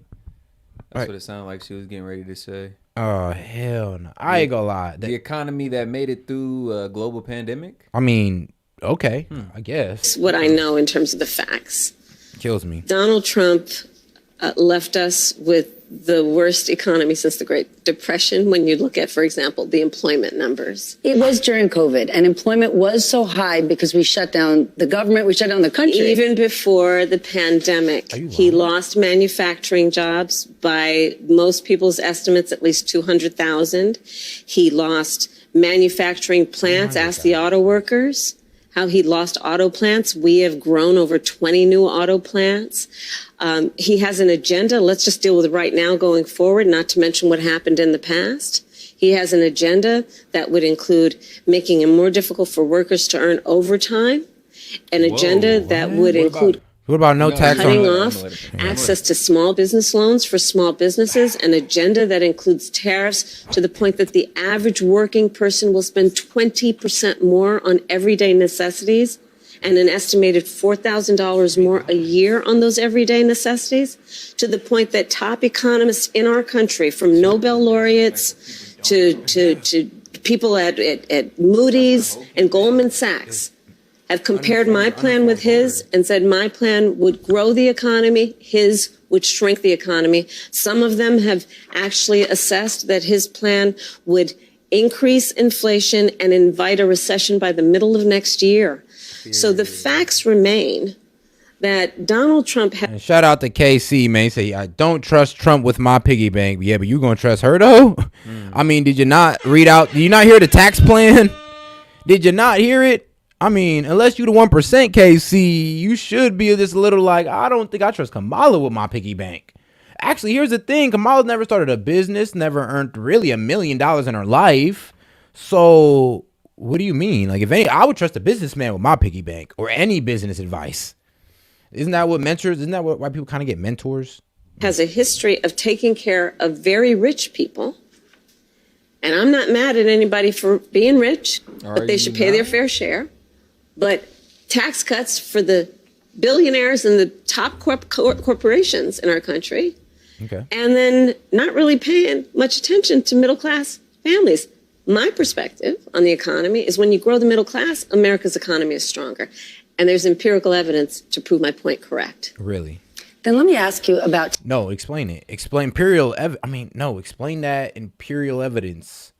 Like, because I can sit there and explain to you how, I mean, like, don't you think you're going to shrink the middle class by taxing the corporations if they start taking away jobs? Pushing some of these corporations overseas. Yeah, aren't you going to shrink the middle class? Oh, no. But, we're talking about Kamala supporters. Like, anything Kamala says is true. Like, oh, well, the economy's up even though we have record low unemployment.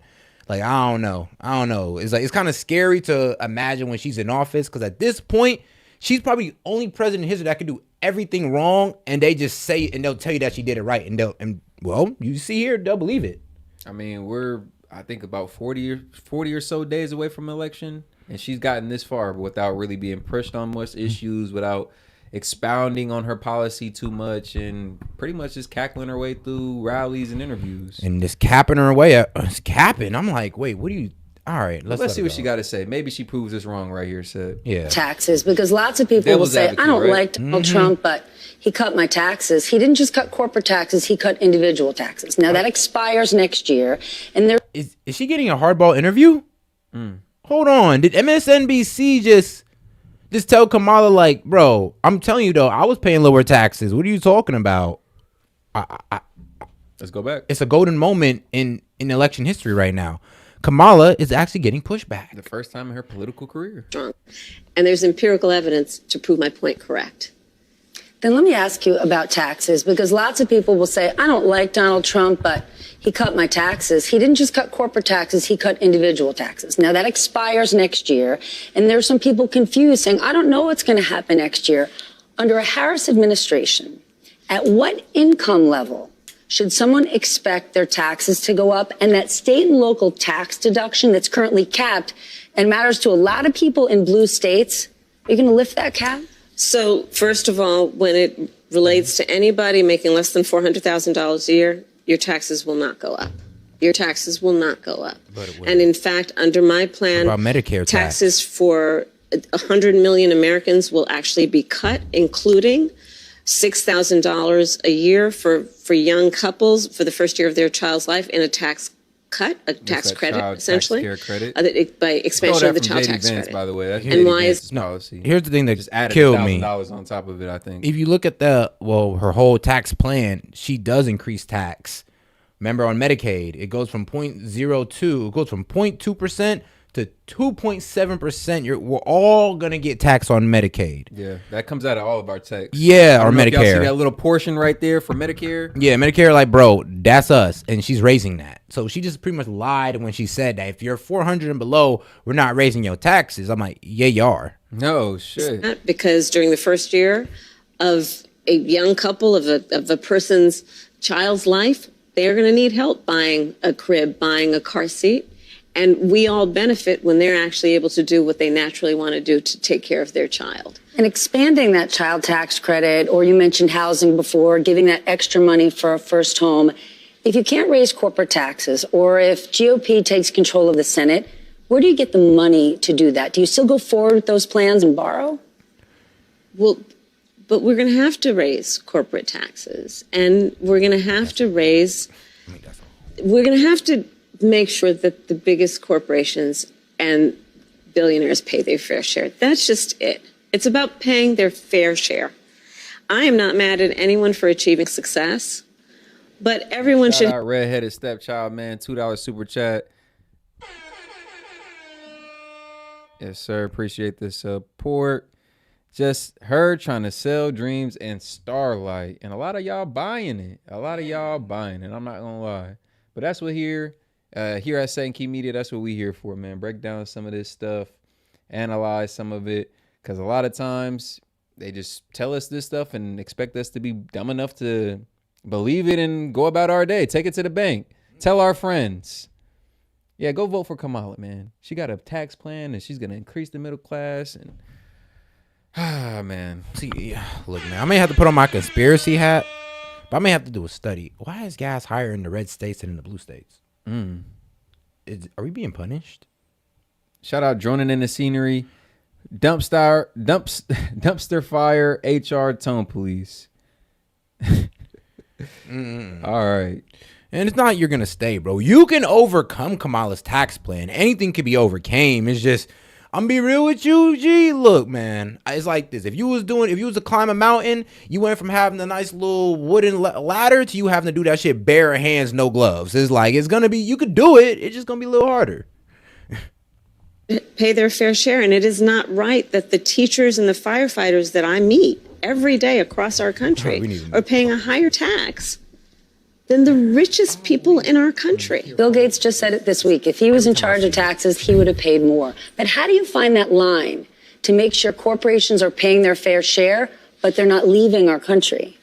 Well, listen, I work with a lot of CEOs. I have spent a lot of time with CEOs, and I'm going to tell you that the business leaders who are actually part of the engine of America's economy agree that people should pay their fair share. They also agree that when we look at a plan such as mine that is about investing in the middle class, investing in new industries, investing in bringing down costs, invest in entrepreneurs like small businesses, that the overall economy is stronger and everyone benefits. Part of my plan for the economy is investing in new industries in a way that we have active partnership with the private sector. I've worked with the private sector my entire career. Even as vice president, working with some of the biggest banks and biggest tech companies to increase by billions of dollars the money going into community banks to increase access to capital for small businesses. Why do those biggest corporations and CEOs do that? Because they know those kinds of investments, like in our small businesses, in startups and entrepreneurs, actually strengthens America's economy overall and everyone benefits. So this is not about bilking anybody, but it is certainly about saying, let's make sure that we create opportunities for everyone to grow wealth. I believe that it is not sufficient and it should not be our goal to just make sure everyone is working. That should be the baseline. Okay. And shout out Marshall Gamer. Another $5 super chat. Is sad she's lying about meeting firefighters and policemen when she's talking about defund. Ooh, you yeah, right. Bro. Actually, bro, what you mean? There's no police union that supports Kamala, so that is a definite lie. Actually, I think I remember one of them pretty much saying it was a liberal pun. Oh, the only union that supports Trump is the police, and I'm like, yeah. So what are you talking about? You out here with the police when all the police pretty much are endorsing Trump? Like, lies, real. More lies. And that should be a given. And let's create an economy where people have the ability to buy a home, to start a business, to take a nice vacation from time to time, right? For people who want to buy a home, yes, getting a $25,000 kicker would be great. But it's kind of funny when you think about how the median cost of homes has risen $125,000 over the last 4 years. So a lot of us have been priced out of buying a home. That $25,000 kickback is almost laughable when you think about how much the median cost of homes has risen. Bro. And how else do you build generational wealth, build assets to pass down to your family, appreciating assets that might one day grow into more homes, real estate, or business opportunity or wealth for you? Man. A lot of us have been priced out of that opportunity. Man, for real. Especially with the whole credit and how interest is raising. You know, the Feds done cut it a little bit, but that didn't really do much. Yep. And speaking of that, should have. Trump has introduced the policy to cap insurance or credit card rates. And you know what's so funny though? I remember I was debating in the chat. They're talking about, oh, well, when they cut the rates, that mean economy is good. No, they cut the rates when the economy is looking at a possible recession. That's when they cut the rate because they want to entice people to start borrowing money. When the economy is doing good, they're like, hold on, man. We need to raise the price on borrowing money because we're doing so damn good. But it's not just affording a home. We don't have enough in this country. You're absolutely right. And one of the main problems are regulations and rules, strict rules at a local level. How does the federal government cut through all that red tape and get down to, the suburbs of Pittsburgh and say, we're going to have to build some affordable housing here? How do you connect the two? So you're absolutely right. So across our country, people rightly are concerned about the cost of housing. So it's home ownership, to your point. We need more supply. That is, without any question, part of the solution. Creating more supply under my plan includes... I can never see her ears, man. And when she does these one-on-one interviews, why is one side of her face heavily covering the other side, bro? So where's the ear? You can never see Kamala's ears in these single interviews, man. Earpiece. Creating tax incentives allegedly, of course, to work with the private sector and home builders. Part of my goal and the plan would be to create 3 million new housing units for rent and for ownership by the end of my first term. It includes also what we must do to cut red tape. You're absolutely right. It takes far too... And shout out Les Phillips, man. For those that are following Harris and believe this stuff she is talking about, there's a saying that describes it quite well. Eyes wide shut. Man.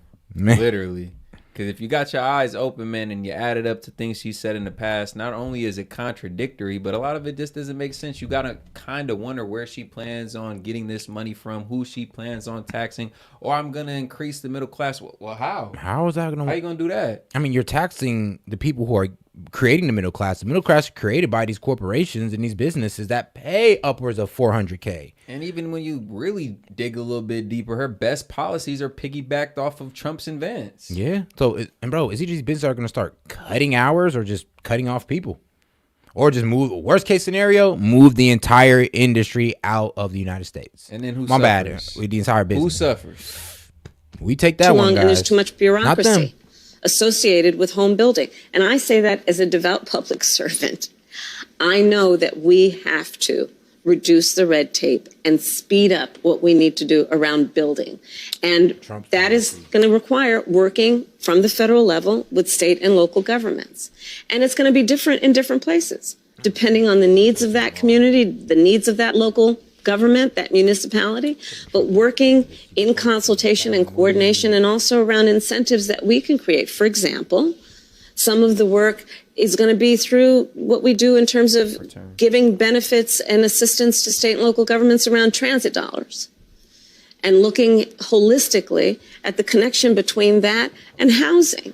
And looking holistically at the incentives we in the federal government can create for local and state governments to actually engage in planning in a holistic manner that includes prioritizing affordable housing for working people. Then let me ask you a business that matters a lot to this town. Yeah. U.S. Steel. Yes. Right? When you think Pennsylvania, when you think Pittsburgh, you got the Liberty Bell in Philly, and you got U.S. Steel in Pittsburgh. That's right. A Japanese company wants to buy them. You are opposed to this idea. Many people are. But if the deal doesn't go through, they have said people could lose jobs, they could close mills, they could leave the state of Pennsylvania. I mean, that is like moving the Liberty Bell to Newark. Gotcha, Troutman. So which is more important? It's most important that we maintain America's ability to have America. Shout out Casey, another $2 super chat. We appreciate the support, bro. Even if you disagree with us, eyes wide shut for Kamala. All right, my man. American manufacturing of steel by American workers for a number of reasons, which includes, again, back to the point of growing our economy and how I think about the economy overall. Now, Trout, I'm not sure if we could play that one. That's somebody's song. Copyright? Yeah, copyright laws on YouTube are a little bit strict, so we don't want to risk it, but maybe at the end we can it does look pretty funny. We can do it at the outro song. I'll just take it out. Industries. There is not a new industry that I can imagine that is not going to require steel as a manufacturing of steel as a fundamental part of what it accomplishes. And having American workers in an American company manufacturing that steel for those new industries is going to be critically important, not only in terms of our economy, but also in the context of national security. Most people now realize if we didn't before the pandemic, and the strain on supply chains and an over-reliance on foreign manufacturing, that we have to be intentional about U.S.-based manufacturing. Sweetheart, you can't talk about, we got to compete, with outside manufacturing, but you're raising the corporate tax rate to 28%. Trump is going to cut it to 15%, he said. So that's going to entice people to, being, I would say, in competition with the global market. Yes, that's being in competition. You can't sit here and say like, I want to be in competition with the global market and then raise the corporate tax rate. Like, it's contradictory. I would just say that's prioritizing the same middle class that she says she's going to help out. If Trump is trying to keep these businesses incentivized to stay over here stateside within the country, keeping jobs, employment, opportunity over here, ultimately, then I would say he's more for the middle class than Kamala proposes to be. Honestly, let's keep these businesses over here, the people that are paying our bills, the people that are putting money in our accounts every week, 2 weeks, or monthly, depending on how you get paid, right? Oh, God. So it just don't make sense. Like I said, Uncle Sam ain't going to give you them same handouts. Man. And of the products that we have to prioritize, steel is one of them. And that's always going to be my priority. Steel workers matter in this country. Unions matter. Yes. In 2016, Donald Trump connected with unions. He saw them. There was an emotional connection. But what he didn't do was deliver policy. In the last 4 years, we have seen huge wins in this country for unions. But not all unions have gotten behind you. I want to understand, when the Teamsters decided not to endorse you, what was their reasoning? What are they looking for? Well, let me go back to our just previous conversation. I'm very proud to have the endorsement of the steelworkers and almost every other major union in America, because I stand by workers and I stand by the importance of being able to join a union and to understand the benefit and the value of unions. And I understand the importance of investing in new industries and working actively with the private sector to grow our economy. But I'm asking because there's this idea, we want something more from her. What is it? Well, here's the thing, that back to your point about previous election cycles, Donald Trump made a whole lot of promises that he did not meet, and one would argue broke. Look at Lordstown. He said he was going to... Don't sell your homes. Yeah, don't sell your homes. And what happened? It shut down. Outsourcing under Donald Trump. His policies that are about putting, tens to hundreds of % tariffs. John Deere. Yes. Yes. So part of the challenge, and I don't disagree that it's a challenge, got to earn the vote of everybody, is reminding people of fact, regardless of what somebody says in a small rally somewhere.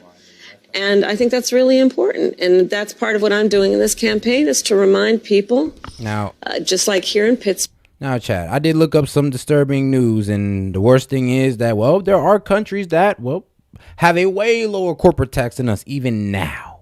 Like, there's a reason why our pharmaceutical company left America and went to Ireland. You want to know why? They went from paying 21% to 12.5% in corporate taxes. Half of the rate. Bro, Albania, 15%. Bro, China, Mexico, around that Asian area, China, 12%. There's a 12% corporate tax in China? And you're wondering why Trump is dropping it to 15%. We know a lot of pharmaceuticals already get made over there. There's a reason why they all rush to China, because the corporate tax is so low. That's why we're getting screwed out of these manufacturing jobs. Oh, man, Qatar, 10%, bro. I mean, there's just so many places. Oh, the United Arab of Emirates. You go ahead and build it with the Arabs. They're going to give you 9% on corporate tax.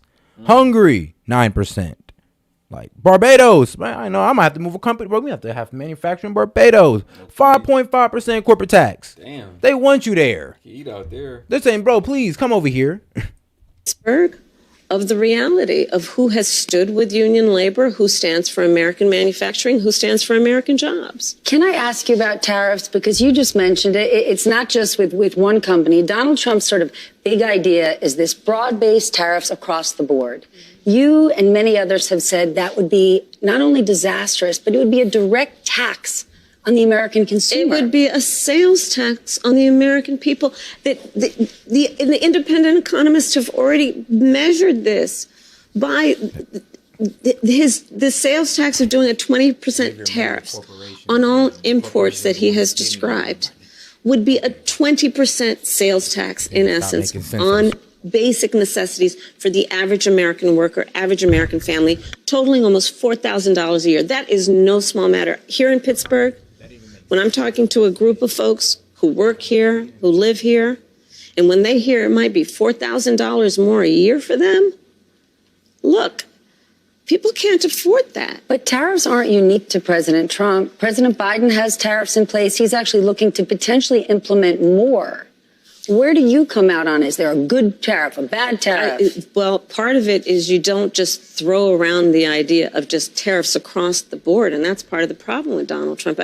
Frankly, and I say this in all sincerity, he's just not very serious about how he thinks about some of these issues.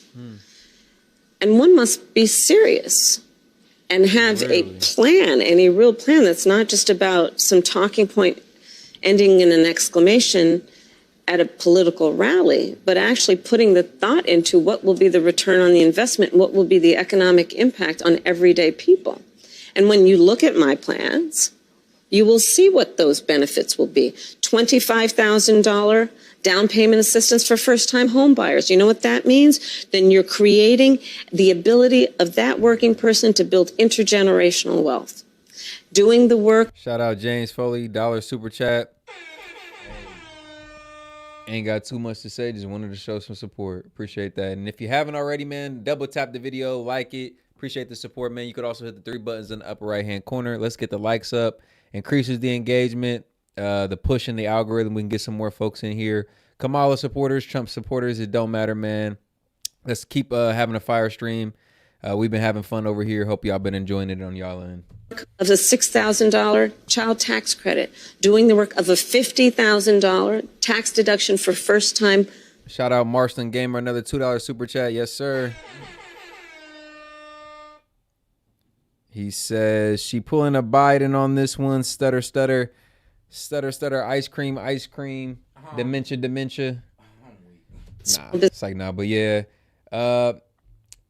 I've noticed this, and I've kind of been analyzing whether I've been speaking, because I'm noticing as she gets pushed back, she seems more and more awkward. Yeah, because she's not very good at extemporaneous speech or just like freestyle, so to speak. So as she's getting this pushback, as she's kind of being countered on some of these points, I'm noticing she's not as confident in her speech. Not that she's just like bolstering with confidence any other time, but it's an uncomfortable position for her to kind of get this flack or this resistance. Yeah, because it's just so weird, bro. I'm just telling you, the way she explains her policies is just backwards as hell. So the part where she keeps saying, oh yeah, I want to help the middle class by running off the people who build the middle class is a bit crazy. I'm just like, okay, raise corporate tax rate, make it like there's no competition in America or no incentives for these companies to stay. I mean, hey, that's what y'all want to do. Go ahead. Let's see how it works out. Go ahead. Businesses, startups, because right now, a real plan. It's a real plan, because right now, and again, it's about paying attention to the detail and being serious about it. I'm serious about my enthusiasm and for small businesses and my belief in what they will do as part of America's economic engine. On Friday, so looking at the fact that tax deduction.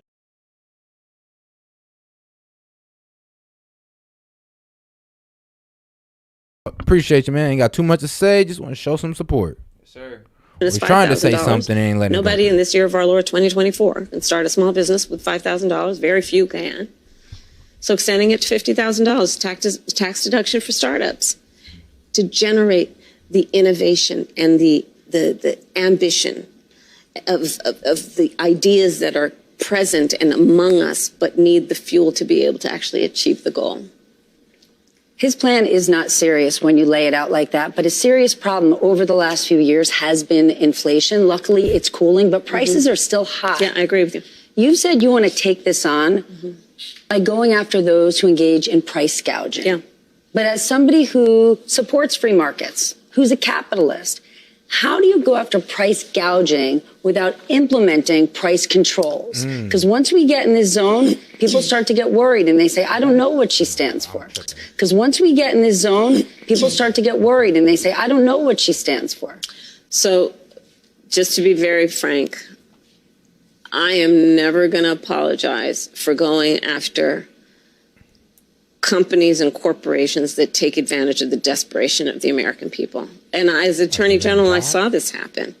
In the midst of an emergency, whether it be an extreme weather event or even the pandemic, we saw it, where those few companies, not the majority, not most, but those few companies that would take advantage of the desperation of people and jack up prices. Yeah, I'm going to go after them. Yes, I'm going to go after them. I mean, you don't think and that is part of a much more comprehensive plan on what we can do to bring down the cost of living, including housing, including the everyday needs of the American. Now, hold on. Wasn't there a shortage due to the logistics situation going on? So logistics collapsed. It got more expensive to transport goods. And actually, people had to think about it, bro. Toilet paper was getting expensive because we were running out of toilet paper. Like, when there's a lack of supply, the cost does rise.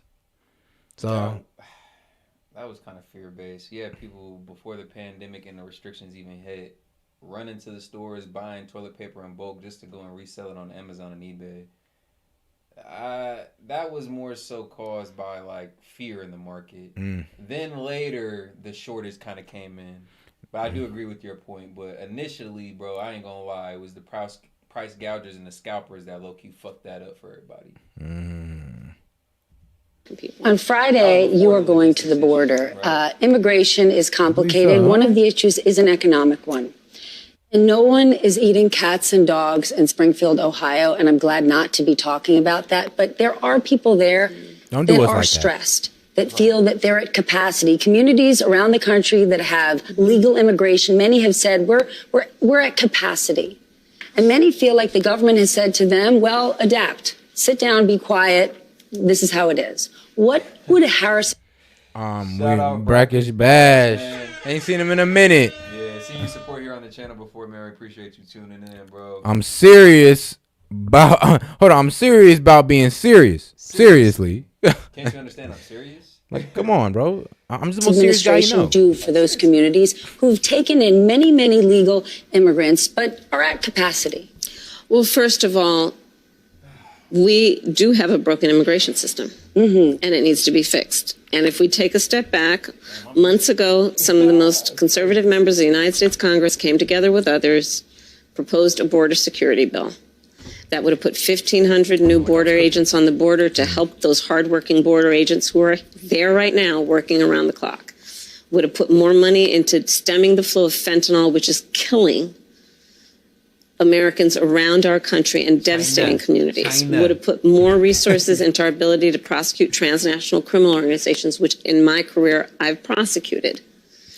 Donald Trump got word of the bill, realized it was going to fix a problem he wanted to run on, and told them to kill the bill, don't put it up for a vote. He killed a bill that would have actually been a solution because he wants to run on a problem. Hold on. So you're telling me, and this is what kills me, y'all really believe that Donald Trump had that much power to call up his friends on the committee and be like, yeah, go ahead and kill that bill out to help out America? Like, I mean, and then if it was that important to y'all, why didn't y'all keep pushing it? If it was that much of a solver, then why didn't y'all just keep pushing it and pushing it and pushing it? Like, I don't get it. They keep trying to say, but hold on. I remember now. Because they lied about what was in the bill. They framed a border bill as really, a border bill, but it was really a foreign aid bill. Ain't that crazy? And then wonder why the Republicans looked at that shit and was like, bro, we already give enough money. Nah, what are you talking about? Give more money, but you want to frame it as a border bill. And then say that, oh, Trump called his people. I'm like, what's the proof? Where's the proof that Trump was calling his people and said, yeah, go ahead and close that? Where's the people that he called? Show me one person that goes, give me like 5 names that he called. That was enough to get the border bill, knocked off. Come on now. Like, where's the proof of that? problem instead of fixing a problem. And that's part of what needs to be addressed. And my pledge is that when elected president, if the American people will have me, I will bring that bill back and I will sign it into law. And we need a comprehensive plan that includes what we need to do to fortify not only our border, but deal with the fact that we also need to create pathways for people to earn citizenship. And I want to just ask you about a little job and a big job. Okay. The first one, just a fact check, because your opponent there is almost no little every job. day. Okay. There's no such thing as a little job. Okay, fair. Because your opponent almost every day seems to be talking about this. So I just want to ask you yes or no. At any point in your life, have you served 2 all-beef patties, special sauce, lettuce, cheese, pickles, onions on a sesame seed bun, working at a McDonald's? Yes or no? That's it. I have. Okay. Now the other job. But it was not a small job. Like, I did the fries. I mean, These were a small period of time. But then let me ask you about a big job. But to your point, if you don't mind, before you get to the big job. Do that a week? There's a part of the reason I even talk. I worked at Cane's Chicken Fingers for a weekend, but I don't tell nobody that. No, I'm weak. Come on now. About having worked at McDonald's is because there are people who work at McDonald's in our country who are trying to raise a family. I worked there as a student. I was a kid who worked there trying to raise families and pay rent on that. And I think part of the difference between me and my opponent includes our perspective on the needs of the American people and what our responsibility then is to meet those needs. Okay. Then to the big job. You have laid out policy in great detail. Yeah. But the economy is an unpredictable beast. And you are running for a job that takes extraordinary instinct and guts. Shout out Christian Henry, man, for the $2 super chat. Why can't you buy a super chat with information? Why can't you buy a super chat with information? Buy a super chat with information. I mean, hey, that would be. What type of information? The wording of that has my brain. Like what? Like what? You send a super chat to ChatGPT and it gives you an answer? Like buy it with information. Like if you have information, you can buy a super chat with that. The wording of that has my brain kerfuddled. I'm not gonna lie. I'm kerfuffled. Yeah. What's the last time you had to make a gut decision? This here is very prescribed, very controlled. Yeah. Probably the biggest gut decision I've made most recently is to choose my running mate. Appreciate that support, though. There were lots of good, incredible candidates. And ultimately, that came down to a gut decision. I know I'm out of time, but then I just want to ask you a question from my gut. Okay. Because today we're talking about we're talking about the economy. Yeah. And people don't think often about reproductive. Man, shout out to the Marshall Land game. I used to work at McDonald's. No sandwich on their menu consists of that. Oh, bro came with the McDonald's worker history fact check. Hell nah. Like, bro, it's not like they're building a Krabby Patty. Let's be real. Oh, God. It's like, well, hold on. What did I hear that before? Like, did they just quote SpongeBob? Oh, God. Maybe Right, a Whopper, being but not an a Big economic Mac. issue, but it is. A woman's ability to plan her future, her education, her life. Today, and in the last few days, Donald Trump keeps talking about it and how in overturning Roe v. Wade, he helped women. He protected women. He says they're miserable today. They're poorer today. They're more vulnerable today. He said he will be the protector of women if elected. Can you respond to that? So Donald Trump is also the person who said women should be punished for exercising a decision that they rightly should be able to make about their own body and their future.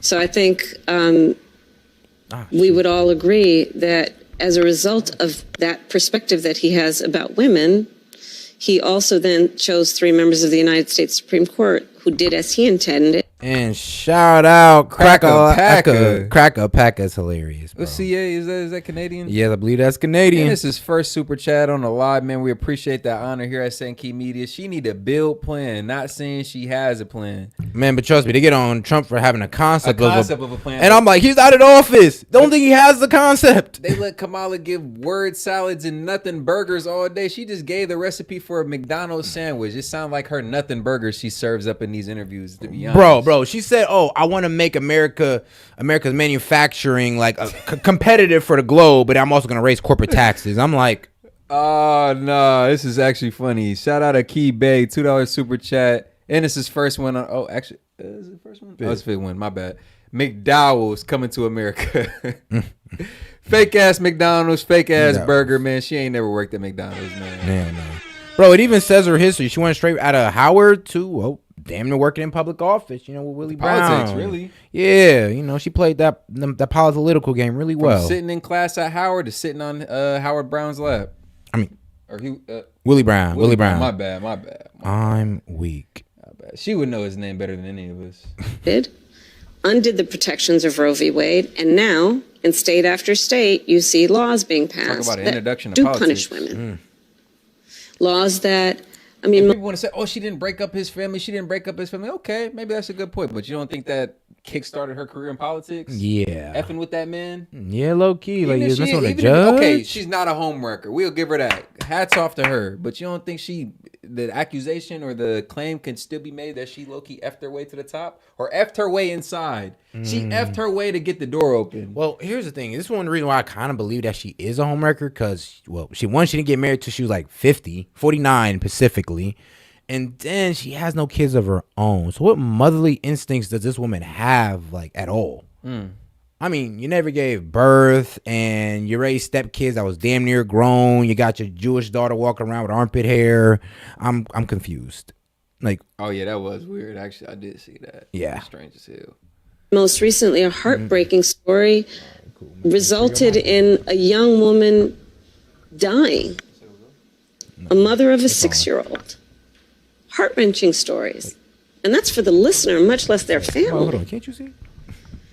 So, look, I think the thing about Donald Trump is that, you know, I don't think the women of America need him to say he's going to protect them. The women of America need him to trust them. Can we trust you? Yes. Wow. Yes. I am not perfect, but I will tell you, I'm always going to put the needs of the people first. Madam Vice President, thank you for your time today. Thank you. Thank you.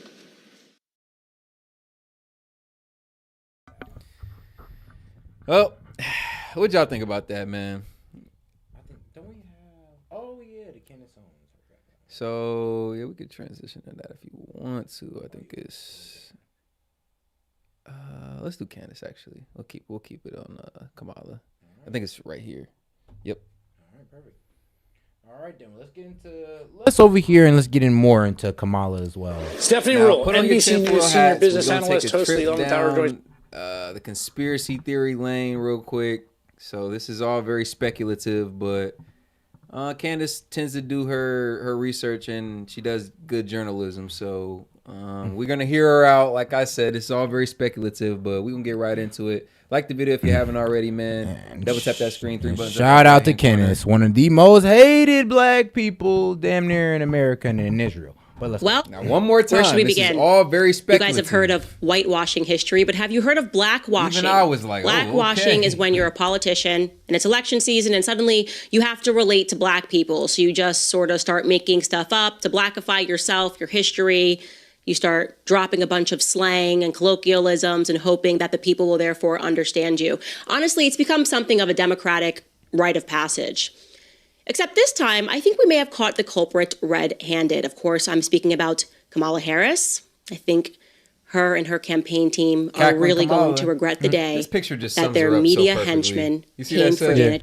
And here's the thing, of course, though. I'm speaking about who is the only person we like, bro. Nobody else want to cover Kamala. Everybody else is afraid to. Janet Jackson says something against Kamala, and everybody was coming after her. So her publicist came out and apologized, and they had to come out and correct. If her you don't, publicist and bro, said, "Nah, we didn't apologize." Bro, if you don't like the sources, then go ask your sources to talk about it instead of lying to you. Like, yeah, why don't they break none of this stuff? Why don't they go down and touch down in Springfield and ask the people? Why does I don't know, like Vivek Ramaswamy got to do it? Like, let's be real. Or why do y'all come to channels like ours? Because y'all know we not scared to touch on all these topics. We're not scared to go over a wide range or spectrum of topics, touch on some conspiracy theories, touch on some of these legacy media's perspective, touch on some of these these alternative media perspectives while providing our own. And it's hard to hear our left media when the Trump derangement syndrome is so strong. I mean, let's be real. You could listen to Fox News and they're not gonna go as hard on Kamala. I mean, like, let's be real. If we talking about rhetoric, the left has the most demonizing and hateful rhetoric of the right.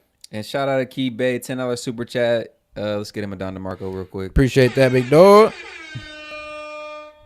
He says, what about the other option? We need to hear what they have to say. What y'all think about that? I can concur. I completely concur, my friend. And that's, if you're new to the channel, that's kind of what I think he might be new. So. Okay. So if you're new to the channel, that's exactly what we try and provide here. Both perspectives, the left, the right, while providing ours, giving it some critical thought, analyzing it with y'all, obviously keeping it interactive. If y'all have any facts that you feel we're missing or any disagreements or anything you'd like to add to the stream, we hear y'all out with super chats. But yeah, that's exactly what we try and do, my friend. We don't ever try and go down a echo chamber or a rabbit hole with this or be too narrow-minded. We like to open it up to a broader spectrum of ideas and perspectives. And we're hearing her out fairly too. We're hearing her out fairly. We're letting her speak. We're listening to the entire interview. And for those of y'all who are just now getting in here and complaining about the poll, this was a super chatted question. That's why it looks like that. Understandably, it's a little bit skewed. Understandably, it is even a little bit silly. But take it down. We had a supporter ask the question, so I put it in the poll just to be funny and keep it interactive. What are some options that y'all would like to hear, and they can't have Trump derangement syndrome? Or if y'all want to start any other polls, y'all can go ahead and super chat in, and we'll get a poll started on your behalf. Because thoughts, questions, comments, jokes, disagreements, $1 or more, we got y'all. Because I kind of like from the left leaning side. Wait, is Bill Maher count? Or Bill? What's it? Bill O'Reilly? What's his name? Bill Maher? I think it's Bill O'Reilly or something. But I do listen to the left, but I like listening to the left that's not so like crazy. Right. Low key, like I kind of listen to Cenk a little bit, like, you know, the Young Turks. But even when he comes to Trump, he gets a little fair when it comes to comparing, you know, the Democrats and Republicans. But then he gets a little like, I don't know, a little bit. Well, he has too much vitriol for Trump for me to sit there and just take him seriously. He's like, oh, you hate the man. It's like, we can sit here and talk about Kamala, and y'all can listen to me because I'm not sitting here just calling her the worst thing in the world. Like, I'm not saying that. I'm just telling y'all the fact of the matter of, well, what we're hearing, what she's done, and that's that. And if y'all don't like that, then, well, y'all just don't like the facts that we're giving to you. But trust me, I don't hate Kamala. I have Kamala syndrome where I just have all this hate for her. I don't have no hate for Biden like y'all got for Trump. Honestly, I feel like that's why people come to here anyway, because they realize that we just don't have that hate for them, that we can kind of look at them from a logical perspective. Wait, bro. I'll be the first one to say it, bro. You can look at what Biden's done for the U.S. You can see some good things. You see some terrible things. You can same for Trump. We look at them equally, but when we look at the resumes here, we're kind of looking which one's the best for the economy, and we chose Trump. Sorry. If y'all don't like that, that's on y'all. Kamala Harris, I think her and her campaign team are really going to regret the day that their meat henchmen came for Janet Jackson. Welcome back to Candace.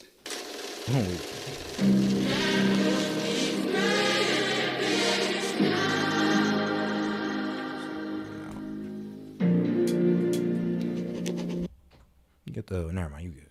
Oh, shout out my man Aki Bay. I'm literally buzzing with excitement right now for what we just discovered. Obviously, we are running a little bit late today, but as I said, it will be well worth the wait. So yesterday, we were getting closer and closer, asking questions, shout out Aki Bay, obviously, about Kamala's genealogy. If you need to go Appreciate back, you can do that. Begin with episode 70 and work your way forward to see how this mystery has unfolded. So we were left with some major holes in Kamala's genealogy. We had from her father, Donald J. Harris, that he grew up in Jamaica and was raised by his grandmother, Miss Iris. He effectively wrote an entire piece about his Jamaican heritage and really focused on his grandmother, like she is the person that made the most difference for him. He honorably mentioned Miss Iris's husband, who he only referred to as Mr. Christie, and remained conspicuously silent about his own mother. How do you do that? How do you just say one sentence about your mother, refer to her as Miss Beryl? And I want to be clear, you're writing this for the population, right? You're talking about your heritage. Even if you called your mother Miss Beryl, you would probably, for the sake of wanting people to be clear on who you're referring to, list her full name. He didn't do that. He just said one sentence. This is not to, ignore my mother, Miss Beryl. And that was it. And we know that her full name, according to her birth certificate, is Beryl Magdalene Finnegan. And we know that at various times she took on the middle name Christie. He also mentioned in that piece that his father was Mass Oscar. I guess, again, that is kind of a slang way of referring to his father. But I was completely stumped. I was completely stumped as I was looking further into this because I could not find a marriage record between his father, Oscar Joseph Harris, Miss Oscar, and his mother, Beryl Finnegan. Like, this is something that to me seemed really odd. I love that. And some video. people who wanted to rationalize. Oh, don't worry. I'm gonna cue that one up for you, Marshall Gameland. Don't worry. I love that video too, G. I love that video too. We're saying, oh no, that's just how things were, and sometimes people didn't have record. No, I wasn't buying any of that because we were dealing with a family that had money. It is just a fact that Kamala Harris's family descends from slavers. They were given money for their slaves. Somebody did the calculation, essentially, for that day and time, it would have been $11 million that they inherited for their slaves once it was abolished. It is why when he speaks about his Jamaican heritage, he speaks about them as having owned stores, right? So this is not your typical Black story that we're referring to here. And so I expected very much for there to be a record of marriage. Oddly, as you guys will recall, any records that I did find suggested to me that Beryl may have been the domestic help, who may have also given birth to a son named Donald, born in 1938, who died before he even turned 2. So that was very strange. Question marks. We were like, okay, we're seeing this Beryl, we're seeing this Donald Harris, we're seeing that an infant died. What's really going on here? Why is it starting to feel like a scary movie? But of course, we want to rationalize it ourselves. Like maybe it is just a coincidence that another Beryl had another Donald in 1938 in St. Aaron Parish, and we shouldn't look too far into that. What we knew for certain was that Beryl, the correct Beryl, was married at the age of 25. So Donald Harris, who was presenting as Kamala's father, would have been 6 years old. She got married to a man named Lawford Newland, who he has completely erased from his childhood historical account. When he wrote this piece, he did not mention a Lawford Newland, a stepdaddy named Lawford Newland. And that was odd because then it would suggest that she would have had to have married his father, Oscar Joseph Harris, after that. So have the kid, marry someone else, and then go back and marry your baby daddy. I don't know, but I needed to find some records. We also couldn't find a divorce record, by the way, between Lawford Newland and Beryl Finnegan. Where's the divorce record? We did see that he went to America. We searched there. He went through New Orleans. We went through California. We just could not find anything. And in my view, there were too many holes in his account. Numbers that he got wrong about the siblings. I just felt that there was a secret here. So I decided that we needed more information specifically about Donald J. Harris himself. And we couldn't find a birth certificate for him, which I flagged as odd. And I also wanted to find that marriage certificate between his father, Oscar J. Harris, and his mother, Beryl Finnegan. That was crucial to me.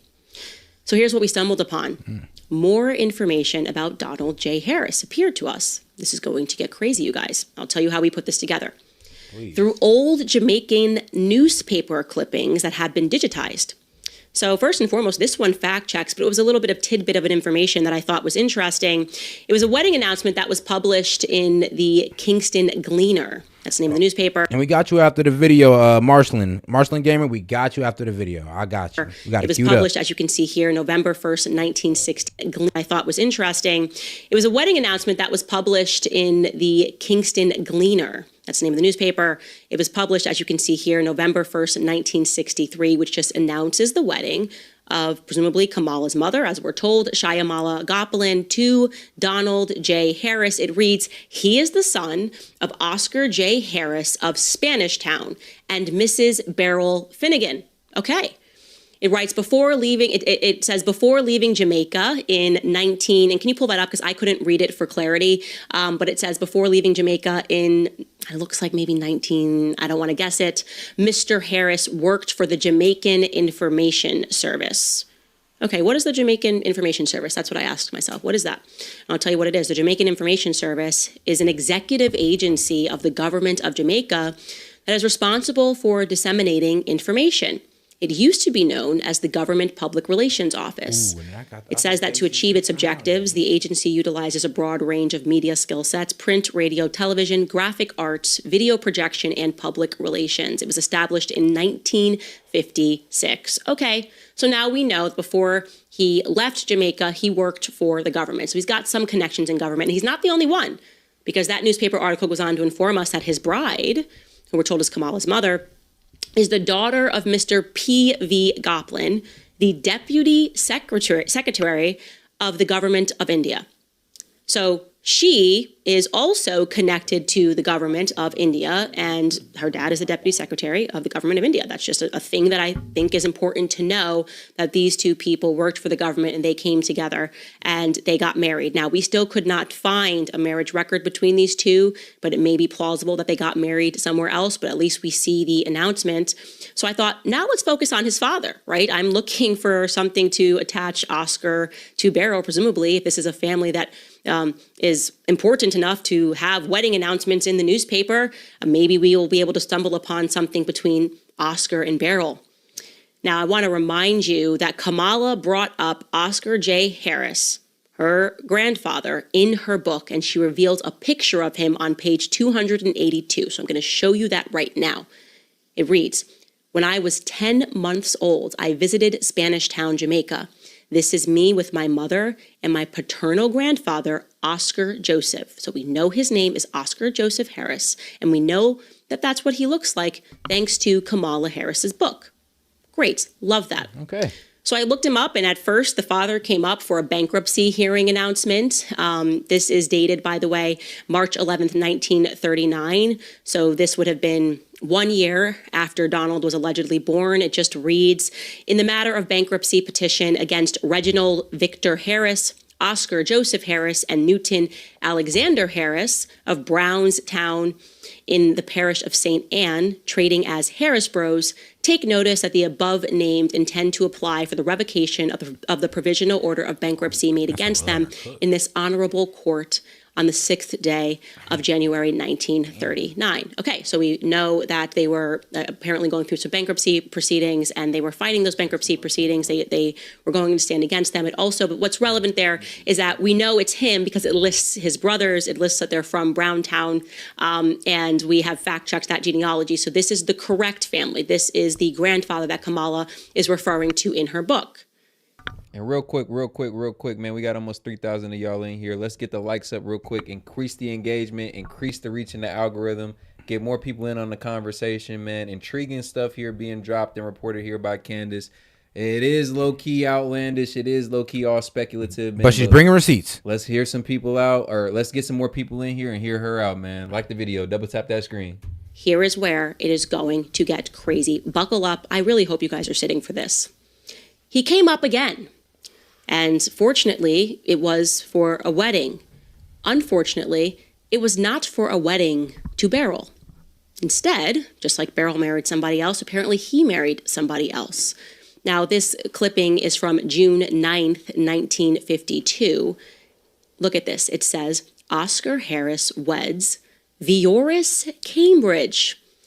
Now, I want you to look at this photo, and it certainly looks like, and I know it's a shadow on the left-hand side, but I'm going, that looks like the picture, you can tell by that balding pattern, of the person that Kamala has presented to us as her grandfather. And he looks mixed race to me, but that woman on the right looks white to me. Now, I know you're going, Candace, that's crazy. It's a black and white photo, but, you know, there's a certain way when you're photographing a black woman that she comes across, and that ain't it, my friends.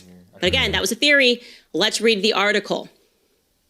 It reads, "Vioris Cambridge, daughter of Mr. and Mrs. V.S. Cambridge of St. Elizabeth," that's another parish in Jamaica, "became the bride of Oscar Harris of Browntown, St. Anne, at a beautiful ceremony in the St. Andrew Parish Church, Halfway Tree, on Thursday last night. Her slenderness enhanced by a gown of white nylon and chantilly lace. The bride, carrying a bouquet of white asters, was given in marriage by her father. Her only attendant, her sister, Carmen Cambridge, wore a gown of aqua nylon and chantilly lace with a bouquet of pink rosebuds. The best man in the ceremony, performed by the Reverend Grant Levi of Montego Bay, was Mr. Newton Harris, brother of the groom. During the signing of the register, Mr. Gene McDonald sang, "I'll Walk Beside You," and "Because," at a reception held at the home of the bride's uncle on Chester Avenue, Mr. Milton Hamilton was master of ceremonies. I just went, what the heck is this? First and foremost, how odd. Crazy stuff. I know half of y'all are like, huh? Like, what the fuck is Candace talking about? Ain't no way. I'm telling y'all. Tune in. Sit on your hands. Put the keyboard fingers away. Put away the keyboard warrior for a second, man, and just turn on your eyes and your ears real quick. Just watch and listen.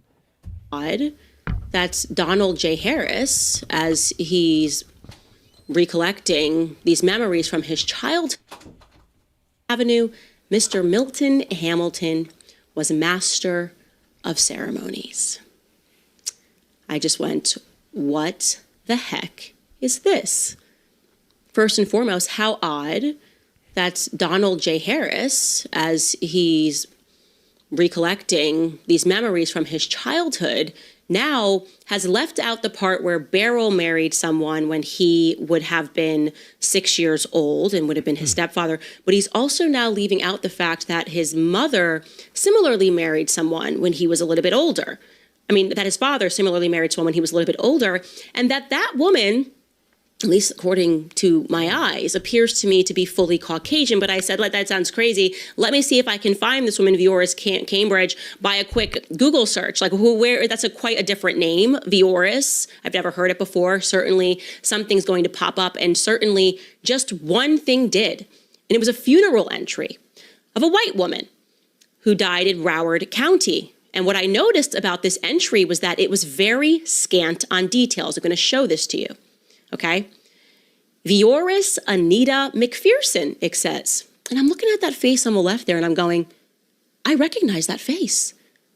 This woman looks familiar to me. Am I crazy? Are you guys seeing this? She looks a little bit like Kamala Harris. There's something about the smirk. I don't know. Am I crazy? So I said, let me not jump to conclusions. Maybe I am just so down far the rabbit hole that I'm seeing Kamala's face. So I read this entry and it says, it is with great sadness that the family of Vioris Anita Harris McPherson Cambridge, in parentheses, so we know that that's her maiden name right there, announces her passing on Saturday, June 15th, 2019. She will be lovingly remembered by her children and spouses, her grandchildren and spouses, her great-grandchildren, cousins, nieces, nephews, and friends. We will celebrate her life on Saturday, June 29th, 2019 at 10 o'clock a.m. at Christ the Rock Community Church. It gives the address there, and it says where they will immediately follow at a reception hall. So if I'm following this correctly, he's not Indian and black, he's Indian and white. If I'm following this correctly, because we're now talking about Donald Harris's, mother. This is who we're trying to search for, because Kamala posted a picture and said that it was this black woman that was next to her, and it didn't turn out to be that woman. Actually, there's no way it could have been. So now that we're looking at it now, we're kind of seeing that Donald Harris is actually, Indian and white. And Kamala Harris, that would mean she's Indian and white. In lieu of flowers, donations may be made to the Alzheimer's Foundation in memory of Vioris Harris McPherson. So nothing given to us there, literally nothing given to us about our family. Have you ever seen that? Usually survived by a sister, a cousin, a brother. I went to see if anybody posted anything. It says she has a really big family. I was like, okay, well, certainly somebody would have posted on the board. People do that all the time. I'm so sorry for your loss. Love you. Cousin, I'll see you there. Hug, kisses, nothing. Very weird. I then tried to look this woman up in Broward County records, and it just looks like people are trying to protect who she was. It doesn't tell me who she's married. I don't see anything there in Broward County. It just says an entry for a marriage that took place in 1994. And I also see that she's got another name there, McPherson, so maybe she got remarried. but it at least tells us that her birthday was October 7th, 1927. So I thought to myself, can I find a woman, a white woman who was born in Jamaica with that exact birth date, with that exact name? It's, like I said, a very different name, Vioris. And the answer is yes, we did. Whoa. We were able to locate her birth certificate. And now we know why it said that she was married to V.S. Cambridge. It had listed her father as V.S. Cambridge, Mr. and Mrs. V.S. Cambridge. That's because her father's name is Vivian. Her mother's name is Adina Wright. And here you have it, born in Elizabeth. St. Elizabeth is... here she is. This is this woman, Vioris Cambridge, born to Vivian Cambridge and Adina Wright on October 7th, 1927 in St. Elizabeth, Jamaica. Well. What the hell is going on? Who is this woman? Why hasn't this been mentioned? Why does it feel like this profile was being very hidden? And again, as Donald was jumping in to his family background and speaking about how Jamaican it was, why didn't he mention this? Why didn't he mention this woman, his white relatives? It might be relevant when we're having a discussion about Kamala's race to mention the fact that your dad married a white woman. I'm just saying, here's another picture of her. And there's something... To be fair, shit, I could say my grandmother's like that color. Steph, we got y'all, or we got you. We'll play that closer to the end of the stream. It'll be easier for us to clip out if we do get hit with a copyright. Okay. But yeah, I'm over here looking at it and I'm like, well, chat. My grandma was probably like a shade or two darker than her, to be honest. Bro, my grandma is a damn near her color, so that's what I'm saying. We got to give Kamala a little bit of the benefit of the doubt because she could be a little bit black. I'm just gonna be real. She's probably like one of them high yellow. You know, there's no nap in that hair, not whatsoever. But maybe, possibly. Familiar about her smile. There's something familiar. I'm looking at this woman, I'm going, this woman looks to me like Kamala Harris. Now, something even weirder, the person who did create something for her online, okay, who created a profile for her on Ancestry.com, look what he put in the middle of her name. He lists her name as Vioris Anita Iris Cambridge. Fascinating. Absolutely fascinating. So we looked into this briefly. And again, all of this has transpired within the last 4 hours. So we are not as organized about this, or I shouldn't say, we are not as certain about this, but it looks like the person who made this entry was a member of her extended family. It looks like she got remarried in 1994 in America and that's where she picks up the name McPherson. And that individual put Iris in quotation marks. Is it possible that Donald J. Harris, when he's fondly remembering Miss Iris, could be speaking about this woman? Yeah, it's possible. Everything's a possibility. Like I said, he's very scant on the details here. What we do know is that he declined to mention this woman. He declined to mention someone that his father married who was completely white. And as I said, I wouldn't have an issue with this if people were forthcoming and spoke about this. The press, as you're out there referring to Janet Jackson as crazy, right, for suggesting, what did Janet Jackson say? She said that she heard that Kamala's father, Donald J. Harris, was Irish. Irish and Can Hindu. somebody pull up that picture of Vioris again? She heard that his family was Irish. I think. And this is supposed to be the great grandmother of Kamala Harris. This is supposed to be, her grandmother, I believe, because this is supposed to be her dad's mother. And her dad has ran on the whole, also have tried to cover up for Kamala, talking about, yeah, I'm black and I'm Hindu. When really, bro, I don't know about that. Maybe though, maybe he has a little bit of black in him. I mean, it may be, like I said, bro, my grandma, from the Caribbean, and you see how light skinned she turns out to be. So, But the hair, but I ain't gonna lie to my grandma definitely got nappy hair. Like she had dreads. She got dreads. But she's like same color as this lady. Yeah, my grandma more so had the hair texture of this lady, curly, wavy hair. More like the hair type wasn't that you'd see of like a typical black person. Yeah, more wavy. Huh. Maybe Vioris, Cambridge, might be Irish. Was she so crazy to mention that, press? Or would it be so crazy if you guys did your actual job and looked in? Maybe he's dark Irish. Maybe dark Irish. Well, yeah, dark Irish. I mean, weak as hell. He's the darkest island. He's the darkest Irish man I know. Into these things as opposed to constantly trying to obscure things to protect your preferred candidates because you believe she should just be handed this. Now the question is it possible that the woman that we're looking at right there is Kamala's grandmother? Is it possible, based on the records that we have, that Beryl and Donald never did marry? Is it possible Beryl and Oscar, never did marry? Is it possible, is it feasible that marriage never took place and they both married two different people, and that instead at some point when they decided to blackify Kamala's history, they included this?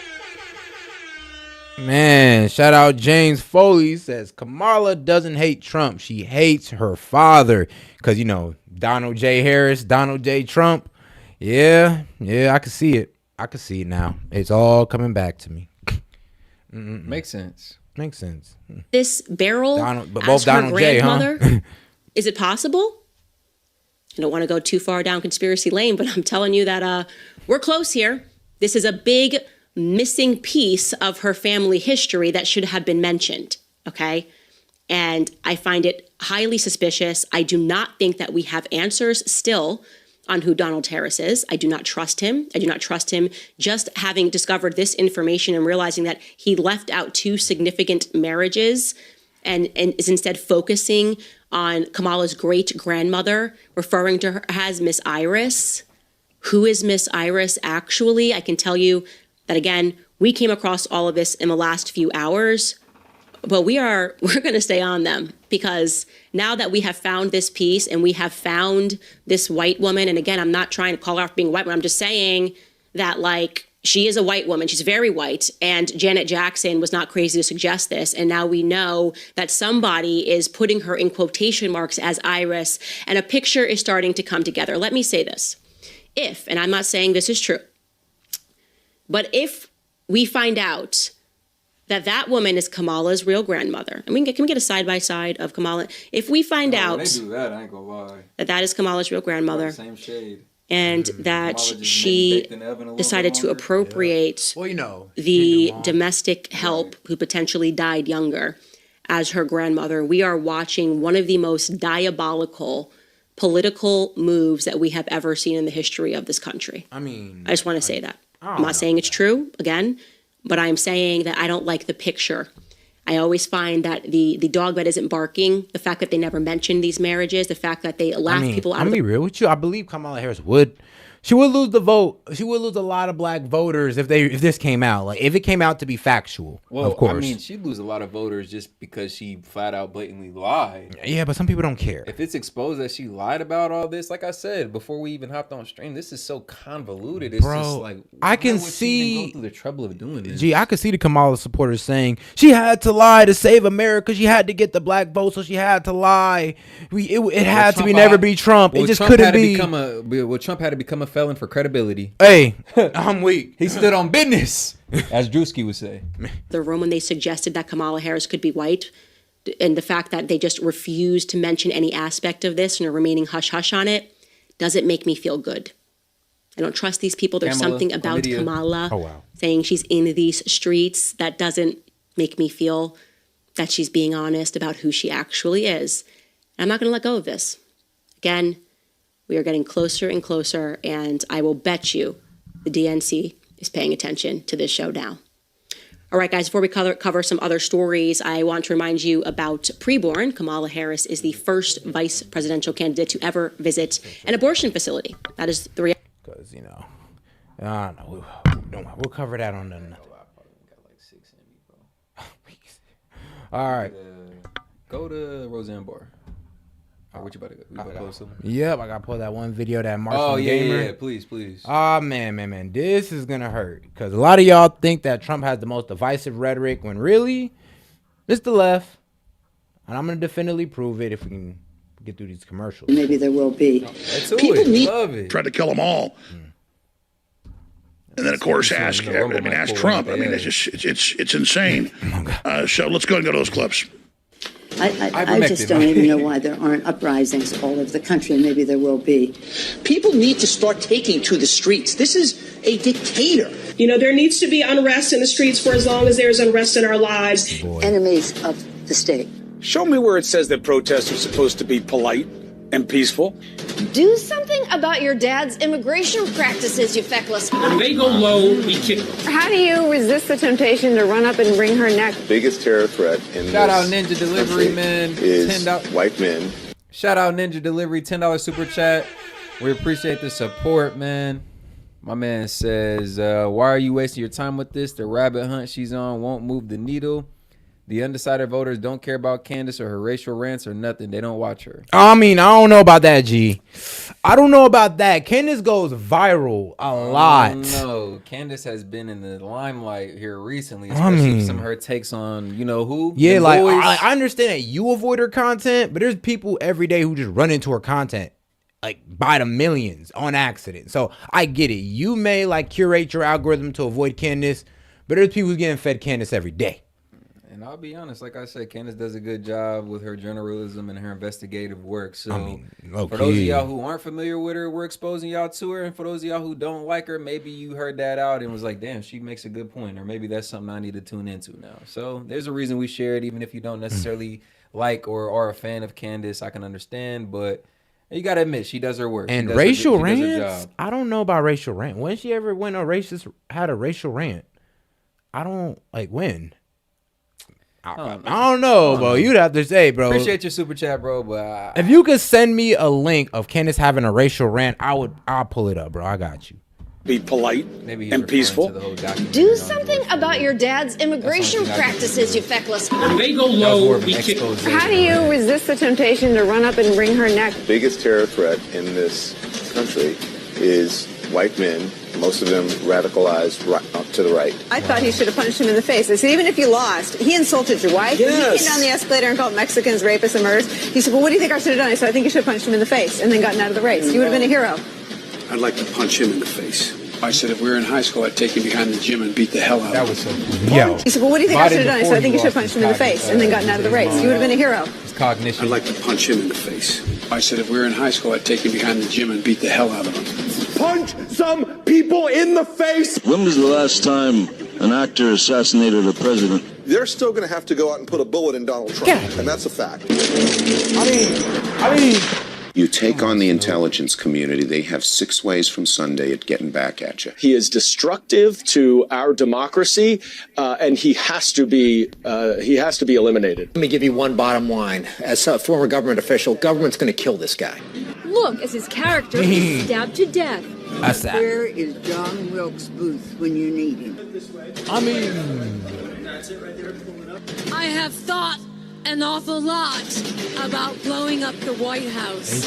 A Missouri state senator is under investigation by the Secret Service after saying she hopes President Trump is assassinated. I will go and take Trump out tonight. And if you see anybody from that cabinet in a restaurant, in a department store, at a gasoline station, you get out and you create a crowd.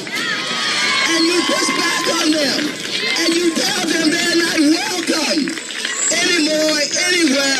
And sadly, the domestic enemies to our voting system and our honoring Domestic our Constitution are right at 1600 Pennsylvania Avenue. They're not going to stop before Election Day in November, and they're not going to stop after Election Day. And that should be, everyone should take note of that on both levels. That this isn't, they're not going to let up, and they should not. If you think we're rallying now, you ain't seen nothing yet.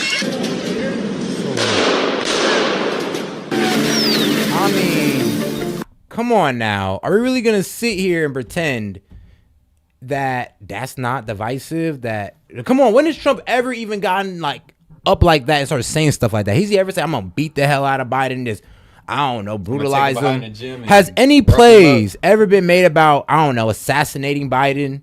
Has any rapper came out and put a prop gun to a fake Joe Biden or a fake Kamala Harris?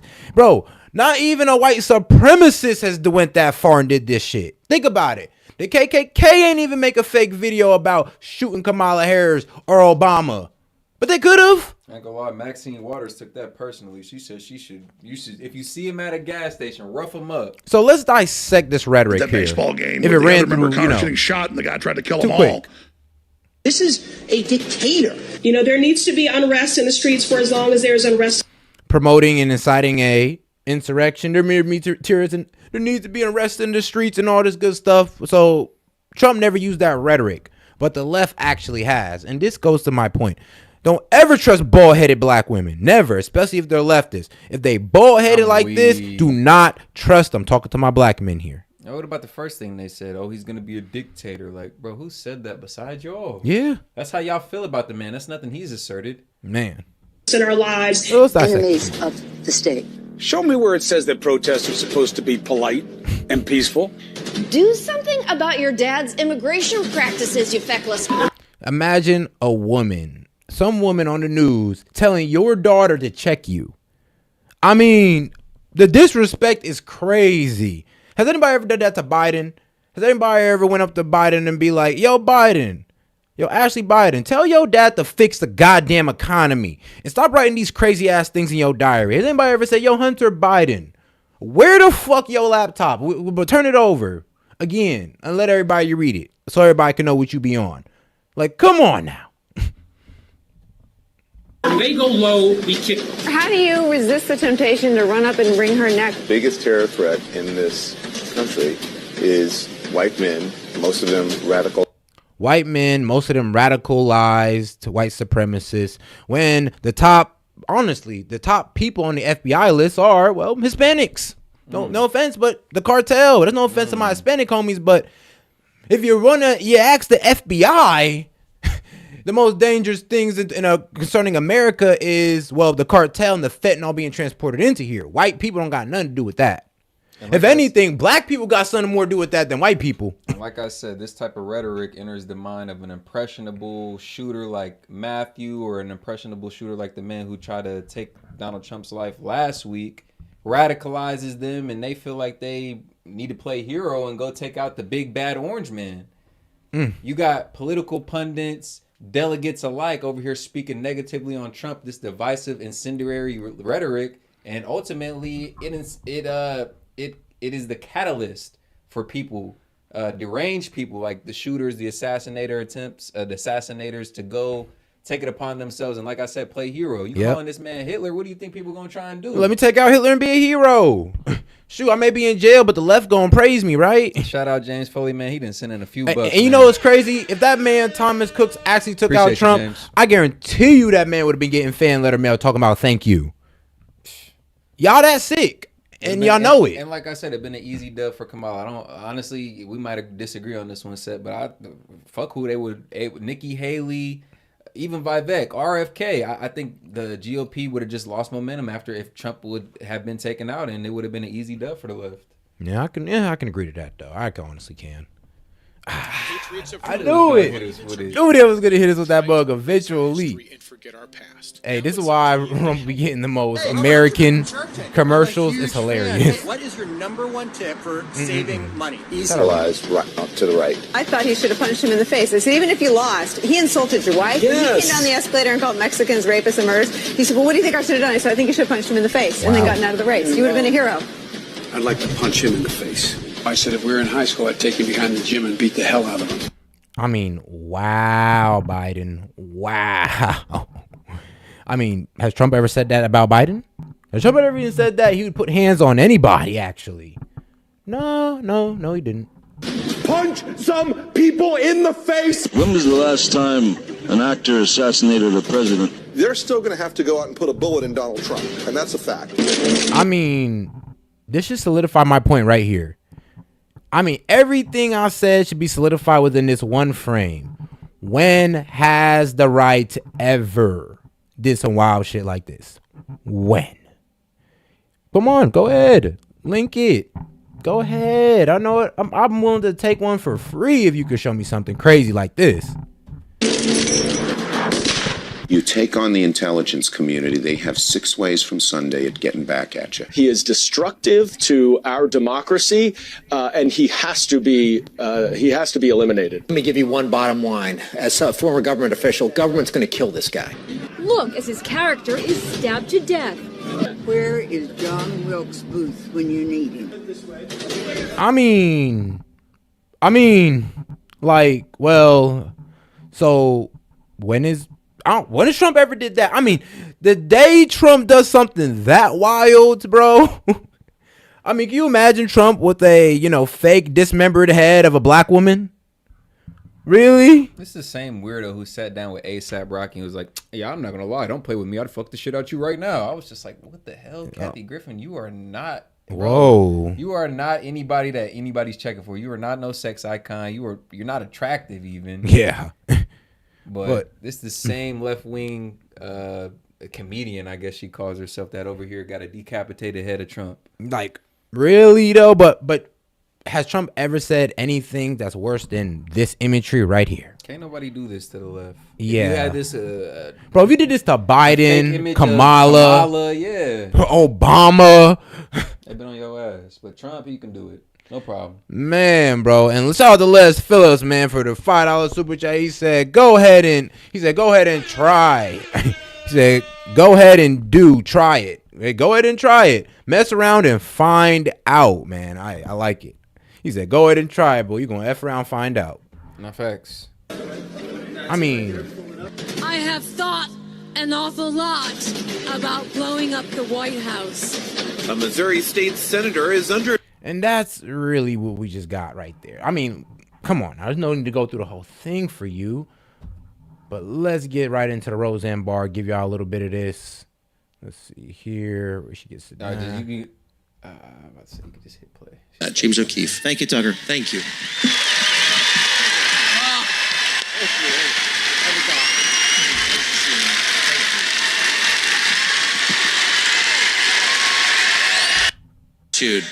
That I introduce, ladies and gentlemen, Roseanne Barr. Thank you guys so much. So nice to see you. Thank you. Hey, one's in the chat if you used to watch her show, man. I used to watch that growing up, coming home from school, man. I don't know why, but it was always on TV at that time. Yes, it was. Weird time slot. Tucker, for having me. I feel blessed to have you. Oh, you're so sweet. That movie looks fantastic, doesn't it? James O'Keefe's movie. Well, it is fantastic. I mean, the guy's honest and brave. It's not, being a reporter is not super complicated. Oh, man. I pulled that out. It's hey, not what's building good? a supercomputer, even taking apart your microwave. It's just like, be honest. And he is. Yeah, but he's like one of the only ones. Yeah, but that takes a certain soul. Yes, it does. It does take a certain soul. I love you too. So let me ask you, I'm always interested, well, you just said it yourself, like why in a world full of reporters is James O'Keefe the only one telling us what's actually happening to the country our ancestors built? And so let me ask you a variety of that question. Of all the famous people in the entertainment business, why have you decided to say exactly what you think? Well, I always decided to say exactly what I think. Whether it ruins my life or not.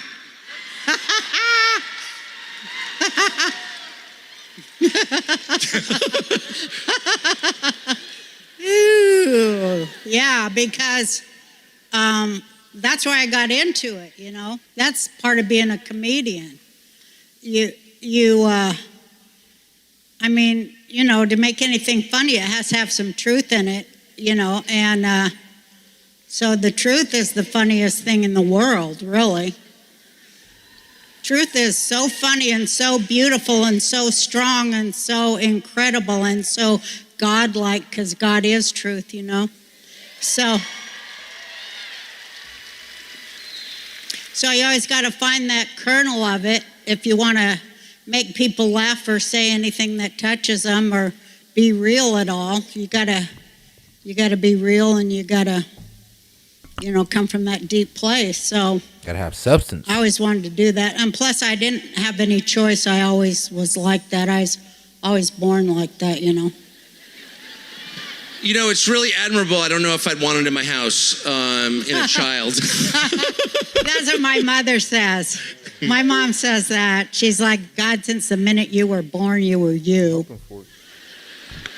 My mom says when I was born, all the other little babies were in their little baby beds there in the hospital, but there was one that was screaming real loud, and she just knew it was hers. And so she went down there, and all the other ones were all nice and being cute babies, but one of them was trying to shove both its fists into its mouth and screaming, and they had to put a little straitjacket on me to keep me from eating both my fists. And she said, it was always like that with you. And I always was. I was always me. We're the beneficiaries of that. So the truth is the most important thing. Telling the truth is a true joy, actually. It is a joy. Yes, it is. I agree with that. Boy. What is the truth of what we're watching now? What the hell is this? Well, I'm glad you asked me that question. I am too. I mean, we're in Fort Worth. We can say what we think. Yeah. Shout out kids. Well, I moved down here to Texas. I've been here, living here for 3 years. All the celebs and all the, I would say, people with money are low-key moving to Texas and Florida. Yeah, look at Elon. He moved Tesla to Florida. Not Tesla. He moved Tesla to Texas. Sorry. And are you noticing a trend? A mass exodus from Cali and New York to a mass entrance to Texas and Florida? Bro, to be honest, it's a mass left to go conservative? Bro, yeah, it's a mass exodus from liberal states to conservative states, because the low-key starting to see, well, not only can you strive better there, you don't got to worry about getting taxed crazy, but it's also, you also got better communities. Yeah, the state taxes are a lot better in those two states, actually, funny enough. I love it. People are so damn nice. It's really cool to be around nice people. And, funny it's enough. really cool. And guns and stuff, that's cool. No state taxes. Hell yeah. Right? Woohoo! I shot a deer, Florida, Texas, I shot my first deer. I guess it was 1 year ago, I shot an 8-point buck with one shot. Really? Hell yeah. I heard a lot of people. Hell yeah. That made the best, what do you call them? Bro, I like it. We turned them into beef sticks. Deer sticks. Oh gosh, those were so damn good. Sure. And let's get some input from the. Yeah, I'm on. Yeah. Let's get some input from the chat too. Where y'all live at, man? What state y'all chiming in from? Let us know in the chat. But yeah, Texas, Nevada. What else did I say? Florida. These are all states with no state income tax. So if you're wondering why celebrities, businesses, companies are leaving Cali, New York, and kind of turning to these more conservative states, one, they're able to express themselves a little bit more, not have to worry about what they say from expressive censoring government and leaders. And like I said, no state tax. You really get to eat out there. Yeah. Man, I'm talking about if you're getting smacked in the face by corporate tax, at least you can move somewhere where the state tax is going to make it beneficial. So if you're making a lot of money and you low-key want to keep most of your money, gotta be honest, I think about it like this. Think about a basketball player like Steph Curry, man. He makes an absorbent salary, right? Crazy money. But, bro, I think I looked it up. 20 to 30% of his salary goes to state income tax, bro. Just from playing out there in Cali, bro. Crazy as hell, bro. Versus a Miami Heat basketball player or a Dallas Maverick basketball player. Hey, man, you're right. And the way I'm looking at the chat, you'd be surprised to find out that, I think 70% of our watchers are from America.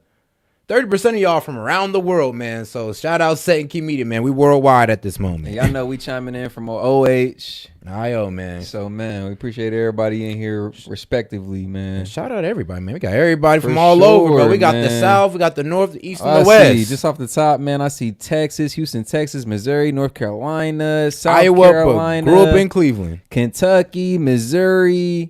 Shout out, man. Keep chiming in, y'all. Appreciate y'all. I got to go get me another one. I ate them all. I had a whole freezer full of them. I ate them all. Australia, international Oh, they were viewers. so good. I never had deer meat before. Japan, shout out. But you ate the whole deer. Yeah, I ate the whole deer. It was good. Ireland, California, shout out y'all, man. Well, my family ate it too. Not just me. I'm just picturing PA, that. we need y'all. Step up, PA. It was so cool. You know, I never did anything like that. Portugal, man. You know, I Shout went out on a VA, great big Virginia's old for the farm and lovers. it had all these deer and we tracked it and all that stuff and set up the thing and the whole thing. It was so awesome. Got the big old rifle out, you know, and put it on the holder and then stood there like looking in the bushes for it and everything. It was so cool. Man, I felt like I was really, you know, like I could take care of myself. You know what I mean? Like I was thinking like, well, who knows if what they're going to shut down or take away from us next, but I can always go out and shoot myself a deer if I have to.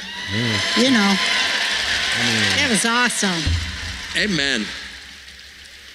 Plus, I thought, well, you might as well do it. You know, I always will say the rural areas got way more freedom than city areas. You can literally do what you want, bro. If you want to ride a 4-wheeler around a country town, you're good. But if you try doing that in the city, boy, Target practice in your backyard. man, bro, y'all just have more freedom out there because of the land, of course, and the, you know, and the distance between you and the next neighbor. Right, exactly. Ain't nobody up your ass. Ain't nobody looking over your shoulder. It's kind of honestly, it's ideal living. Yeah, it's ideal. It's like I'd rather be in the country, man, because it's just way more freedom. just want to do something once in my life, That's you know. real American living right You know, so I could say I had the experience, you know.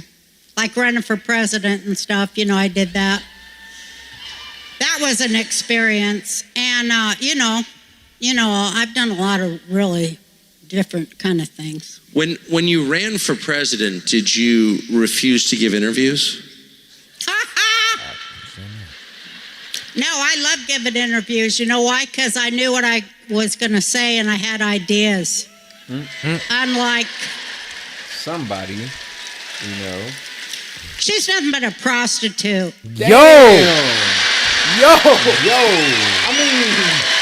Yo! Roseanne Barr, everybody. I mean, the reason we picked this video out. I mean, off the cuff for real. Understand she's a comedian first, a social commentator second. Pick a sucker. I mean, goddamn. Saying comedian not support any ideas or about to be said. Hey, you ain't gonna call us Kamala haters, goddammit. You know, she blew her way to the middle. That's what I said. She did. She blew her way to the middle. And that is insulting to us women who, like I said, it is so insulting to those women, you know, like me, who are never asked to blow a guy for a promotion. Right, ladies?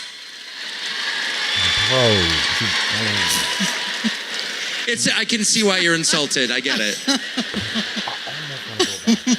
Wow. One more time. To those women.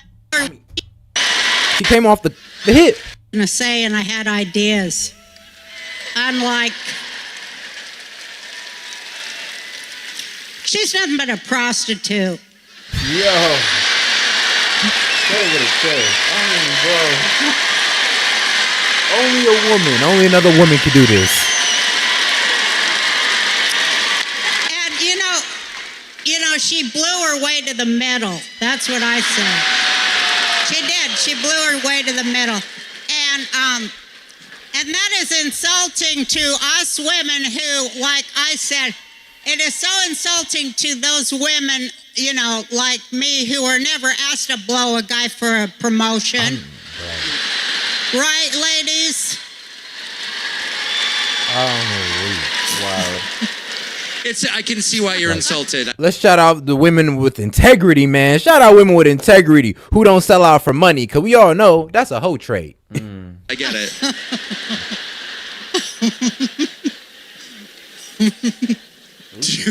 And we're supposed to be proud of that. I mean, we're supposed to go, oh, she's the first one. I mean, it's just such an insult. Everything that they do is to insult and humiliate us. The women, first of all, they can't insult or humiliate us enough by telling us that if you got a penis, you're a better woman. That really pisses me off, you know? I mean, it is. It makes me so mad. You know, it just it's mockery of you, It is mockery and humiliation. It's blackface. It's woman face. So when the little Bud Light dude is telling you how hard it is to be a woman, which he's been for like a week, I mean... You know what was disgusting about that? We're going to get into it, and you were getting into it, but, you know, I've been involved in this fight for a really long time. And he wasn't just being a woman or a girl or any of that stuff. He was dressing up like an 8-year-old. Right? You saw it, right? I was irate. And then he would run in his bedroom with his teddy bears and stuff in that little girl's dress. I mean, it was just pedophilia. It was normalizing pedophilia. And that is all they care about, that and killing babies. That's only two things they care about, normalizing pedophilia and killing babies. Vote in blue, next video. It's hard to argue with that. I mean, if those clearly are their priorities. I mean, but the thing that both have in common is the destruction of innocence. Absolutely. That's where the devil gets his power. Tell me what you mean. Well, you know, and shout out and a $20 super chat. Go ahead, Seth. Worse than that, she withheld evidence that would have exonerated an innocent man on death row, extended sentences for free labor during the California fires, and gave max sentences for weed possession before it was legalized. And also, she held up cases just to make publicity. Yeah, just make a publicity stunt out of it. It's like, yeah. I mean, if that's the track record you want for a candidate, and you believe that that's somebody that should be voted in, you believe that's somebody with integrity, I can't lie. I can only speak for myself. I think I can speak for Seth as well. But that ain't the type of leader I think we need. You don't really want that. Like, come on, you really don't. You know, and just to drive her point home. 7. What did that do, and what impact did it have on California? Tell us more about Prop 47. What did that do, and what impact did it have on California? Yeah, absolutely. So the sanctuary cities point is very important. She was for sanctuary city policies as the DA of San Francisco. And then, as you said, she actually helped to stave off federal action that would have stopped California from becoming a sanctuary state. But when it comes to the specific propositions that she facilitated as California Attorney General, Prop 47, and I'll also touch on what's called Prop 57, she was at the center of this by giving them favorable descriptions on the ballot, which is worth more than any amount of money when you're able to write the wording of the proposition in a way that will lead voters to think it does something different than what it actually does. So Prop 47, which has been behind the explosion of retail theft and open-air drug markets and fentanyl deaths to a large extent in California. Just recently, the main architect of that initiative came out and said that he very much appreciated the favorable ballot description that Kamala Harris gave for that initiative as AG. And then even more egregiously, Prop 57, which came a couple years later and was this massive early release initiative that let tens of thousands of serious criminals out of prison early. She deceived voters into thinking that this was only going to apply to nonviolent crimes. In fact, she, on the ballot itself, characterized as nonviolent crimes such as rape by intoxication, rape of an unconscious person, human trafficking with minors, assault with a deadly weapon, domestic violence, drive-by shootings, the list goes on. She said these are nonviolent crimes in order to deceive voters into releasing the offenders from prison early. And it's no wonder violent crime in California now far outpaces the rest of the country. Yeah, violent crimes in California. So, Anna P., we appreciate you for that one, because that just brought up how crazy they are about this at this point. And dang, hey, look it up. We got 43 on X Live right now. Shout out. Make sure to go follow us on X, man. Follow us on all socials. I'm going to link them in the chat again. Destruction of Appreciate everything decent, that, good, and innocent. He loves nothing more than when we, people give him the power by destroying it, then he owns them. He owns the people who do that in his name. And, you know, they worship Satan. And I mean, people are always going, oh, Roseanne, you're so crazy. But they do. They worship Satan. That's just satanic like they do. We worship God, only I think they're more, whatever the word is, devout than we are. They're way more devout than we are. Yeah, I mean, it's probably easier to carry out evil than it is good, if you really think about it. I mean, well, if you really... You don't even have to try. Should we put a name on the demon? The Baphomet demon, that's a transgender demon that everybody follows. Therefore, this is why this transgenderism or the confusion of the genders, because gender is something that God put in place as in part with nature. Like, bro, gender is like a sacred thing to be close to God. You can't confuse gender or else you're leading down Satanism, to be honest with you. On God. I'm telling you right now, dog. I'm telling you right now. You cannot realize God without understanding gender, because gender is throughout nature and it's throughout the universe in a way. It's always going to be a masculine and a feminine. It's always going to be male and female. And you can go from plants, people, animals. Quick shout out to KC, man. Another $2 super chat. He says, block me, cancel me, put your money on super chat table. Bro, KC, I'm literally on your side, bro. Like, the mods, I told them to chill. You still in here. I don't know if you want to get blocked at this point, but, bro, we ain't going to block you, bro. You're free to share your opinion. You're free to super chat into the show. You're free to view. Anybody else who disagrees with us has the same right and privilege, man. This ain't no echo chamber. We like to keep it partial, or impartial, I should say. And like to get both sides in here, especially folks who disagree with us, man. We like to hear y'all out. So, KC, bro, you're more than welcome to stay in here. I don't know if you want to get blocked, but ain't nobody about to block you, bro. Man, and shout out Anna P again. The greatest lie Satan ever sold is that he doesn't exist. Man, ain't that the truth? Man, they tell you it's not real, but I promise you there is some reality to these, these dark entities and all that good stuff. There is some reality. Makes me think of a book called Interview with the Devil. Yeah. Shout out Napoleon Hill, Interview with the Devil. Yeah, read that. That should give you a better understanding of what you're dealing with. Without that or hermetic teachings. Worshiping at the altar of the devil. And shout out and doing his Bass, another $5 super chat. Appreciate the support. America could turn into a East/West Germany. What side would you rather be on? Your vote should reflect that. Don't be someone who says never in America. Yeah, because we gotta find a way. A lot of these problems that we see happening internationally in other countries, they'll be on our doorstep soon enough. Look at multiculturalism in the UK. Oh yeah. That failed. Look at how it's tore their country up because it went unchecked. It went unbalanced. They just let these people in with an influx of people. And now if you call it out, you hate Muslims. It's like, bro, what? Like, dog, there's immigrants walking in, hurting women, hurting like regular citizens. Like, what are you talking about? It's not racism, it's just calling a spade a spade. We're just calling y'all out. You done sacrifice your people to the immigrants and you're dead ass wrong. Bidding. We'll forget about God when we go and we only turn to God when, we're having troubles or something, or when we feel bad. But those guys are at it 24/7. And that's when you ask me what's going on in the world. That is exactly what I think is going on in the world. It's a big old war. It's a war between good and evil. And, you got two choices who you're going to serve. You're going to, like that Bob Dylan song, you're going to serve somebody. It may be the devil or it may be the Lord, but you're going to have to serve somebody.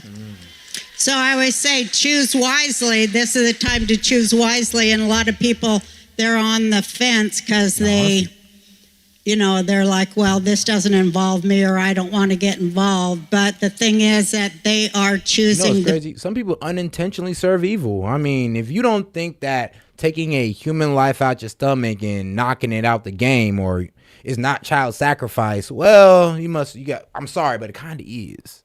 And then, come on now, when did they do child sacrifices? When was ever taking out a baby's life okay? When was that ever okay? Child sacrifices, Aztec gods, satanic rituals. I mean, Come on now, let's make the connections here. When has ever taking out a baby been okay out in human history except during a satanic ritual? Be with the devil by doing that, and they're going to pay for it too. What do you mean? So you're saying that the people through whom evil flows are destroyed by evil? Yeah, the people who do evil are destroyed by evil, but the people who don't hate evil, because we're commanded in the Torah to hate evil. We're not supposed to tolerate or love it or look the other way or forgive it. We're supposed to chase after it with hate to extinguish it from this planet. And that's the only thing we're allowed to feel hate for, not for another human being who happens to be captive of the force of the devil, but the devil himself. We are supposed to hate him and the evil he does by serving our God. And by loving our God and loving what's good, because God is good. I'm mad you got the... So when you're not choosing, you are choosing. You know what I mean? You're choosing not to be on the right side. You're choosing to go, oh, well, it doesn't involve me. Well, it does involve you. And you're on the wrong side of stuff that you didn't pick. It picked for you. Like a lot of people will say, well, I'm not political. I don't care about politics. Well, that's fine, but politics cares about you. Wait, hold on. The chat's still going on your side? And you are not immune. And I think these times are showing people that. It doesn't matter if you think you're immune or you can, immerse yourself in insignificant things. It's still going to get you. It's coming.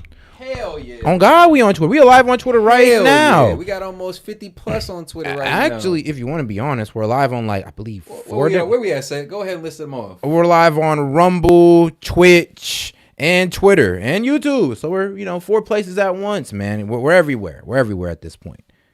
Except, Kick. We'll be on Facebook soon enough. If y'all go follow our page, they just made a new requirement. You got to have 100 subscribers or something like that. So run our Twitter up, or our Facebook.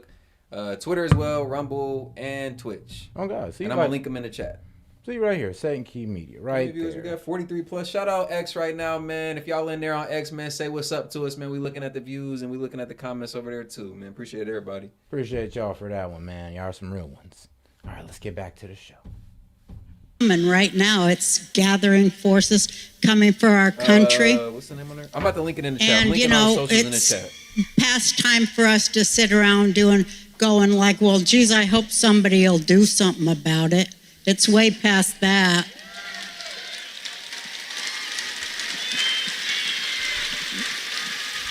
When did this come to you? Oh, boy. It came to me when I was 3 years old. I was 3 years old. And I grew up in an apartment house. I'm a Jew. I don't know if y'all know I'm a Jew. I love being a Jew. It is so much fun. It is so much fun to be Jewish. I'm telling you, it's a blast. Yeah, be proud. We have rich culture. I'm not gonna lie. It is. Hey. It's so fun. And it's only the elite. It's only the elite. Okay. Allegedly, purportedly.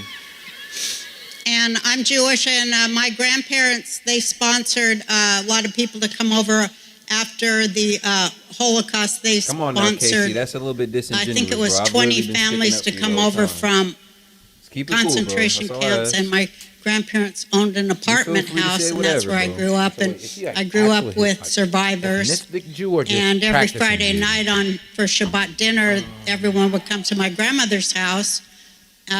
And they had numbers on their arms. And that's where I started my career, actually, because I always said my grandmother had a big, window seat. Socials, y'all. And so I would go up there and entertain, because I really don't like people all that much unless I'm on stage and they're watching me. Then I really love them, But I'm not good on one-to-one things because I get tongue-tied and nervous. But I really liked entertaining, and they'd all clap and stuff. And I did my really good Shirley Temple impressions. And I made my mom do my hair in ringlets and everything. And my family lied to me, and they told me that I was better than Shirley Temple and everything like that. And I believed till I was older. And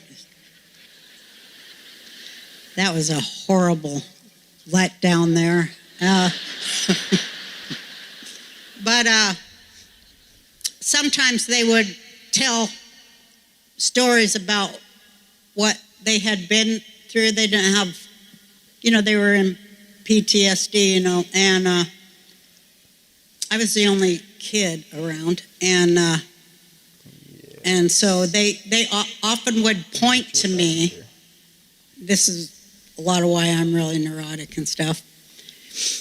And they would point to me and they would say, little girls like her. And then they would tell a horrible thing that happened. I mean, you do. I don't know why they hate like that. Like, huh? What? I don't know what you're saying. Oh, well, I love you too. You're so nice. Thank you. Well, so they's always pointing to me and going, little girls like her, they did this and that. And they were watching the Eichmann trial on TV, and I'd come in and they'd go, don't let her watch it. But then my aunts, they'd go, no, she should see this. I would never show my kids when they were 3 what I saw. But, it's horrifying, and I got horrible PTSD from it, too, and a lot of other mental things like obsessive-compulsive and a whole bunch of tics. But, so, I wanted to get away from them. I went in the bathroom and locked the bathroom door. I was only 3, and they all were coming, hey, Rosie, turn the black knob, and, oh, she's locked. They were Jewish, so they were like, oh, my God, she's locked herself in the bathroom. Locked herself in the bathroom. How's she going to get it? We're going to have to call the fire department. They're going to break into her house. Okay. But I was in there, and I was like, I locked them out. And it was great. Now, Roseanne and is a so little I was bit just crazy, all in the bathroom alone, and it was really fun and stuff, all by myself there without them there. And I had a vision, and I had this vision, and I saw a vision, and I told people this my whole life, and they're going, "Oh my God, she needs shock treatments and psychiatric care. Damn. She needs to get her, you wouldn't believe." Till I stopped talking about it, till I was older.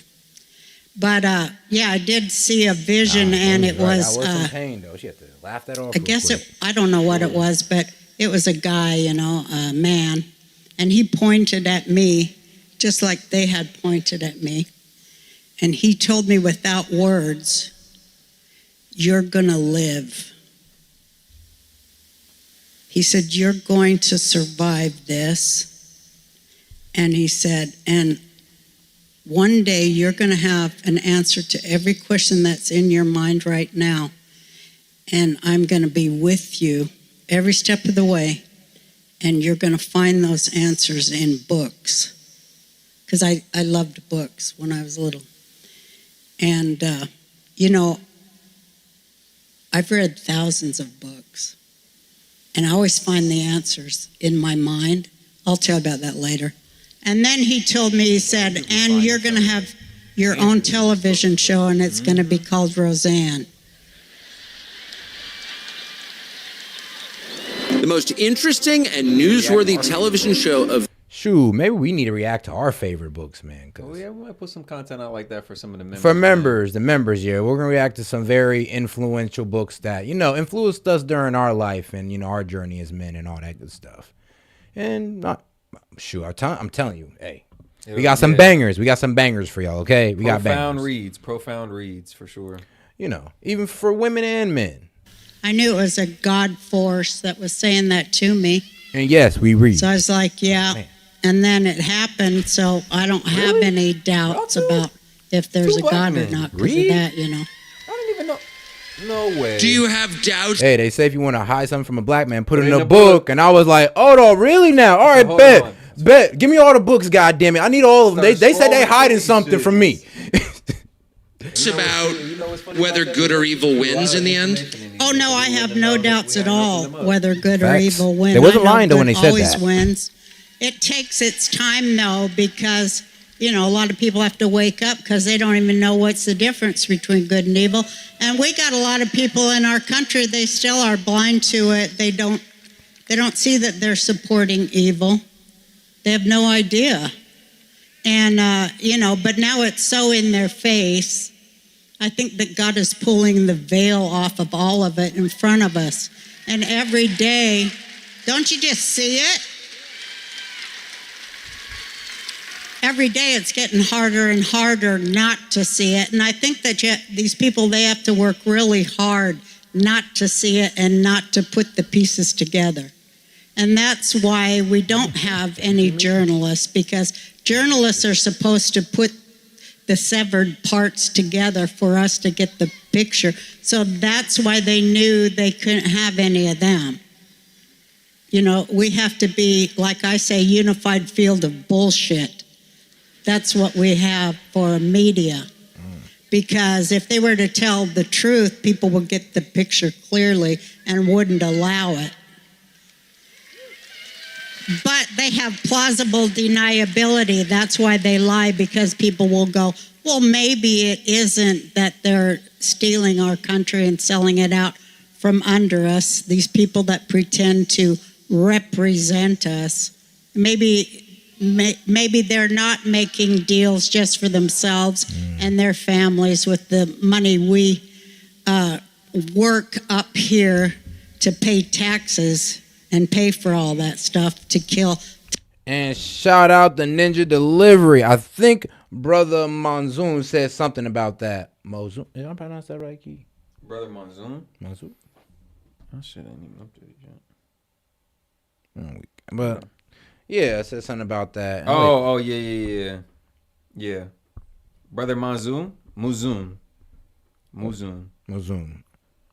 Yeah. No, sure. Who that? I'm not familiar. I'd have to look him up, bro. To allow them to kill us. Doing my research. You know.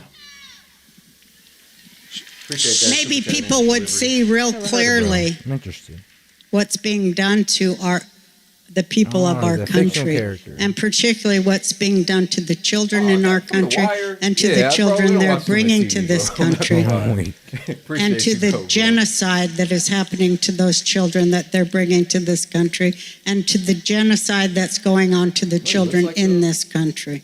Kind of. Well, how would you describe that genocide? Oh, it's just so complete on every single level. It's fierce. Well, you know, what is it like? They say 80,000 children just disappeared that were brought over here. But that isn't even taking into account what I know. When I came to Hollywood, well, pretty much he was a drug peddler. Always I was involved in stuff having to do with mental health. I love it. And being a mental health patient myself, I always saw behind that veil, that iron curtain of what they do to people who have mental health issues, what they do in hospitals, you know. Yeah. There's so many of us. People are obsessed with it. Yeah. And, you know, being committed to mental hospitals several times in my life, having about, 150 nervous breakdowns and such over the course of my life.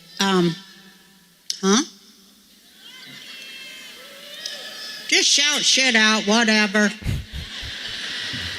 Yeah, we sleep, bro. Yeah, we do sleep. No, but I would be in mental institutions with other young people, so I would hear from them what was going on in their lives.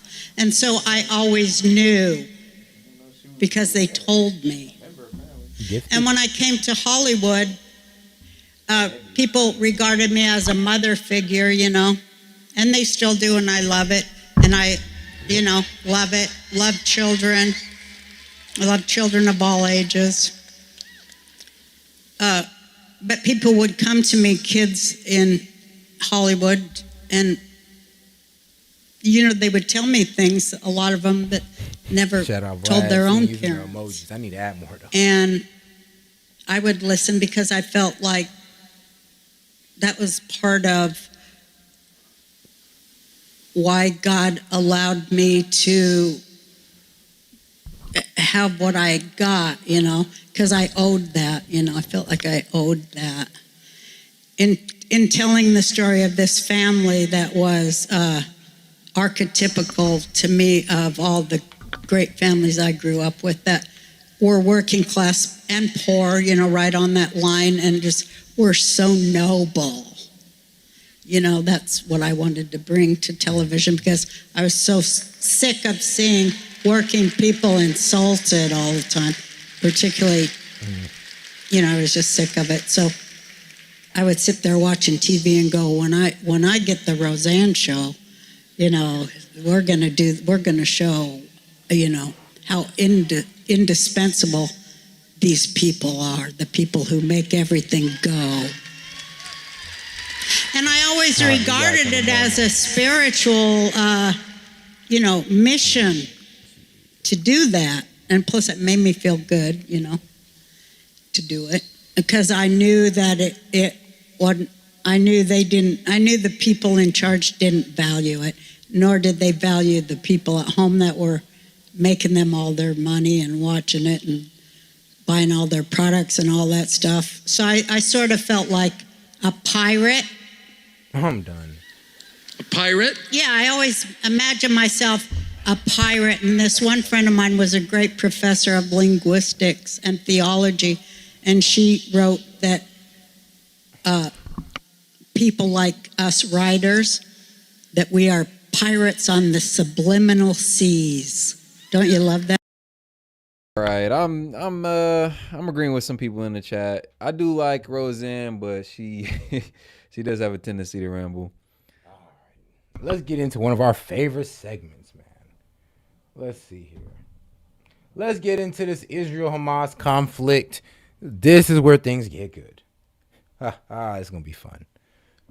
All right, man. Shout out Turner Twitty, man. We appreciate you. Let's see here. Man, get that one for me, though. All right. So 3 favorite books growing up. Tell me how the Electoral College work without Google. Electoral College, elected officials that vote on our behalf. 3 favorite books growing up. What was that one book that was like what was it? The character Pip who got that one mentor or something. I think I know what you're talking about. Wasn't the book I'm talking about? Wasn't it called like Hatchet? Shoot. Island of the Blue Dolphins, Hatchet. Shoot, I would say Ego. Like what was it? Ego is the Enemy. Ryan Holiday, and then we also got Obstacle is the Way. Wait. Growing up. Yeah, growing up. Oh shit! This nigga was accelerated. I was reading fictional books growing up. Well, I'm gonna be real with you. I always had an interest in Ryan Holiday. All right, I appreciate that. Like my dad has some of his books. I could appreciate that. And then let's see who else, and then there was like, I ain't gonna lie though. I kind of was reading Harry Potter for a bit. Then I started watching the movies, and then I got disinterested. I was like, so what I say? Island of the Blue Dolphins, Hatchet. I don't know why I really like that book, Hatchet. I'm trying to think of something else that stuck out to me as a kid. Shoot. I think of all the books I read in my life, I'm like, damn. Malcolm X biography. Ooh, nice one. There we go. I love it. Yeah, but the real problem is Israel. You're famous for interview style that begins with condemn this group, that group.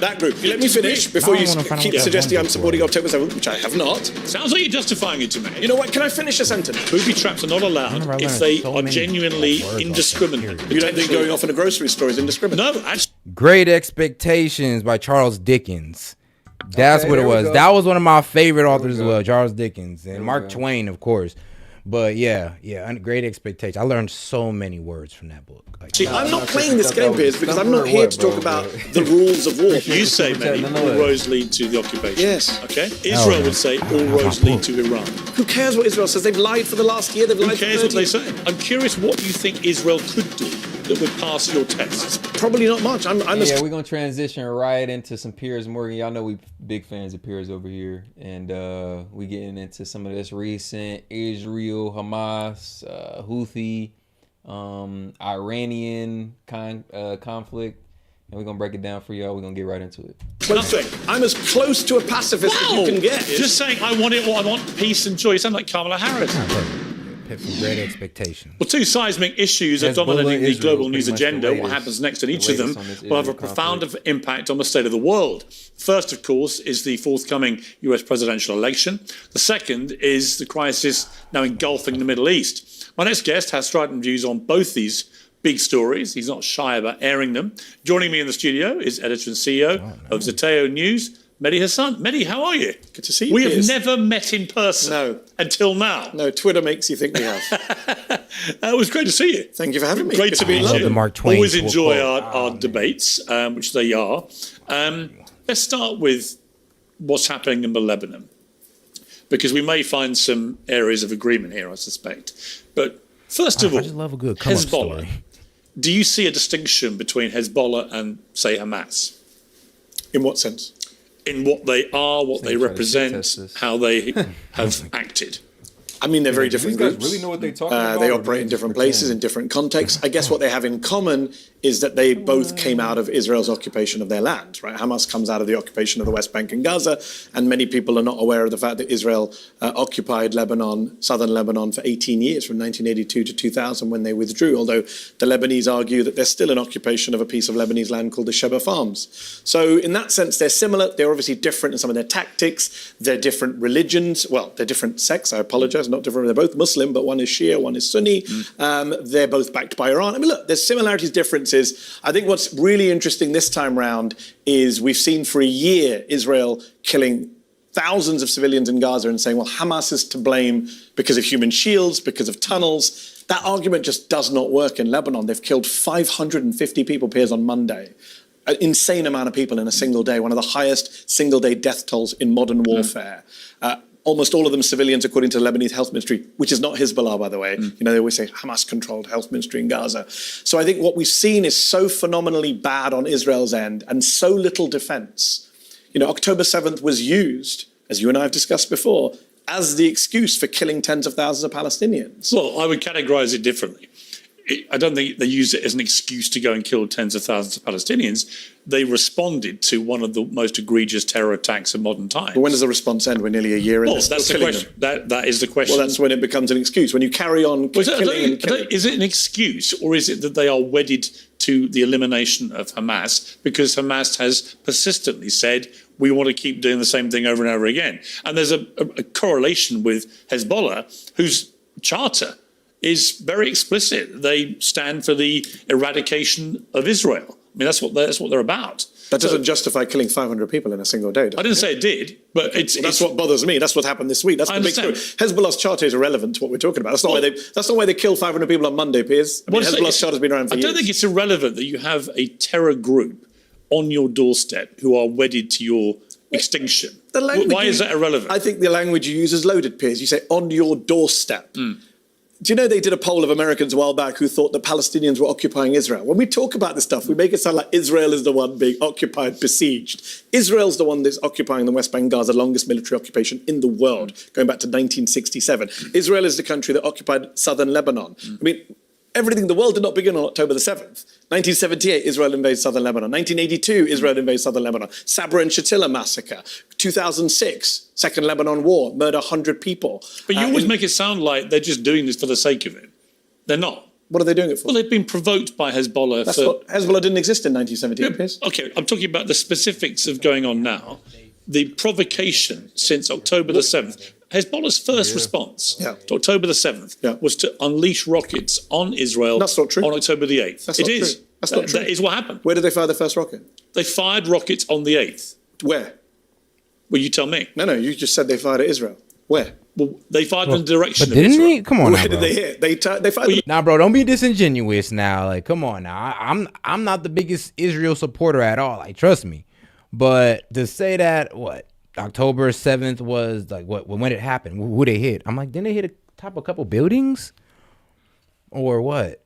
Or like, what, you trying to tell us that it didn't happen? Because then, oh man, we about to have a riot in the chat.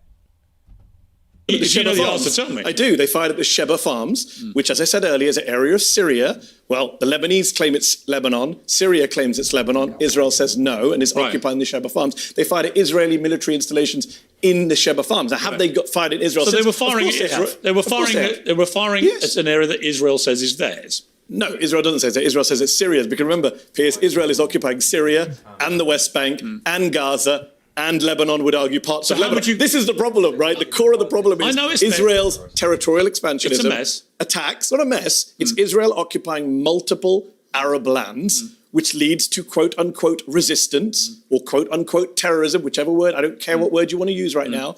But that is the core, right? You had John Mearsheimer on the show this week, made the same point. Deal with the occupation, then you deal with the violence. And look, has Hezbollah fired into Israel at civilian targets? Yes, I don't agree with that. But the reality is 82% of the exchange of fire between Lebanon and Israel since October the 7th has been done by Israel. Okay. 82%. But is that not a provocation of Let me Hezbollah? finish my point, which is that since October the 8th, 19,000 missiles, rockets have come from Hezbollah to Israel, right? But way more from Israel into Lebanon. Well, I'm sure 82%. Of course they've responded. What else are they supposed to do? 82%. But this is not two equal sides. So they can't defend themselves. But the vast majority of attacks is on Lebanon. Okay, but would you condemn the firing of rockets by Hezbollah or not? Of course, I condemn all attacks on civilian targets. Well, we know that, Piers. We've discussed this. I'm going to come to Israel's I don't come on shows to defend militant groups or foreign governments. Okay, so I come on shows to say, let's end the violence. Let's sort out what the solution is. Let's look at the root cause of the violence. It is undeniable that the root cause of the violence is Israel, Israel's occupation, the genocide in Gaza. What did the leader of Hezbollah say? He said, we won't fire any rockets if you end the killing in Gaza. What did the president of Iran say? We won't retaliate for what you did to Ismail Haniyeh on Iranian soil if you end the killing in Gaza. What did the Houthis say? We'll stop blocking ships if you end the killing in Gaza. Where do all roads lead back to? Why would you believe any of those people? I don't believe any of them. I'm Ronald Reagan. You're citing them as if there's sort of gospel statements from people who have unimpeachable integrity. I'll tell you why, if you let me finish. I'm Ronald Reagan. A bunch of terrorists said, we won't do X, Y, Z if you do this. I'm Ronald Reagan. I say verify. Call their bluff. If they're lying, call their bluff. Stop the guy. Hear this one.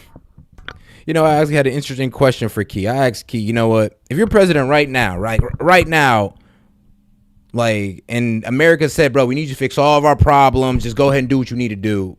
First thing you're doing, what was like the first three things you're doing? Turn off the faucet on immigration, repair and rebuild the infrastructure in our country, hopefully increasing the literacy rate, especially in the Black community. And I'd probably cut off some of our foreign allies that really don't help us back. We help them, but they don't help us back. And it's a certain country with the blue flag. Shoot. First thing I'll do is I start shit testing all these climate people and be like, yeah, well, if I actually do dig up these metals, what's gonna happen? I just go complete, it's gonna sound messed up, but a complete authoritarian is like, dog, we need it, we need cheaper stuff, and y'all getting in the way. So to fix all of America's problems, I gotta get some environmentalists out the way. I can't get too crazy, but if we want to be a manufacturing state, then we do need to dig up more materials. So if we want to have these China low prices, I'm also going to have to immediately cut the tax rate, and I'm going to have to cut it to the corporate tax rate to a point where it is competitive with the globe. And I'm talking about something like 13% or something like that. And if we can get more business over here, then yeah, we can have this, infrastructure or this, factory boom that we need right now, that we kind of need. If you just ask me the first three things, the last thing, cut off immigration for about a good 10 years. Kick all the illegal ones out. Sanctuary cities, they gone. Ancestry, if you're here longer than 3 generations, that you stuck with us. Congratulations. But 10 years, no more. And then once 10 years is up, we can open the floodgates once we've reconstructed this whole immigration thing. And that's how I fix all Americans' problems. In 3 moves. And there's 3 moves. Gaza fighting, and then see what happens. Yeah, but Israel had called Hamas's bluff. When? there was a ceasefire in place before October the 7th. That's not true. Well, it is true. That's not true.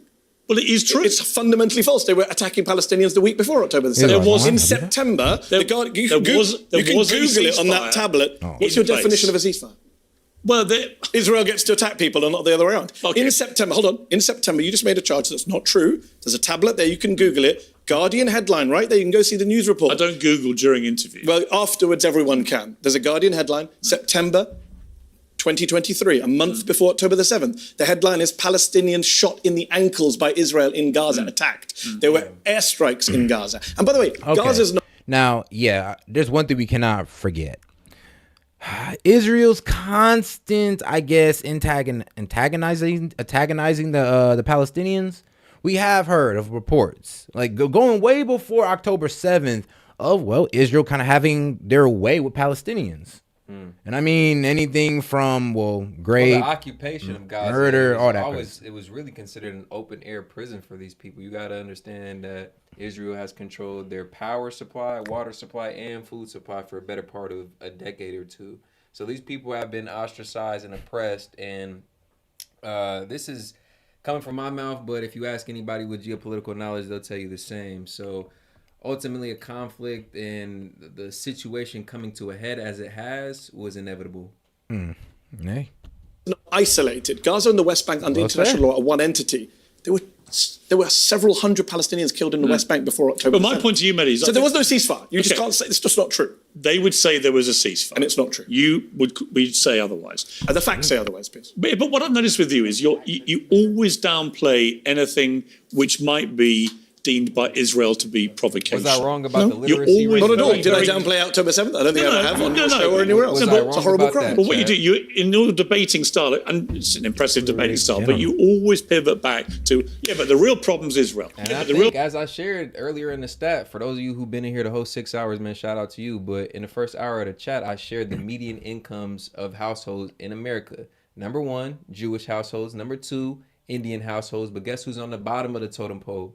Hispanic and Black households. Yes, increasing the literacy rate would shoot us up in that list. Hopefully, over time, increasing the income, increasing the wealth in the Black community, the ownership in the Black community. And I'm for Americans, bro, but I ain't gonna lie, as somebody who's Black, I'm also pro-Black. I'm also pro-Black, and I want to see us doing better, us thriving more in this country, in this free market that we have. There's opportunity out there for everybody, and I want to see us capitalize more on it. Oh, yeah, and I already got an answer for you, man. They said, what do you mean remove undocumented immigrants? That's going to hurt schools and healthcare systems. No, it's not. No, it's not. No, it's not. The schools and healthcare systems. Wait, what do you mean?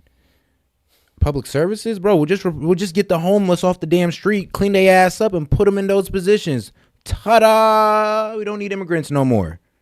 Hold on. If we're going to talk about styles, Piers, you're famous for an interview style that begins with condemn this group, that group, that group. That's on Monday, 500. Yeah, but they got to go, though. They got to go, and we'll just use our people instead. I'm sorry. Killed on Monday. Be gone. 100 women, 50 children. I assume you condemn that and don't support the killing of civilians in Lebanon, right? 500 people died. That's the equivalent of 30,000 Americans or 6,000 Brits in a day. Sure. And yet we started this interview with Hezbollah charter. So if you're going to talk about styles, you're focusing on the wrong thing. Okay. I'm going to focus on 500 people dead. Okay, let me come back to the week before, where 3,000 Hezbollah terrorists were targeted specifically. How do you know that? What do you mean? How do I know that? You just said 3,000 Hezbollah terrorists were targeted. How many was it? I don't know. I'm asking you. Made the claim. How that do you is know what's been reported. Do you dispute that? Yeah, I dispute everything Israel said. They lied for a year. You don't know the real number. But I didn't give a number. You did. Well, what has been the number from the other side? I didn't give a number. You said 3,000 terrorists. I'm wondering why. That is what's been reported. No, it's not reported. It's what's said by Israel. Or it says what's said by people speaking on behalf of Israel. So was a little girl who died? Hang on. Israel hasn't even said it, did it? They have in private.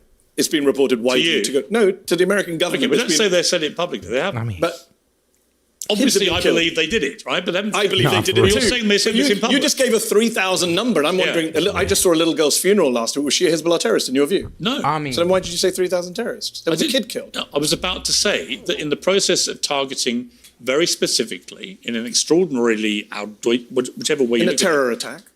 Well, that's what I'm going to come to. So they target 3,000 Hezbollah terrorists. Bro done turned the interview on Pierce, bro. I ain't even gonna lie. I'm a little impressed. I mean, Pierre's supposed to be giving the interview, but he's interviewing this man. It's hilarious. Terrorists with their pagers, walkie-talkies, and so on.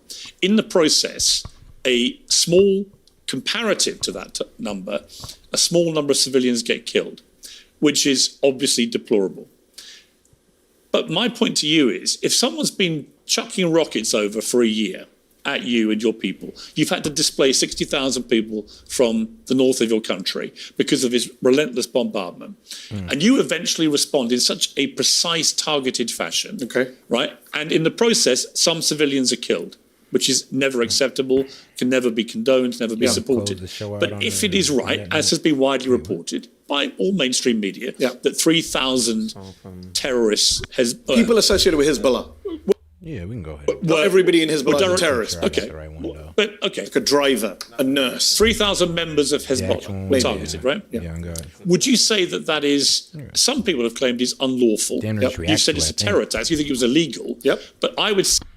Alrighty. Appreciate everybody tuning in. We've been live, man. 6 hours, man. Y'all done showed crazy support this whole stream, man. I had a great time over here. I ain't gonna lie. Me and Seth over here kicking it with y'all, man. It's been fun. Hopefully y'all enjoyed it on y'all end. We got a special video request from one of the members we're going to play real quick as we close this out. But as we do close out, man, if y'all got any closing thoughts, questions, comments, jokes, disagreements, quick poll you want to get off your chest, another quick video suggestion you want to throw in the mix, super chat in $1 or more, we got y'all, man, as we close this show out. Man, it's going to be a fun. All right, man, let's see here. Man, not for real, can we? All right, Steph. Let's see what you got.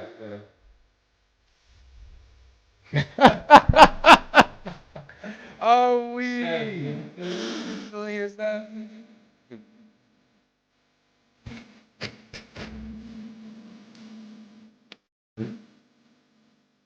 All right.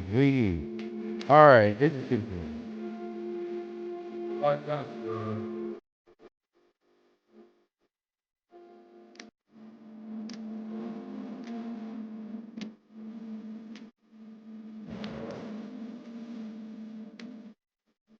I mean, the beat cold.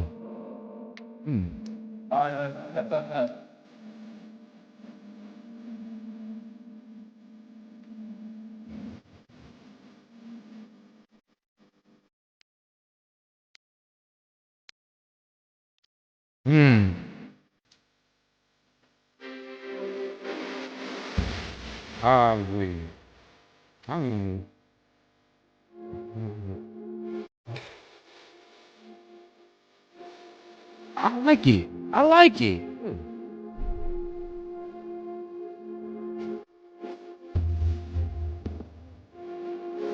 No, I like it. I know.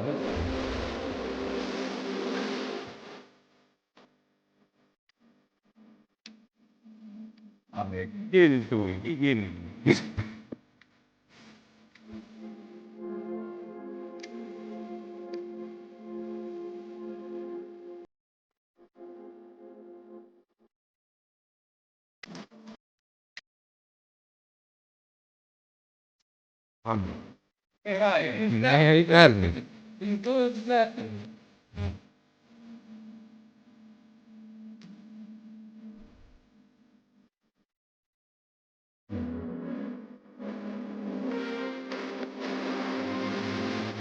Hey, I love it.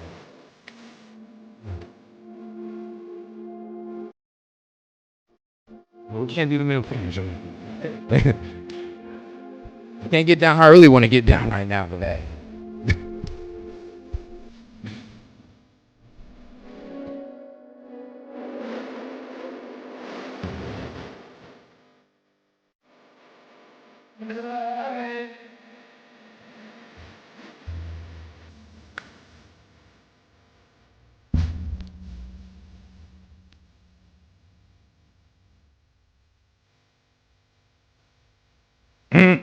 Damn. Okay.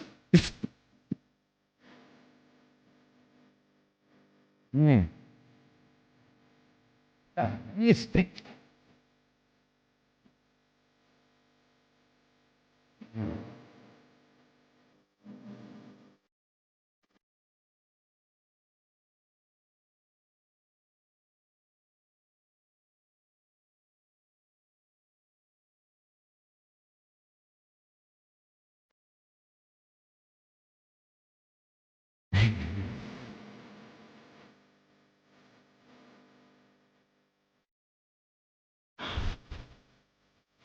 Nah.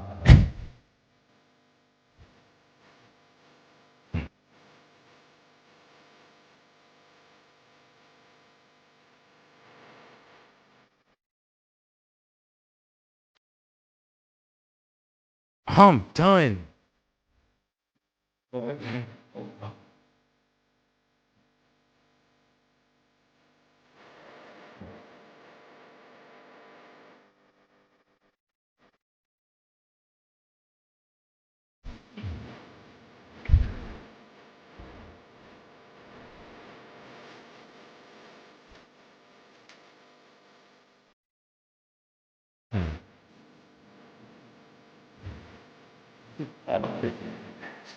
Oh God.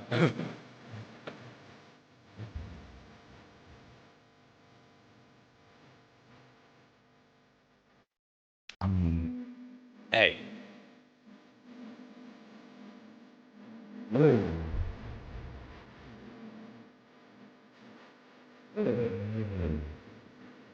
Okay.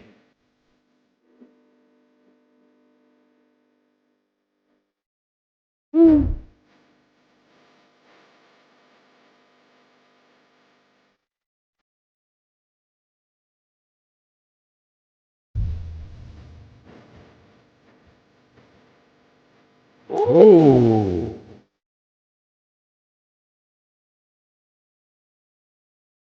I mean, this is a banger.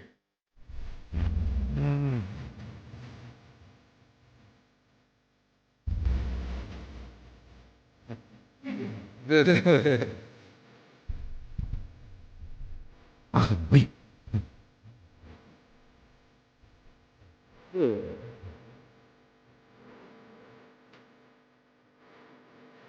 Oh, bro, shout out to this man. Shout out to this man right here, bro. I mean, oh my God. Oh shit, you know you go that hard. We was able to keep this stream up with it too. Shout out. I mean, he wasn't lying. Bro was not lying. Hold on. Allah, stop laughing. It's ugly, man. I'm weak. Oh wow, man. Hey, I appreciated that. That was a good laugh. Hey, 3 weeks ago it did numbers. I love it. I love it, man. I love it. That was a good laugh. Shout out Loza, Alexander, and shout out Steph for sharing that with us. Oh man, that was appreciate that. Funny. Now I'm gonna go ahead and read off these supporters. Everybody who super chatted in, man, we appreciate you. Everybody who liked the video and was able to view and chime in on this one with us. We appreciate you all the same. But special shout out, man, everybody who super chatted. Let's start it off, man. We got Turner Twitty.